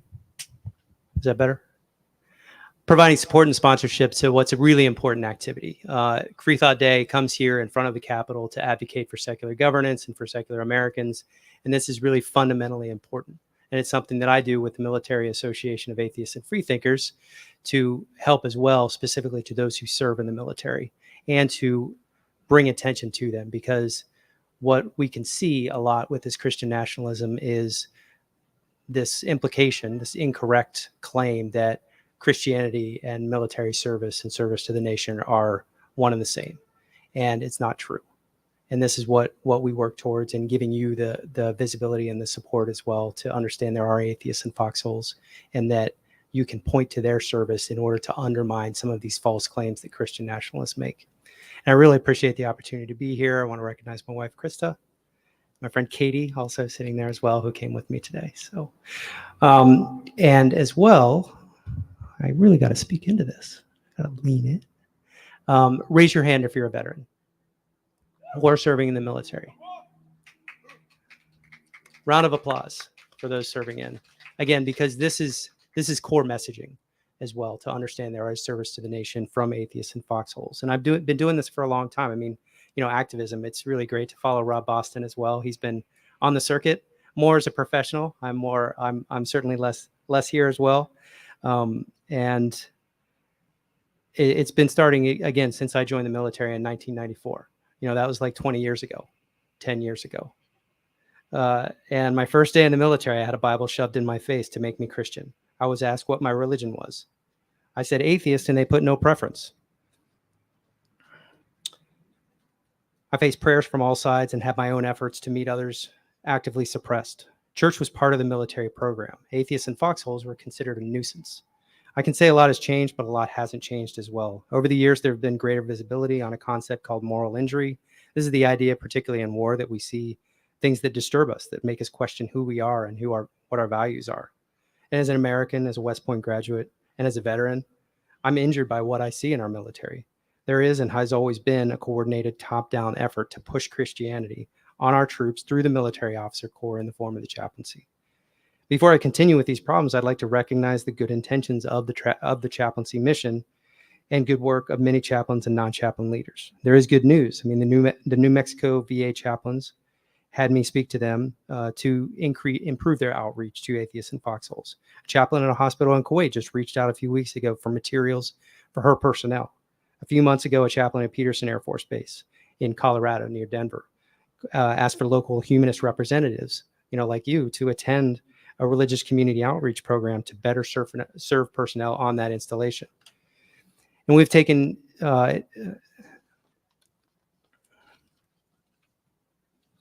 administrative and legal action. In 2014 and 2018, we supported lawsuits against the Department of Defense to accept a humanist chaplain who was, in our opinion, unfairly and illegally denied a position as a chaplain due purely to his religious beliefs. The chief of chaplains, the general officer in charge of all chaplains who presided over that exclusion of this highly qualified chaplain who just happened to be a humanist, she's now the chaplain of the U.S. House of Representatives. There is no indication that her feelings on diversity has changed, and she seems to be more rewarded than not. During this time, chaplains have changed. The dominance of Christian chaplains have changed from 98.7% in 2009 to just 97.2% in 2024. Their commitment to diversity is staggering. But what kind of Christians? Catholics have fallen from 9.5% of the chaplain population to just 5.5%. The political evangelicals, those who value the Great Commission to go be fishers of men, the proselytizing kind, have increased from 67% to 73% of the total population. More than 7 of every 10 chaplains is endorsed by churches that advocate for proselytism as a primary focus of their faith.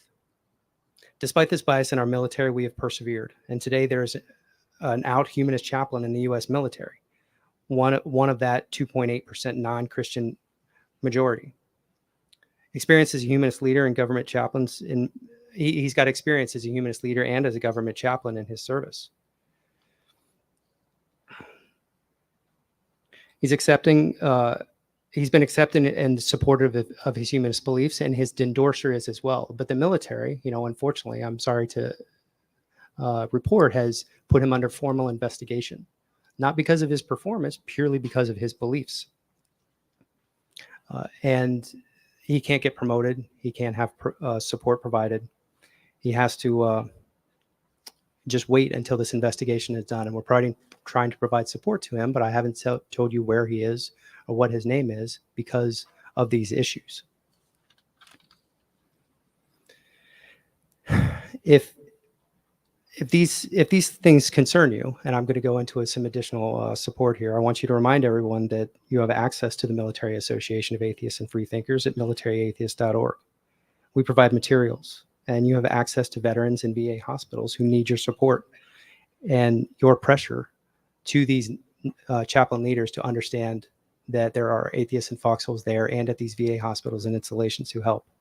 And there's a big military focus even here on the other side of the Capitol, behind the construction. There's a Purple Heart Memorial and a Vietnam Memorial.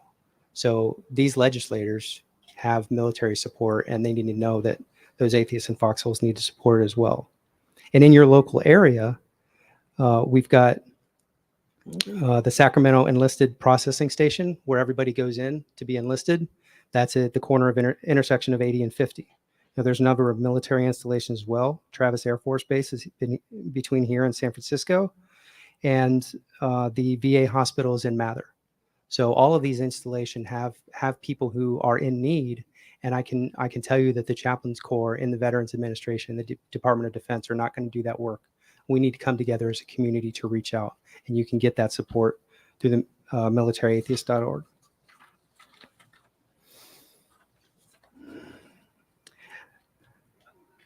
Now, this humanist chaplain that went in the military, we haven't said anything about that. You haven't seen that in the news, and that silence speaks very loudly, because he's the only one that's ever been, and it should be something very much celebrated. But this period of silence says two things: that we as the humanist community want nothing more than for him to be a successful chaplain. It's not a political or an activist activity. He just wants to serve troops and wants troops to be well served. But we know that these Christian Nation advocates will bring that negative attention to him. We at least fear that backlash. And unfortunately, as I said, these fears are realized, and he has this negative investigation that's really put his career on hold. And we're working behind the scenes, but as this situation develops, you may be asked, to step in to help to raise visibility and send support, to him, so he can serve those troops, and those troops are the end benefit. And some people, will push back. Well, also we understand that period of silence says that the military is not proud of this diversity. They're angry at the diversity. They want to suppress that and keep that silent and make sure that nobody else sees that this is an option that could happen. And they don't want to raise this visibility to understand that military personnel could take advantage of his services to really help them. They're keeping silent about it to suppress it, and we're keeping silent about it to help him progress and help him move through without bringing that negative attention to him. But some people will push back and say that the entire military is religious. Why do we even need a humanist chaplain? How many atheists are in foxholes anyway?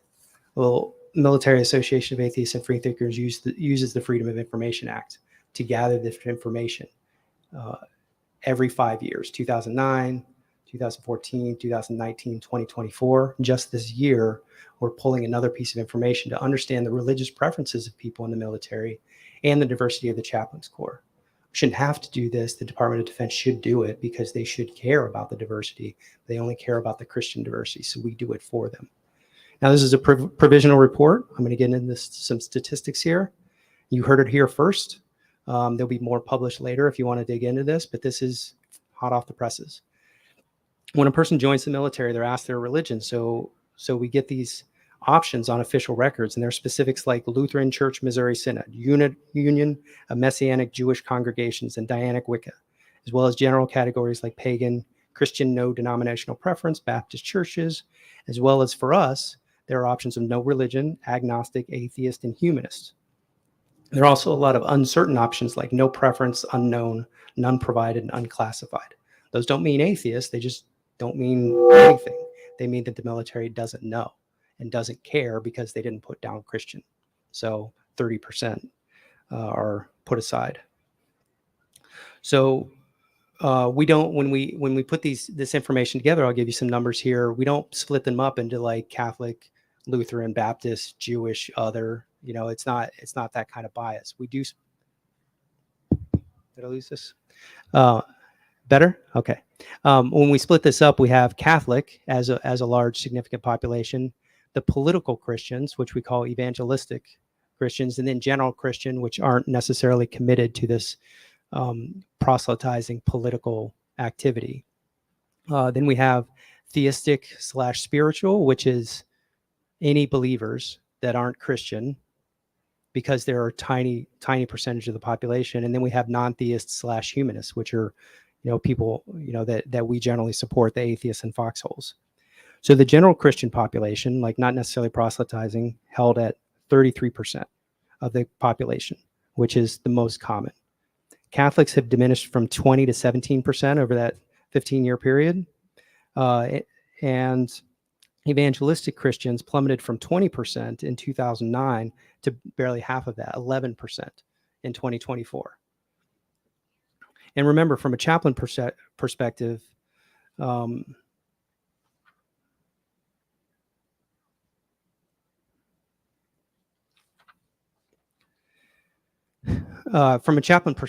evangelistic denominations are getting 7 out of 10, 70% of chaplains versus only 10% of the populations.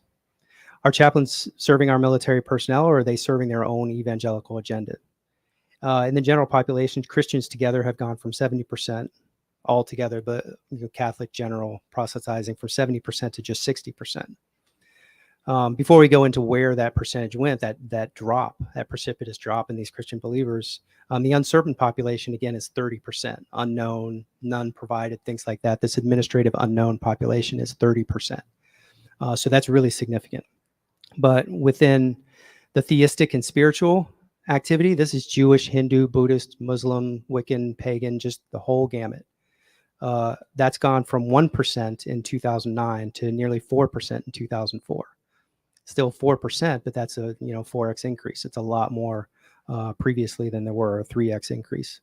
And that's due to Norse, Wiccan, just additional options that have been added in that time, as well as potentially increase in those, actual increase.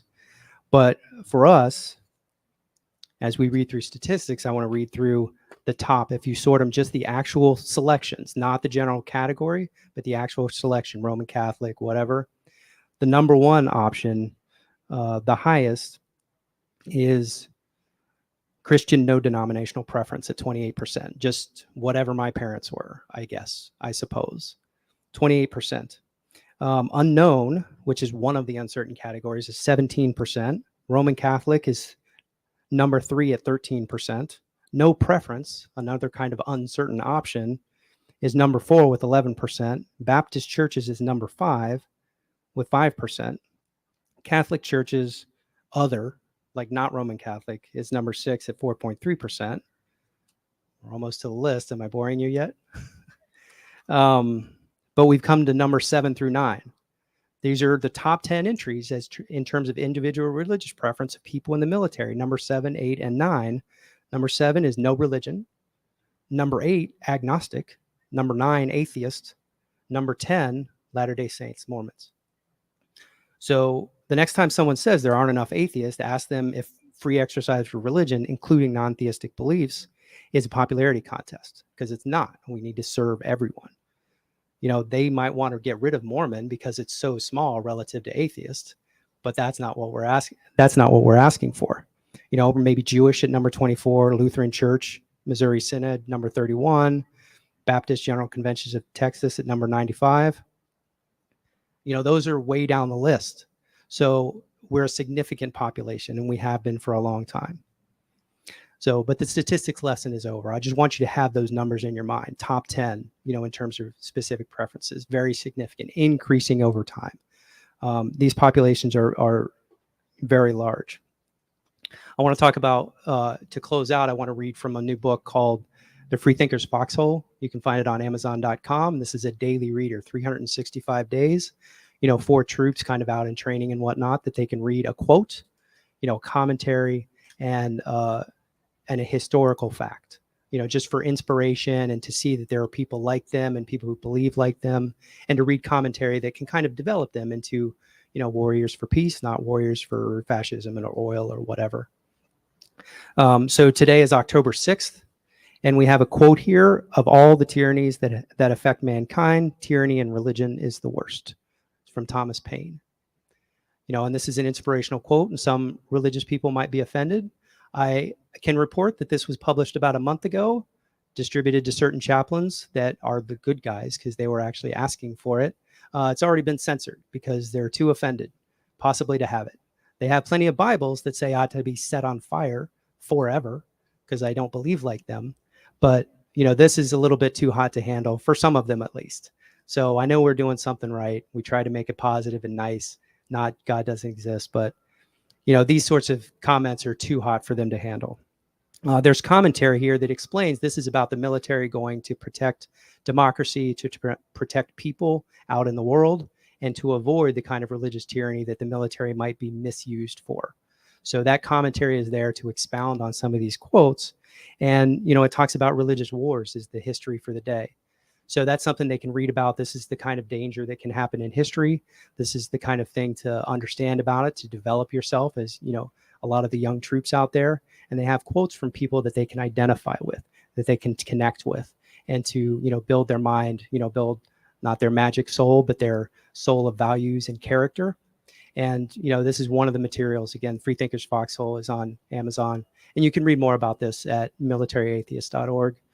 To connect with atheists and foxholes, to help us to send them support and to change culture from the military, which is really a bastion of Christian nationalism, I'm sorry to report, to change that from the outside in and to really support people who are there working and to make sure that Christian nationalists can't use the military as their, as their own recruiting ground.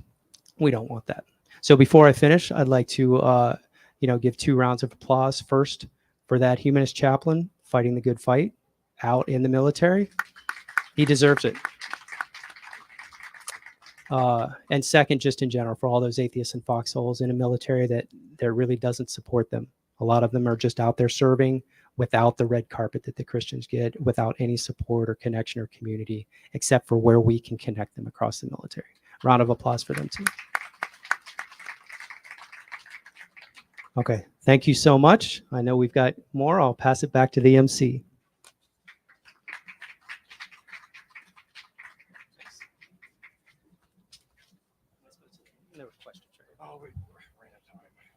Sorry. Thank you, Fish. We're supposed to do a Q&A, but we ran out of time. So if you have questions, feel free to hunt him down. Okay. I hope you had fun today.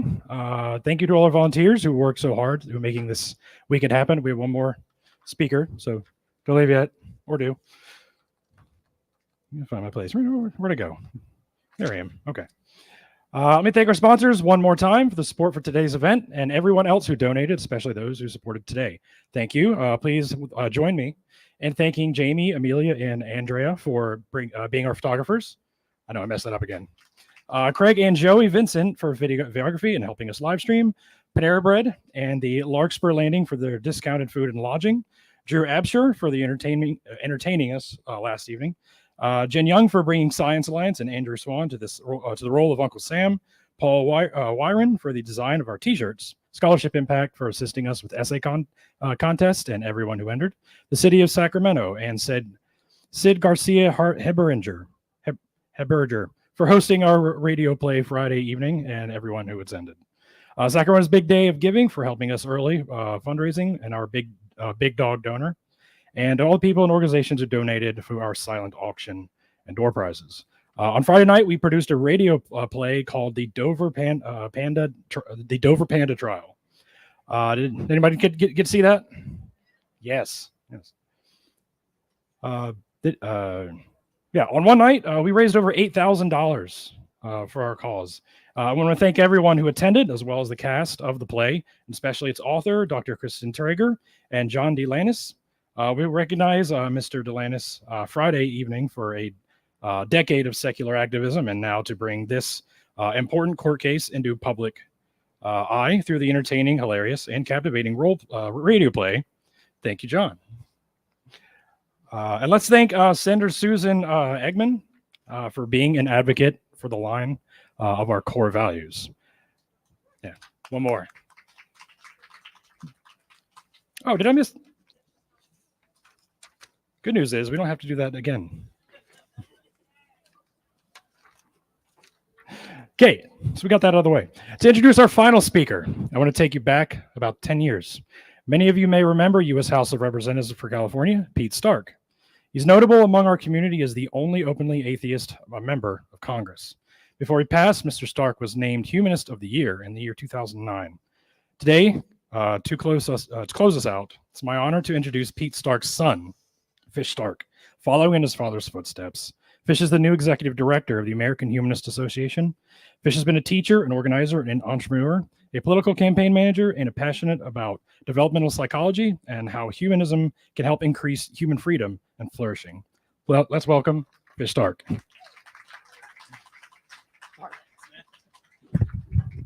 California Freethought Day. How are we doing? Can we make some noise for Freethought? It is so good to be back in the Golden State. My name is Fish Stark. I'm the executive director of the American Humanist Association, which for over 80 years has worked to promote humanism in America. As humanists, we believe in people. We believe that every person has inherent and equal worth and dignity without needing to be saved or redeemed. We believe that there is no problem humans can't solve, nothing we can't achieve, as long as we live in societies that protect the right to think freely. And we believe there's no higher good, no higher calling than working to increase human freedom and flourishing. And so I'm so excited to be the executive director, the new executive director of the AHA, and to have the opportunity to bring that message of humanism to folks around the country, around the world, who need that, who believe that, and who want to work to defend it everywhere it needs defending. You all have heard a little bit about my dad, and I know there are folks in the community who are big fans. You know, to know my dad was to be read to by my dad.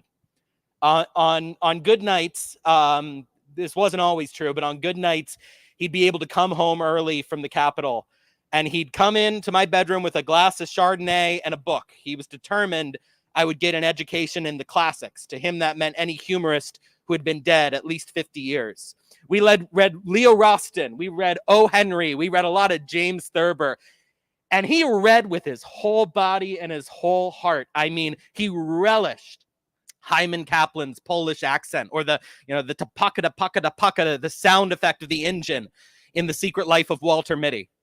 That was his favorite story, The Secret Life of Walter Mitty. Has anybody read The Secret Life of Walter Mitty? About an old man in the twilight of his life who's diminished, and yet in his mind, in his stories, he invents lives full of possibility and achievement for himself. He is limitless in his stories.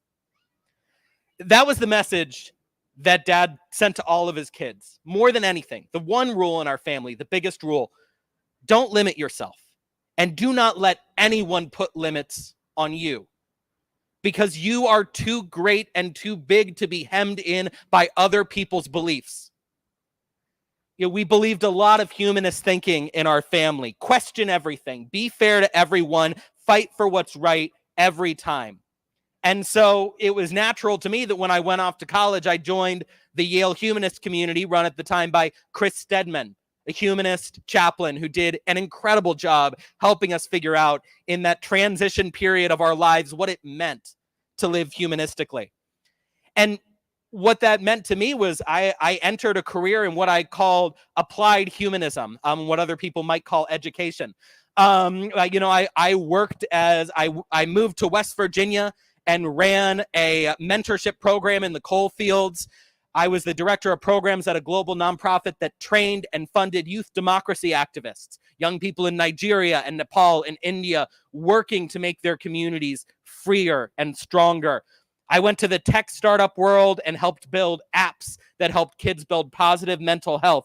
Everywhere I go, what I've tried to work to do is empower people, to give them a sense of agency, because ultimately humanism is about the idea that each of us deserves control of our own lives, and that we can achieve incredible things when we have that control and use it to lift up other people, to increase human freedom and flourishing. My dad was an engineer. He loved people, but he was fascinated by systems. And he spent his career working to build and change systems so that they can improve people's lives. My dad and I are a lot alike, but one way we're different is that I think systems are incredibly important, but I've always been fascinated by people and by the truth that our broken systems are made up of people making choices. That ultimately repairing and reforming the systems that let so many of us down means helping people recognize each other's humanity, act for the common good, question orders and not follow them. The tenets of humanism, I think, that have brought so many of us here. So I'm excited to come to the AHA at what I think is this incredible inflection point. You know, we talk a lot about Project 2025. It might lead you to think that we're in the worst shape we've ever been in as a movement, hearing about how emboldened these Christian nationalists are. But the truth is, and Rob said it, we talk about Project 2025 all the damn time because of how unpopular it is. Because we know that when people hear about the real Christian nationalist agenda, they turn away from it. 4-1 people who know about Project 2025 say it's wrong for America. In the 17 years since my dad came out as the first open atheist in Congress, we do have a second one now, Congressman Jared Huffman, also from California. Golden State continues to lead the way. In those 17 years, since I went to my first AHA convention and learned that there was a word for who I was, there's nothing more powerful than learning there's a word for who you are. As someone who didn't just not believe in God, but believed really hard in a lot of things, just not a supernatural or an afterlife. In those 17 years, we've come a long way, and we've come that way because of people like Tony Pinn and like Rob and like Jason. We've come to a point where now, you know, when we first adopted the slogan, "Good without a God," as the AHA, that was seen as deeply controversial. And now, 2/3 of Americans, there was a Pew poll in 2023, 2/3 of Americans believe that you can be good without a God, that your morality is not based on the book you read or the God you pray to, but what you do. And when we think about free thought in our government, that same poll said 83% of people believed it was wrong for the Supreme Court to be imposing their personal religion on us in decisions. Rob wrote an article recently that cited a great AP poll saying 84% of people believe religious freedom is a core American value. 84% of people want the government to actively enforce the separation of church and state. That's a Pew poll from this year. We talk about what's the matter with Kansas, but the truth is last year, Kansas rejected the Christian nationalist vision and passed a constitutional amendment enshrining women's reproductive rights. The point I want to make is that often we tend to see ourselves as an embattled minority, but the truth is when you think about the people who believe that actually your goodness comes from what you do, not what book you read, and who believe that it is not the role of government to tell us whose religious laws to live by, we are the moral majority. And you know that we're the moral majority because the other side has to make things up to get people to believe what they believe. They have to tell us that their attempts to impose their religious laws on us are about protecting children, or about protecting families. You can see how nakedly cynical that is when you think about the fact that after abortion, they've made clear that next they're coming after IVF, in vitro fertilization. Now, I stand here as a son of two parents who could not conceive without IVF. And so for the religious right to say they want to take away this technology that allows families all over the country to have wanted children, without which I would not be alive, it betrays the truth. This isn't about protecting babies. It's not about strong families. It's not about any of the lies they tell to try and legitimize their position.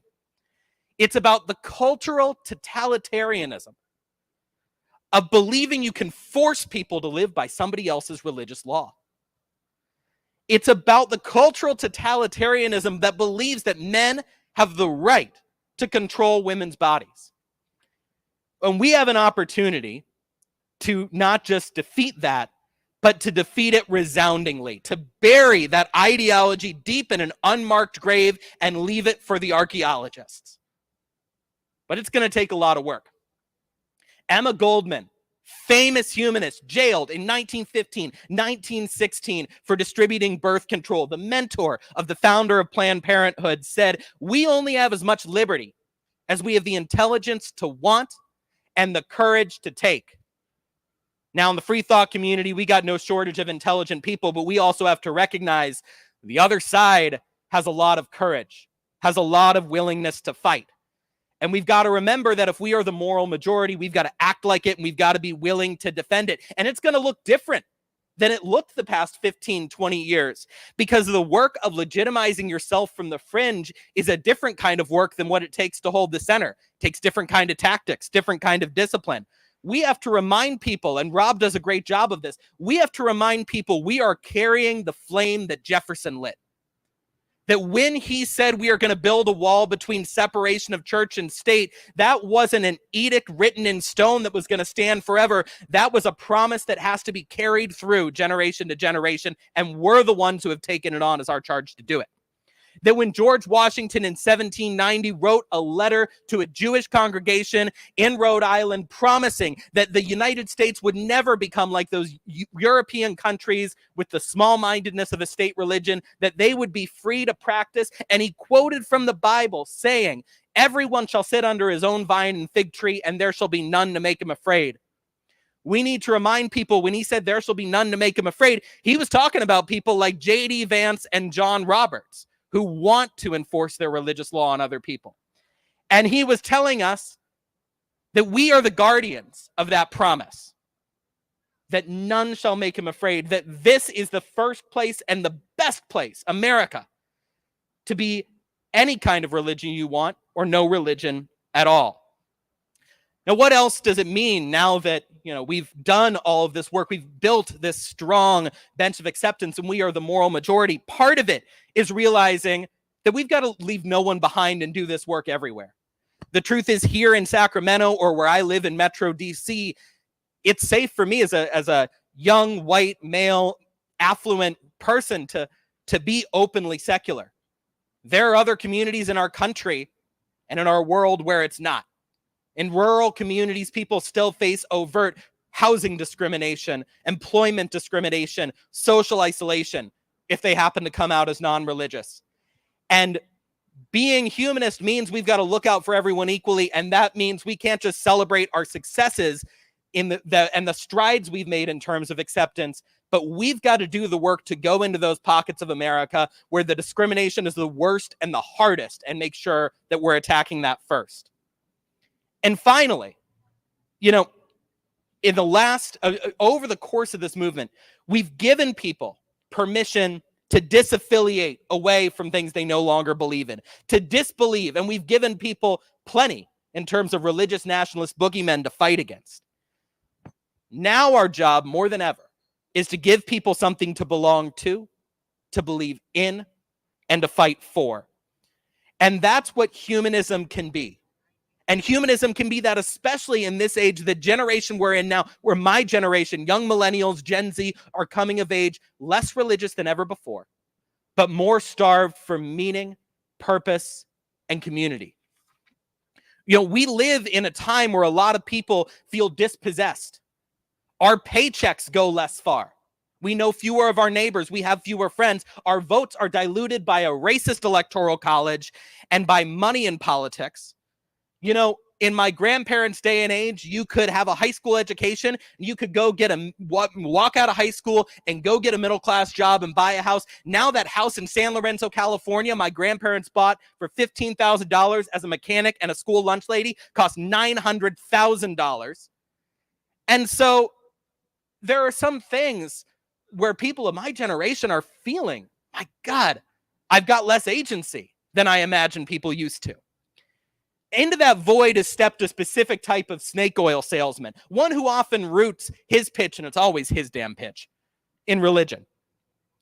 It says, here's how you find your stability and power in a dispossessed world. You tell him to chase the cheap high of hate and superiority. The way you feel strong is by putting yourself above somebody else, by finding someone who you can imagine yourself to be better than. But we know the truth as humanists and as free thinkers, that real power and real fulfillment comes from working for the freedom and flourishing of all people. That real stability and empowerment comes from recognizing our own agency rather than denying it to other people. That humanism gives us the courage and strength to live without limits rather than reaching ceaselessly into the past for miracles that could have happened a long time ago, to make our own life a miracle and our own community to make miracles there. John Dewey one of the original signers of the Humanist Manifesto, he liked to say, democracy means the belief that humanistic culture should prevail. And so I'm calling on all of us today to find a way to shout your humanism. I used to have a mentor who said movements require three things. They require stories of what's possible. They require invitations to participate. And they require leaders who tell the stories and who issue the call. We all have the ability. And it may not seem like we're a huge crowd, but I know there are a lot of people watching. And we've got to remember what Barack Obama said about one voice changing a room, which changes the city, which changes the state, which changing the country. We all can tell the stories, issue the invitations, and be the leader. And we need to do it, not just in the next 30 days, well beyond, because we have the moral majority only so long as we're willing to defend it. So whether that means you join the American Humanist Association, and I hope you do, join a local group, become trained to be a celebrant, a chaplain, and officiate a wedding near you or a baby naming ceremony, or just give care and support to folks like the incredible military chaplain Jason was talking about. Whether you participate in our Democracy Not Theocracy campaign, we've got 30 days left. We're hiring college students in swing states to tell their peers, 50% of whom don't know about Project 2025. We're sending out thousands of postcards to Pennsylvania, reminding people to read up on Project 2025 before they vote. Whether you do any of that with us or in some other way in your own garden with its vine and fig tree, please shout your humanism. And thank you so much for being here today. I appreciate it. We don't have time for Q&A, do we? No, time to go. Thank you all. Thank you so much. All right. Thank you, David. Now, one more round of applause for all our speakers, entertainers, authors, podcasters, and scholarship winners. And thank you to California Freethought Day community.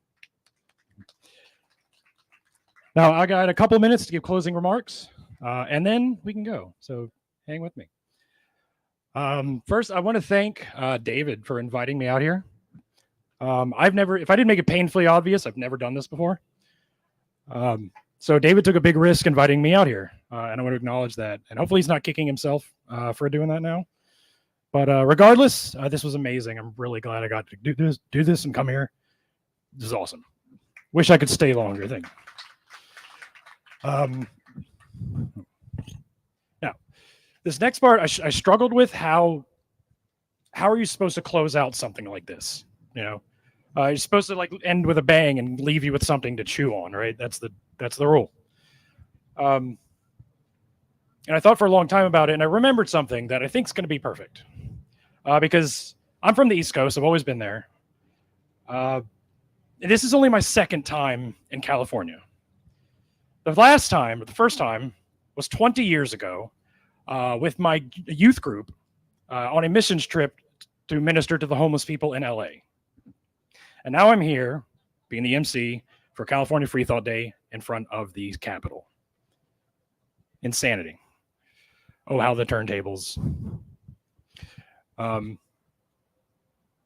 See, a lot of these organizations that are here today and the work that they do helped me get to where I am today. And I don't mean here physically, I mean up here in my worldview. Because see, there's something unique about when you deconstruct from a religion as a straight white guy, there's kind of an extra step you need to take. And that's deconstructing the privilege that is afforded to you by that. A lot of atheists don't take that step. That's why there's atheist flat earthers out there. I know atheists who don't think women should vote because they didn't take that extra step. But these organizations put out information that made me comfortable asking questions that in my Christian community, I didn't think I was allowed to. You know what I mean? Like, I know we're supposed to hate gay people or disagree with their lifestyle, but what if I don't? And why should I? I know men are the head of the household and we should have the rights over their bodily autonomy, but what do they have to say about that? Why don't they seem to agree? I know you say we're not racist. Why is it every time an unarmed black guy gets gunned down in the street, he's called a thug, and whenever a white guy guns down an entire public space, he's called a lone wolf? That seems pretty racist. Why is that? When I went public with my atheism, I was contacted by an old church friend who hadn't talked to me in years, and she asked, "What happened? What?" And I kid you not, I'm not making this up. My exact words were, "I just don't think that way anymore." That's why they want to control what you think. That's why they want to control what you read, because they don't want to know that you have the power to question their privilege. When they do that, tell them to cry harder and do it anyway. Thank you.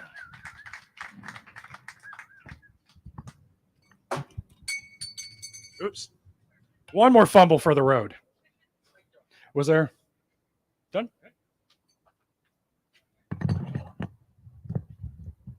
Put it on my tab.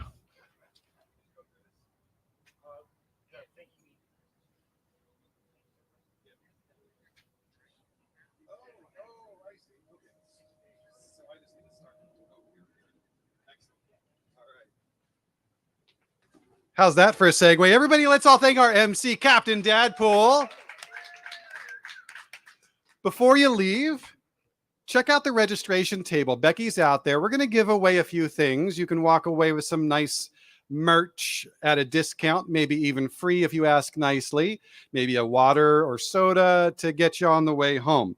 So, last minute donations, those are always accepted as well. Stick around if you'd like to help. And if that's going to be you, you're all going to come, all of our volunteers, they're going to come to me right after this. And I'm going to give you very specific directions on what we want. The simplest thing is that all of these chairs are going to end up, if everyone can just look at Nick. Nick is waving his hands. That's where all the chairs are going to end up. So if you do nothing else, you could just grab a chair on your way back to the sidewalk. But I do hope that all of you drive home safely, and we'll see you next year on the weekend of October 4th and 5th, 2025.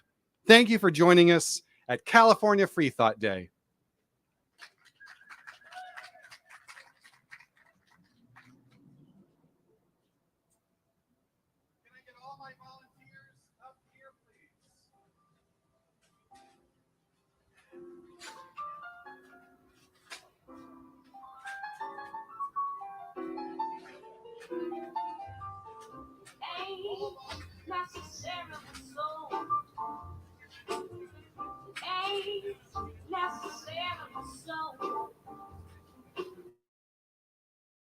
Life can be hard, things can get rough. Stay on your guard and protect the good stuff. Sometimes we all feel like we've had enough. Don't wanna spend my short time feeling down, or go through my days getting used to a frown. So I will express my anger, the credit is due, but it won't take away from my gratitude. There's nowhere to hide when you live in a cage. You feel young inside, but on the outside you age. And everyone lied when they told you there's the next stage. 'Cause one day my memories will all be gone. Not a single one of all who I love will go on. And I'm afraid at the end, yeah, I don't want it all to, but it won't take away from my gratitude. When the world is on fire, down come the rays, truth and desire help us overcome our fears. And when we take it higher, only victory remains. And it's almost too good to be real. And while it's hard to define the transcendence we feel, I don't believe in a great power to say thank you to, but it won't take away from my gratitude.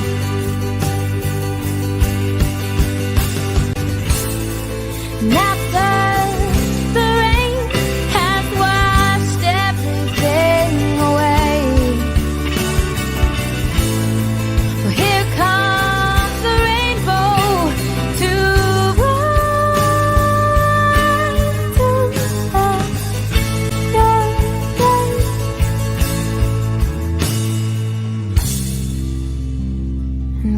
contrast with the gray.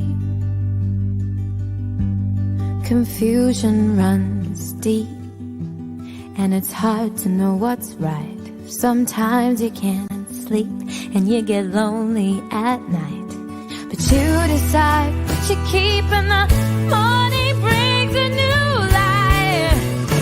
I'd rather find out what's real than deny. The truth may be hard, but it's better than living a lie. So before disaster strikes and everything I've built comes unglued, I'll be reveling and dancing in my gratitude.